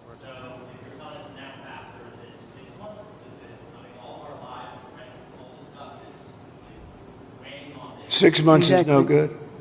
And the number one thing that we are going to do immediately, and you will see this happen, is to clear out the debris. And you know we're concerned right now over the weekend because of the potential rain, but we are going to move as fast as we can, but we want you to be safe, and we want you to be back in your homes immediately. But the people are willing to clean out their own debris. It doesn't Yes, cost and a they lot. can, You and should they are let them able do to- it because No, no, by no, the they time you can do hire that. contractors, it's Right. going to be 2 years. If a family... People are willing to get a dumpster and do it themselves and clean it out. And they can There's do not that. that much left. It's all incinerated. That's right. And, you know, it's just going to take a long time if you do. You can do some of it, but a lot of these people, I know that guy right there that's talking. I know my people.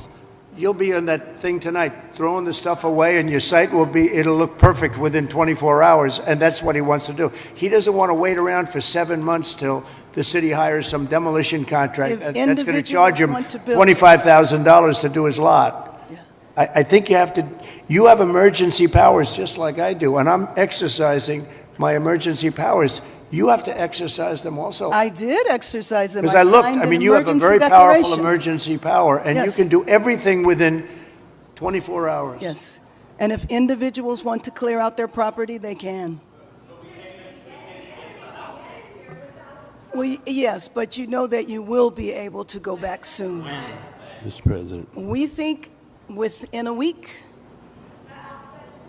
That's a long time, a week. I'll be honest. To me, everyone's standing in front of their house. They want to go to work, and they're not allowed to do it. And the most important week thing is is a for long people time. to be safe. They're safe. They're safe. You know what? They're not safe. They're not safe now. They're going to be much safer. A week is actually a long time, the way I look at it. I watched hundreds of people standing in front of their lots, and they're not allowed to go in. It's all burned. It's gone. It's done. Nothing's going to happen to it. It's not going to burn anymore. There's nothing to burn. There's almost nothing to burn. And they want to go in. The people are all over the place. They're standing, and I say, why aren't you going in? We're trying to get a permit. And the permit's going to take them, everybody said 18 months. You said 18 months. You said 18 months. That was last night. And that was last night. On that. Right. It was the first time. Mr. President, we're going to be together next week, and during the All right, so that was the exchange. Now, I don't know all of the backstory on this. What you heard is it sounded like the city is not allowing people to remove their debris yet because they're concerned possibly maybe about like hazardous materials on those house sites, I believe. That's what it sounded like to me. She a couple times said that they want to let people move their remove their stuff, but they want to make sure people are safe. And Trump said, well, they should just be able to go in now and remove their stuff if they want to. So again, I cannot assess this because I don't know the backstory. Again, she is saying that there's some sort of safety issue that they're concerned with. She mentioned the rainfall too. So I don't know what specifically needs to be done before the city would sign off on people for it being safe. And then I think there was something posted about this from the city. Was it Bill Malugin who posted about this?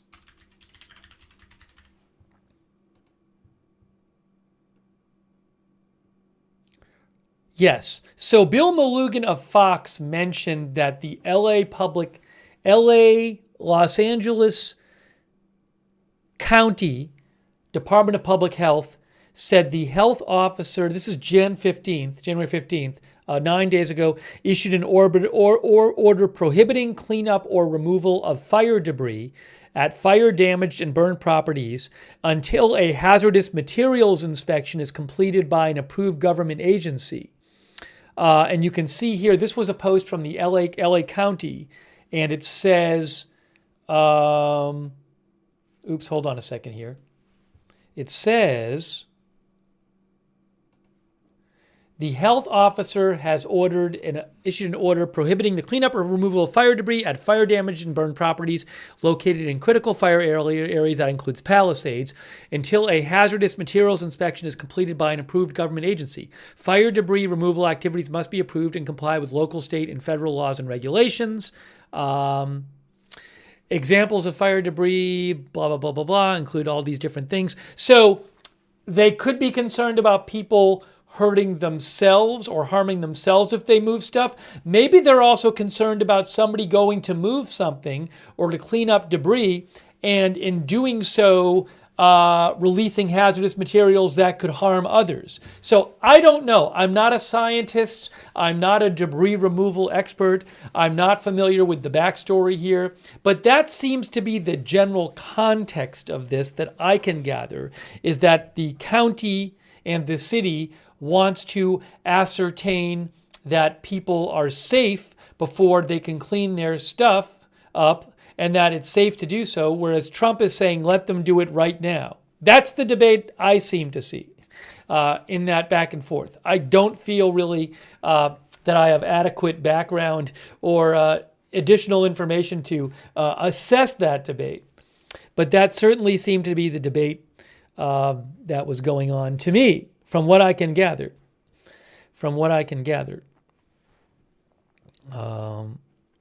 Link Ray thought Trump was dropping truth bombs. CBEE says, I'm sure it's toxic. This one is tough. Again, I just don't know. That's the best I can say as to what I think the general debate is about. Travis Hasselman says, what does that mean, though? Like months of sifting through debris? I don't know what the normal procedures are. Again, the county says the burned structures, burnt building materials, burnt household items, pieces of the building's foundation, and fire-contaminated soil found around burned structures or affected areas may contain harmful substances.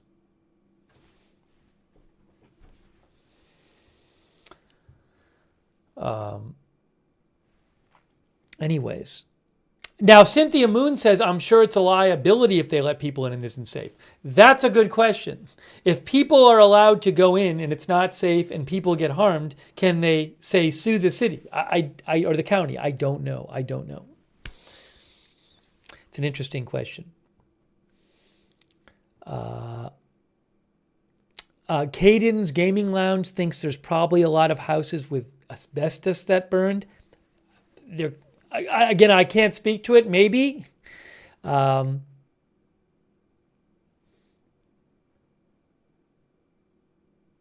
also don't know. There could be other reasons why the city and county want to have some control over debris removal. Maybe practically speaking, maybe they don't want everybody doing it at once. I don't know. I don't know enough about it. It's a good question.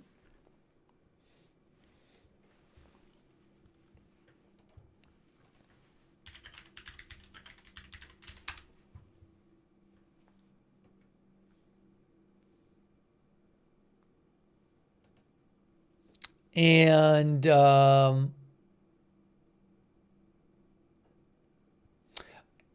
what is this here?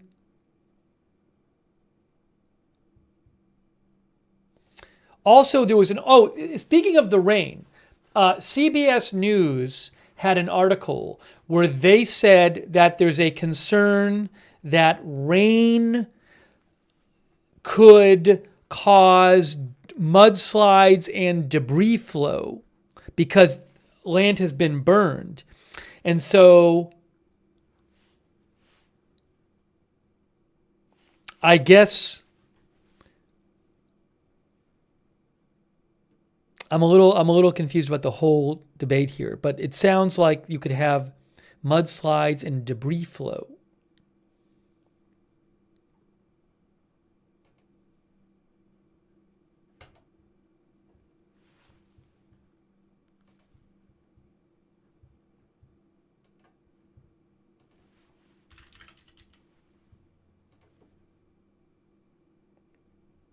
Yeah, look at this right here. This is from NWS Los Angeles, National Weather Service. This will be a long duration rain event with rain spread out over many hours. However, issues in and near recent burn scars are possible. If you live near a burn scar, follow guidance from local authorities. And they posted here, it says 10 to 20% chance of significant debris flows for sensitive LA County burn scars, 5 to 10% chance for other burn scars.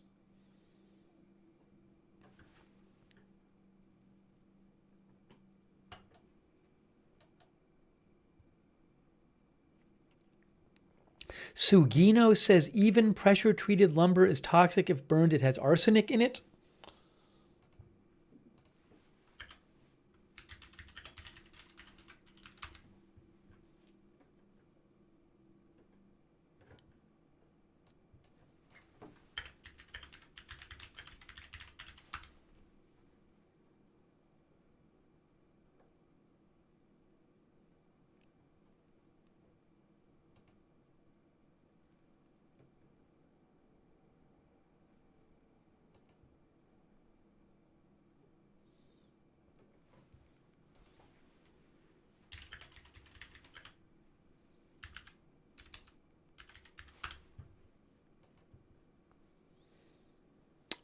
Checking one other thing here.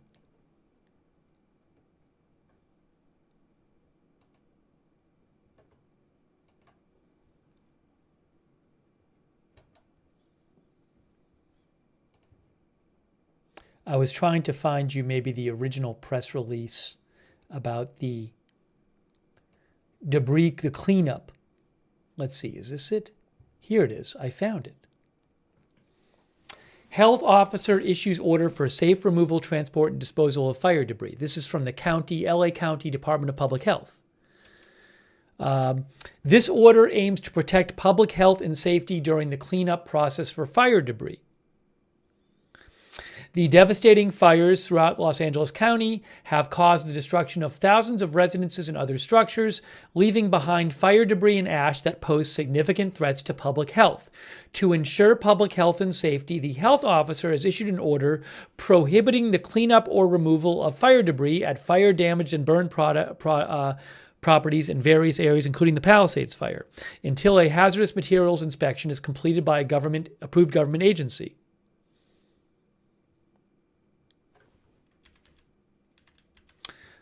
Persons allowed to enter fire-damaged areas and retrieving personal items from fire-damaged property should wear respiratory, eye, and skin protection. Persons should also be aware that fire-damaged lithium-ion batteries present a significant risk and should not be touched. Here, look. See down here? Here's some of the risks they talk about right here. Fire debris, ash, and dirt from residential and structural fires may contain asbestos, heavy materials, and other hazardous substances. Exposure to these toxic substances can occur through the inhalation of ash and fire dust particles, contact with skin, or contamination of drinking water supplies. Also, improper handling or disposal of fire debris can increase these risks, spreading hazardous substances throughout the community and endangering workers, residents, and the environment. Fire debris must be safely removed to prevent more harm. The process will be conducted in 2 phases, and then it says here, Phase 1, hazardous waste removal. The County Health and Hazardous Materials Certified Unified Aid Program Agency, blah, blah, blah, blah, blah, will conduct a hazardous materials assessment of all burned properties. This assessment will help determine the fire debris cleanup process required for the individual parcel or area. Then the state or federal government will operate a program for the cleanup, removal, and disposal of the fire debris that property owners can opt into to have their properties appropriately cleared of the hazardous fire debris. Property owners may elect to hire contractors to clean up the property after the assessment, but must receive approval and follow applicable laws regarding fire debris and hazardous waste cleanup and disposal. So anyways, this order aims to protect not just the property owners, but others in the community and the environment. So I'll let you, just to be clear, I don't know all the specifics here, but I will post a link to this order. But yeah, so my guess is that that debate between the mayor and Trump, whereas Trump was like, let the people clean this up now, clean their stuff up now, they want to, and the mayor was saying, well, we got to make sure people are safe. These are some of the concerns that the county had. These are the concerns the county has at play. I believe that's what the county and city are worried about, what you're seeing in front of you right now.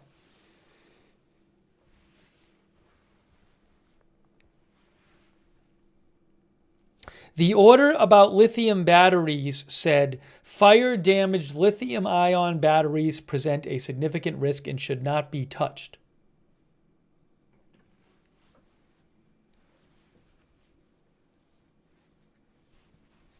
So again, I am not an environmental expert and a waste disposal expert. I can't speak to the specifics of the risks.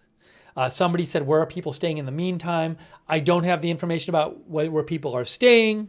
I certainly understand people wanting to get to their property as soon as possible. I just don't have the information and background to really intelligently assess the debate here.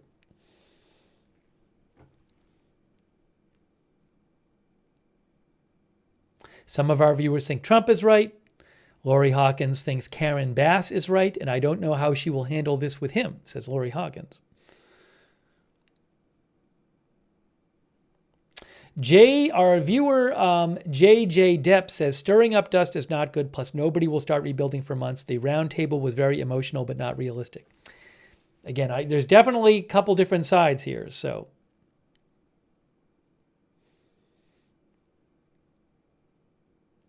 Paul Mufoletto thinks Karen Bass is so wrong. Captain Jerry Donnelly says at least let them try at their own risk. That's what Captain Jerry Donnelly says. Well, again, another issue, Captain Jerry Donnelly, according to the county, it's not just their risk. I mean, we could have there's a whole other question of it as to whether government often prevents people from doing things that they might want to do because to keep people from a certain amount of risk. But in this case, you can see from the Public Health Department release, they're also concerned about what effects somebody removing their debris might have on others in the community, not just themselves. And workers. Callie Raven says they're both right.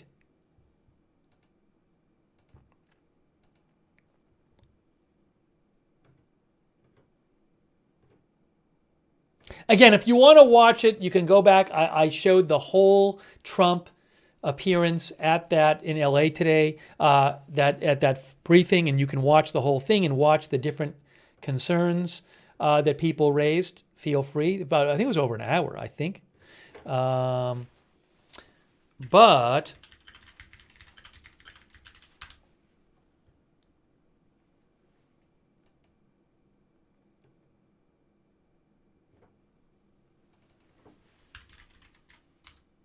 just checking one thing.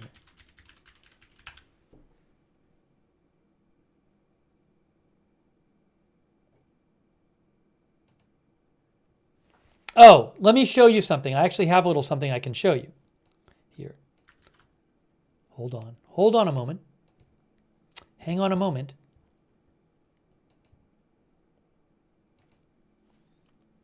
Thank you, by the way, to AJ Krause for the gift memberships. That's so nice of you.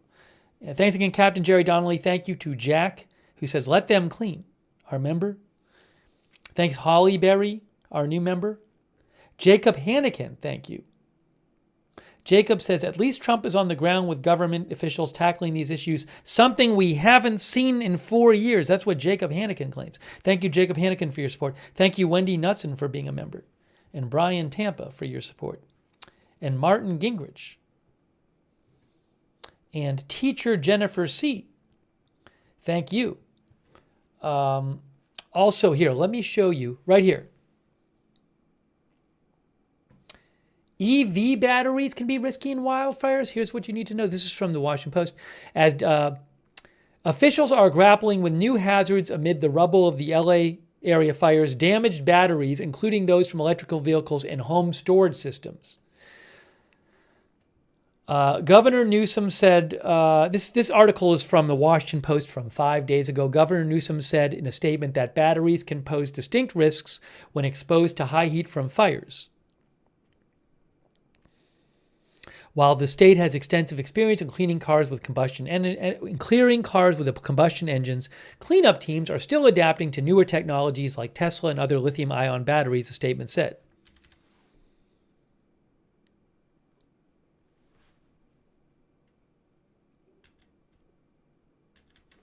Following the Maui fires in 2023, federal hazardous material removal teams used new techniques to process lithium-ion batteries from electric and hybrid vehicles and power walls to reduce the risk of the damaged technology igniting and exploding.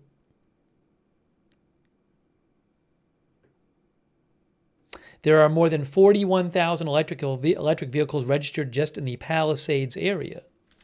What are the challenges, says the Washington Post? If batteries are exposed to flames, they can become fire risks, reigniting days, weeks, or even months after the initial blaze.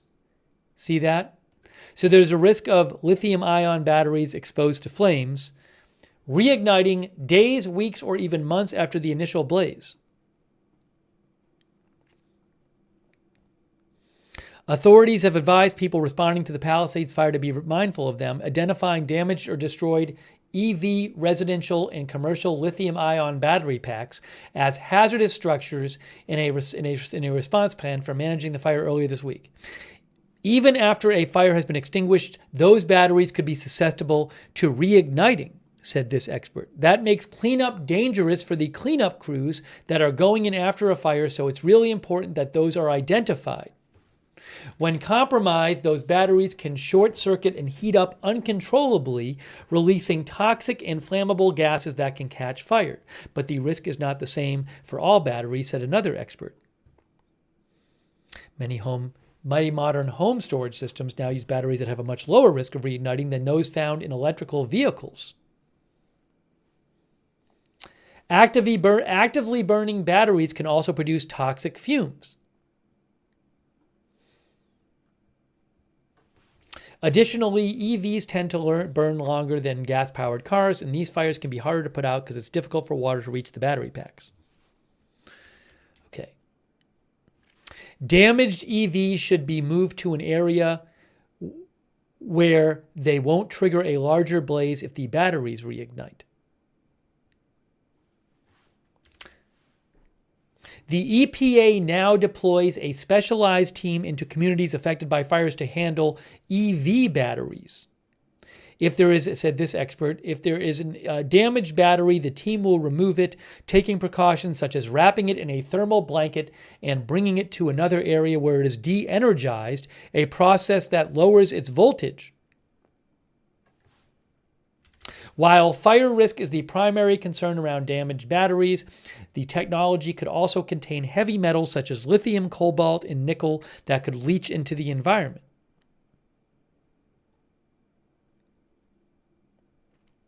Okay, so anyways, that's just an example from that article of something EV batteries, which it sounds like there could be a lot of those in Palisades now that have not been cleaned up. Or other lithium-ion batteries that could pose a risk if people try to remove them and don't know how to deal with them. So again, I'm not an expert on this stuff. I'm just throwing that out there as that could be the kind of thing that made the county tell people you're not allowed to go up to clean up your property yet.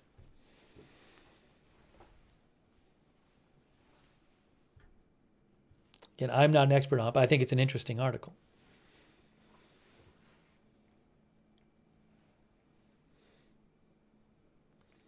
Fred Flintstone thinks we're talking at least a year to clear the property at this rate. Now, maybe the people who want to get to their property aren't talking about touching this stuff. So again, I don't mean to be putting words into anybody's mouth in a debate. I can't really assess the debate myself. I'm just trying to give you a sense of some of the context here. Mine Crime OPS says they're worried about hazardous waste now. Just wait until it rains and it all seeps into the ground. Gallant say, this is the problem. This is why things don't get done. Government red tape BS. Thank you, Brian Beelman, who says, good fire responders. Thank you.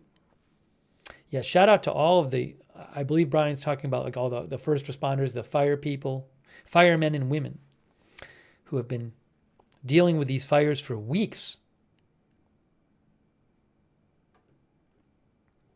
As the person said in the press conference, they were able to stop that, was it the Hughes fire before it moved into, what was the name of the town?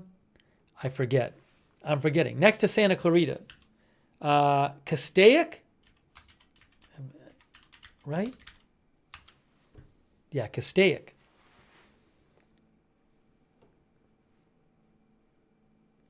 Rock K9 thinks no way Mayor Bass is going to let homeowners in to clean up anytime in the near future.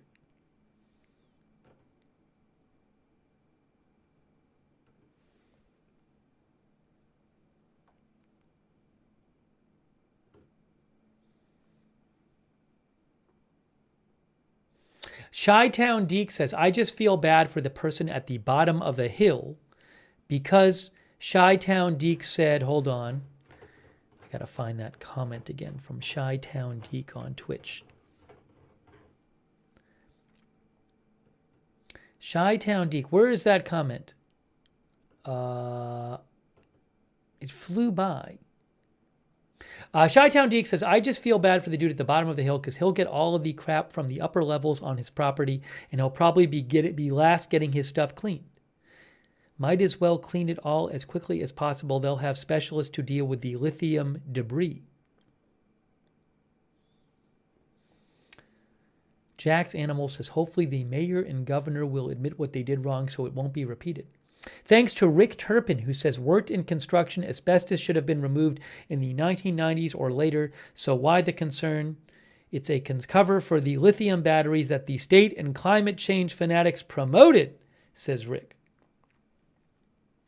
Thank you, Patrick Davis says, can they respond to these batteries? Something similar to a bond squad. Well, it sounds like they have a specialized people go in to look for those. That's what it sounded like from those articles. Maybe they're doing it right now.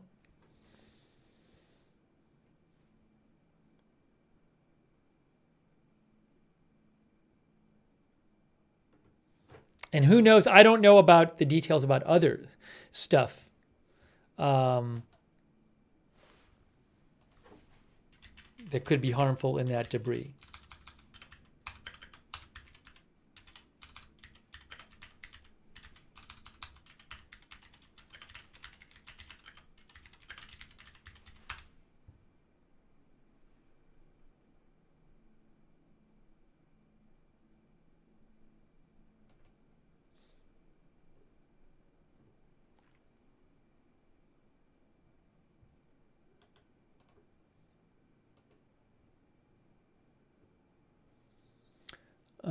Let's see.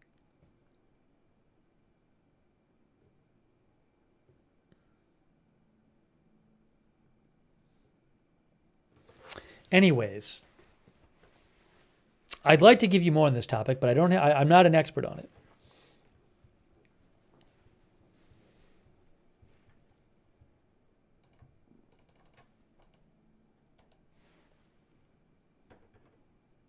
There's so much we didn't even get to today. Well, there was all this live stuff going on with the Trump California appearance and the Hegseth confirmation vote. So that's what we were focusing on. That was the most pressing thing.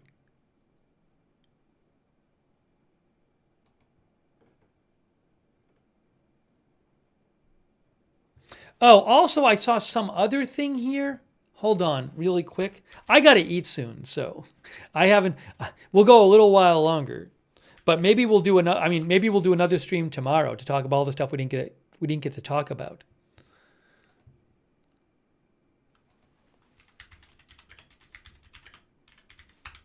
Jack says, where does California think they're going to dump all this toxic waste? Will they tell us? Thank you, Jack, for your support.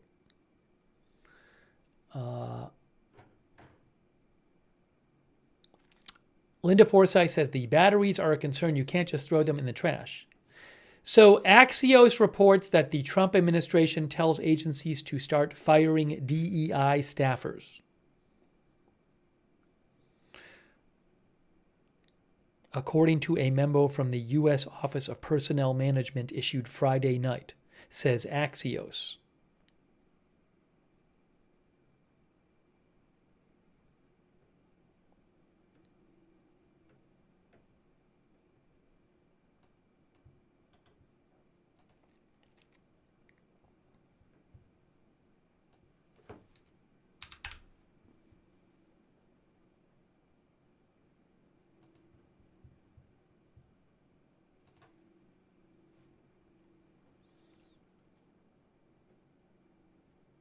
Yeah, we have a lot more to talk about, obviously, with all various things. We didn't even talk about Greenland and Denmark and all that.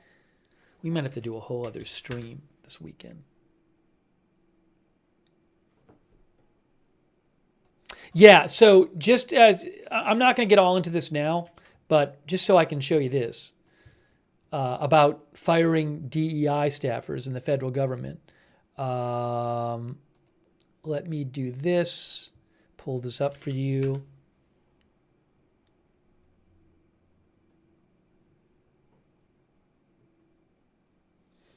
Where is it here?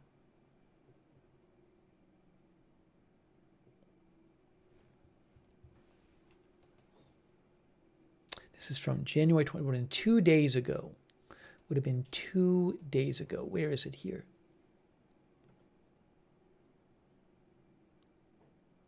Here, layoffs loom as Trump administration orders leave for federal DEI workers. This is from 2 days ago from the Washington Post. Apparently, these layoffs may have started. You can see here it says, President Trump's administration ordered federal DEI employees to be placed on leave no later than Wednesday. This is from 2 days ago, highlighting how quickly the new commander-in-chief is moving to demolish DEI initiatives, diversity, equity, inclusion in the federal government.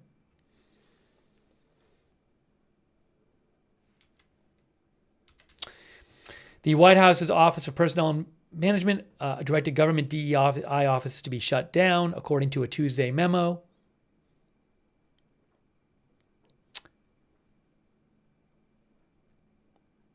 Yeah, so the administration ordered federal DEI employees to be placed on leave no later than Wednesday. I think the new reporting says they're starting to lay off people.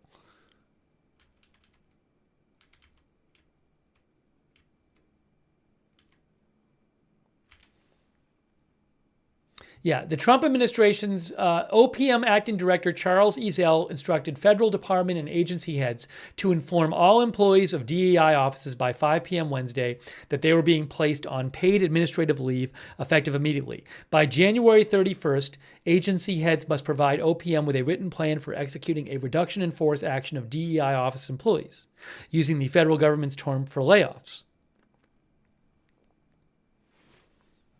But Axios tonight is reporting that the Trump administration is directing the heads of federal agencies to take action to terminate staffers of DEI officers.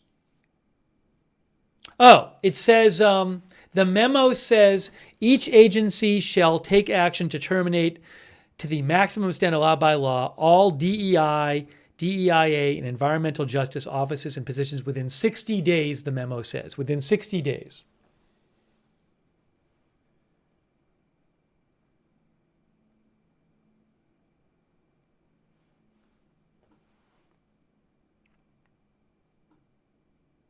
And this memo is an update to the earlier memo that article mentioned that called for plans to be submitted for layoffs. The new memo says agencies should start laying off people, according to Axios, just to be clear.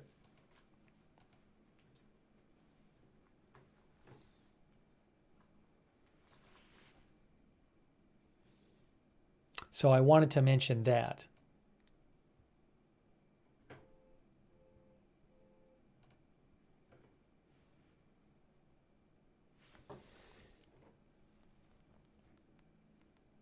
Oh, I don't even know. I'm sorry, the headline is an old headline from when we were talking about that like 20 minutes ago. I never updated the headline. I'm going to wrap up the stream shortly anyway.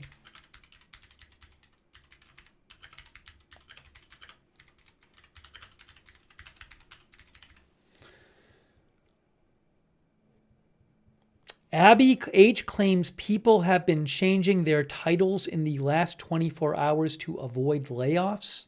The Washington Post article mentioned that this one here, layoffs loom as Trump administration orders leave for federal DEI workers. It says, agency heads must ask employees if they know of any efforts to disguise these programs by using coded or imprecise language, the memorandum said. So I don't know if that the idea there is they're worried that people might try to like hide the fact they were doing DEI work or something. I'm not sure.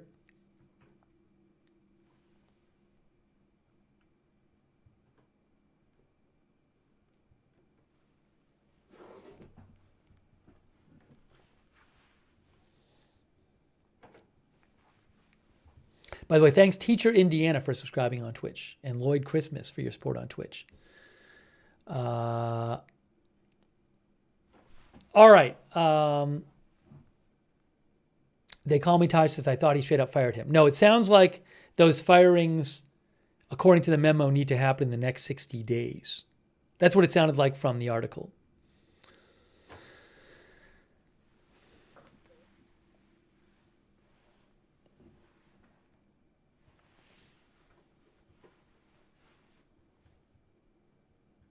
All right, here's what we're going to do. I really need to, it's 11:10. I'm going to start wrapping this up. There's so much we can talk about, but I'm going to start wrapping this up. By the way, we might be covering, I'm not sure, depending on when it is, I may cover the next Israeli hostage release, which is, there's going to be like some released every week for the next 5 or 6 weeks. But I think 4 is supposed to be released Saturday Israel time. So maybe Saturday morning U.S. time. I'm not sure. We may cover that. I'm not positive. But maybe we might do another. I mean, there's so much stuff we didn't even get to that's going on with the new administration that I want to talk about with you guys. So maybe we'll do another one of these streams soon. Maybe tomorrow or sometime this weekend or something. But I got to eat. So, but we're going to cover more of this stuff. There's a lot of news. So I really appreciate you guys being here for this stream. If you missed it, we did coverage of Trump's trip to California. We showed the Trump appearance in California at that briefing. And we did coverage of the Pete Hegseth confirmation vote. And we talked about some other things here too, so you can rewind and watch all of that. But I really appreciate you guys tuning in and also sending me updates, giving me updates in the chat about things, letting me read your comments on the air. So thanks for being here. And subscribe and follow the channel. Agenda Free TV, we cover all kinds of live breaking news without an agenda. There might be some other news tonight that I don't even know about yet, or this weekend. So subscribe, follow Agenda Free TV. Make sure you turn on notifications. I can't tell you when big news is going to happen, but we do have a notification system. It works awesome. You sign up for free, and you get sent a notification every time we go live. It's really reliable. We do it through Discord. Sign up for the notifications. The mods will post the link to that in the chat, and you can also find that link in the description of this video on Facebook and YouTube. So subscribe, follow, turn on notifications. Also, I will post updates, news updates on my X account, at Lookner on X. You can follow me there for breaking news when we're not live. And when we are live, I sometimes post there too. At Lookner on X, I'll post there about stuff I hear about tonight. And until we're on the air next. And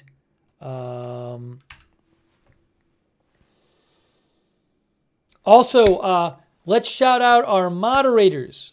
They're awesome. I owe a couple thank yous to people, by the way. Rick Turpin, I owe a thank you to. No, I read Rick Turpin's comment, but thank you, Rick Turpin. But thank you. I owe thank you to our moderators. They are awesome. They're the reason that we could have chat rooms. We couldn't have our chats without the mods. So really appreciate them all being here. Over on YouTube, people like Ruth Grafasi, Roberts May Queen, Cynthia Moon. Thank you so much for being here, moderators.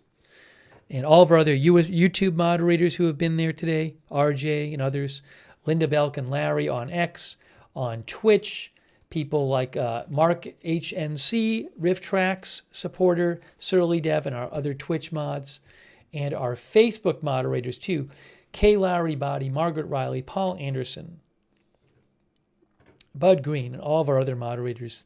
Huge thanks to all of our moderators for being here.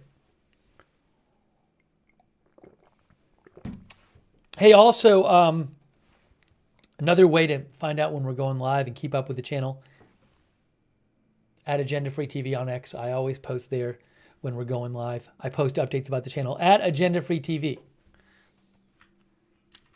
Hey, huge thanks to everybody who donated. That is super nice of you guys.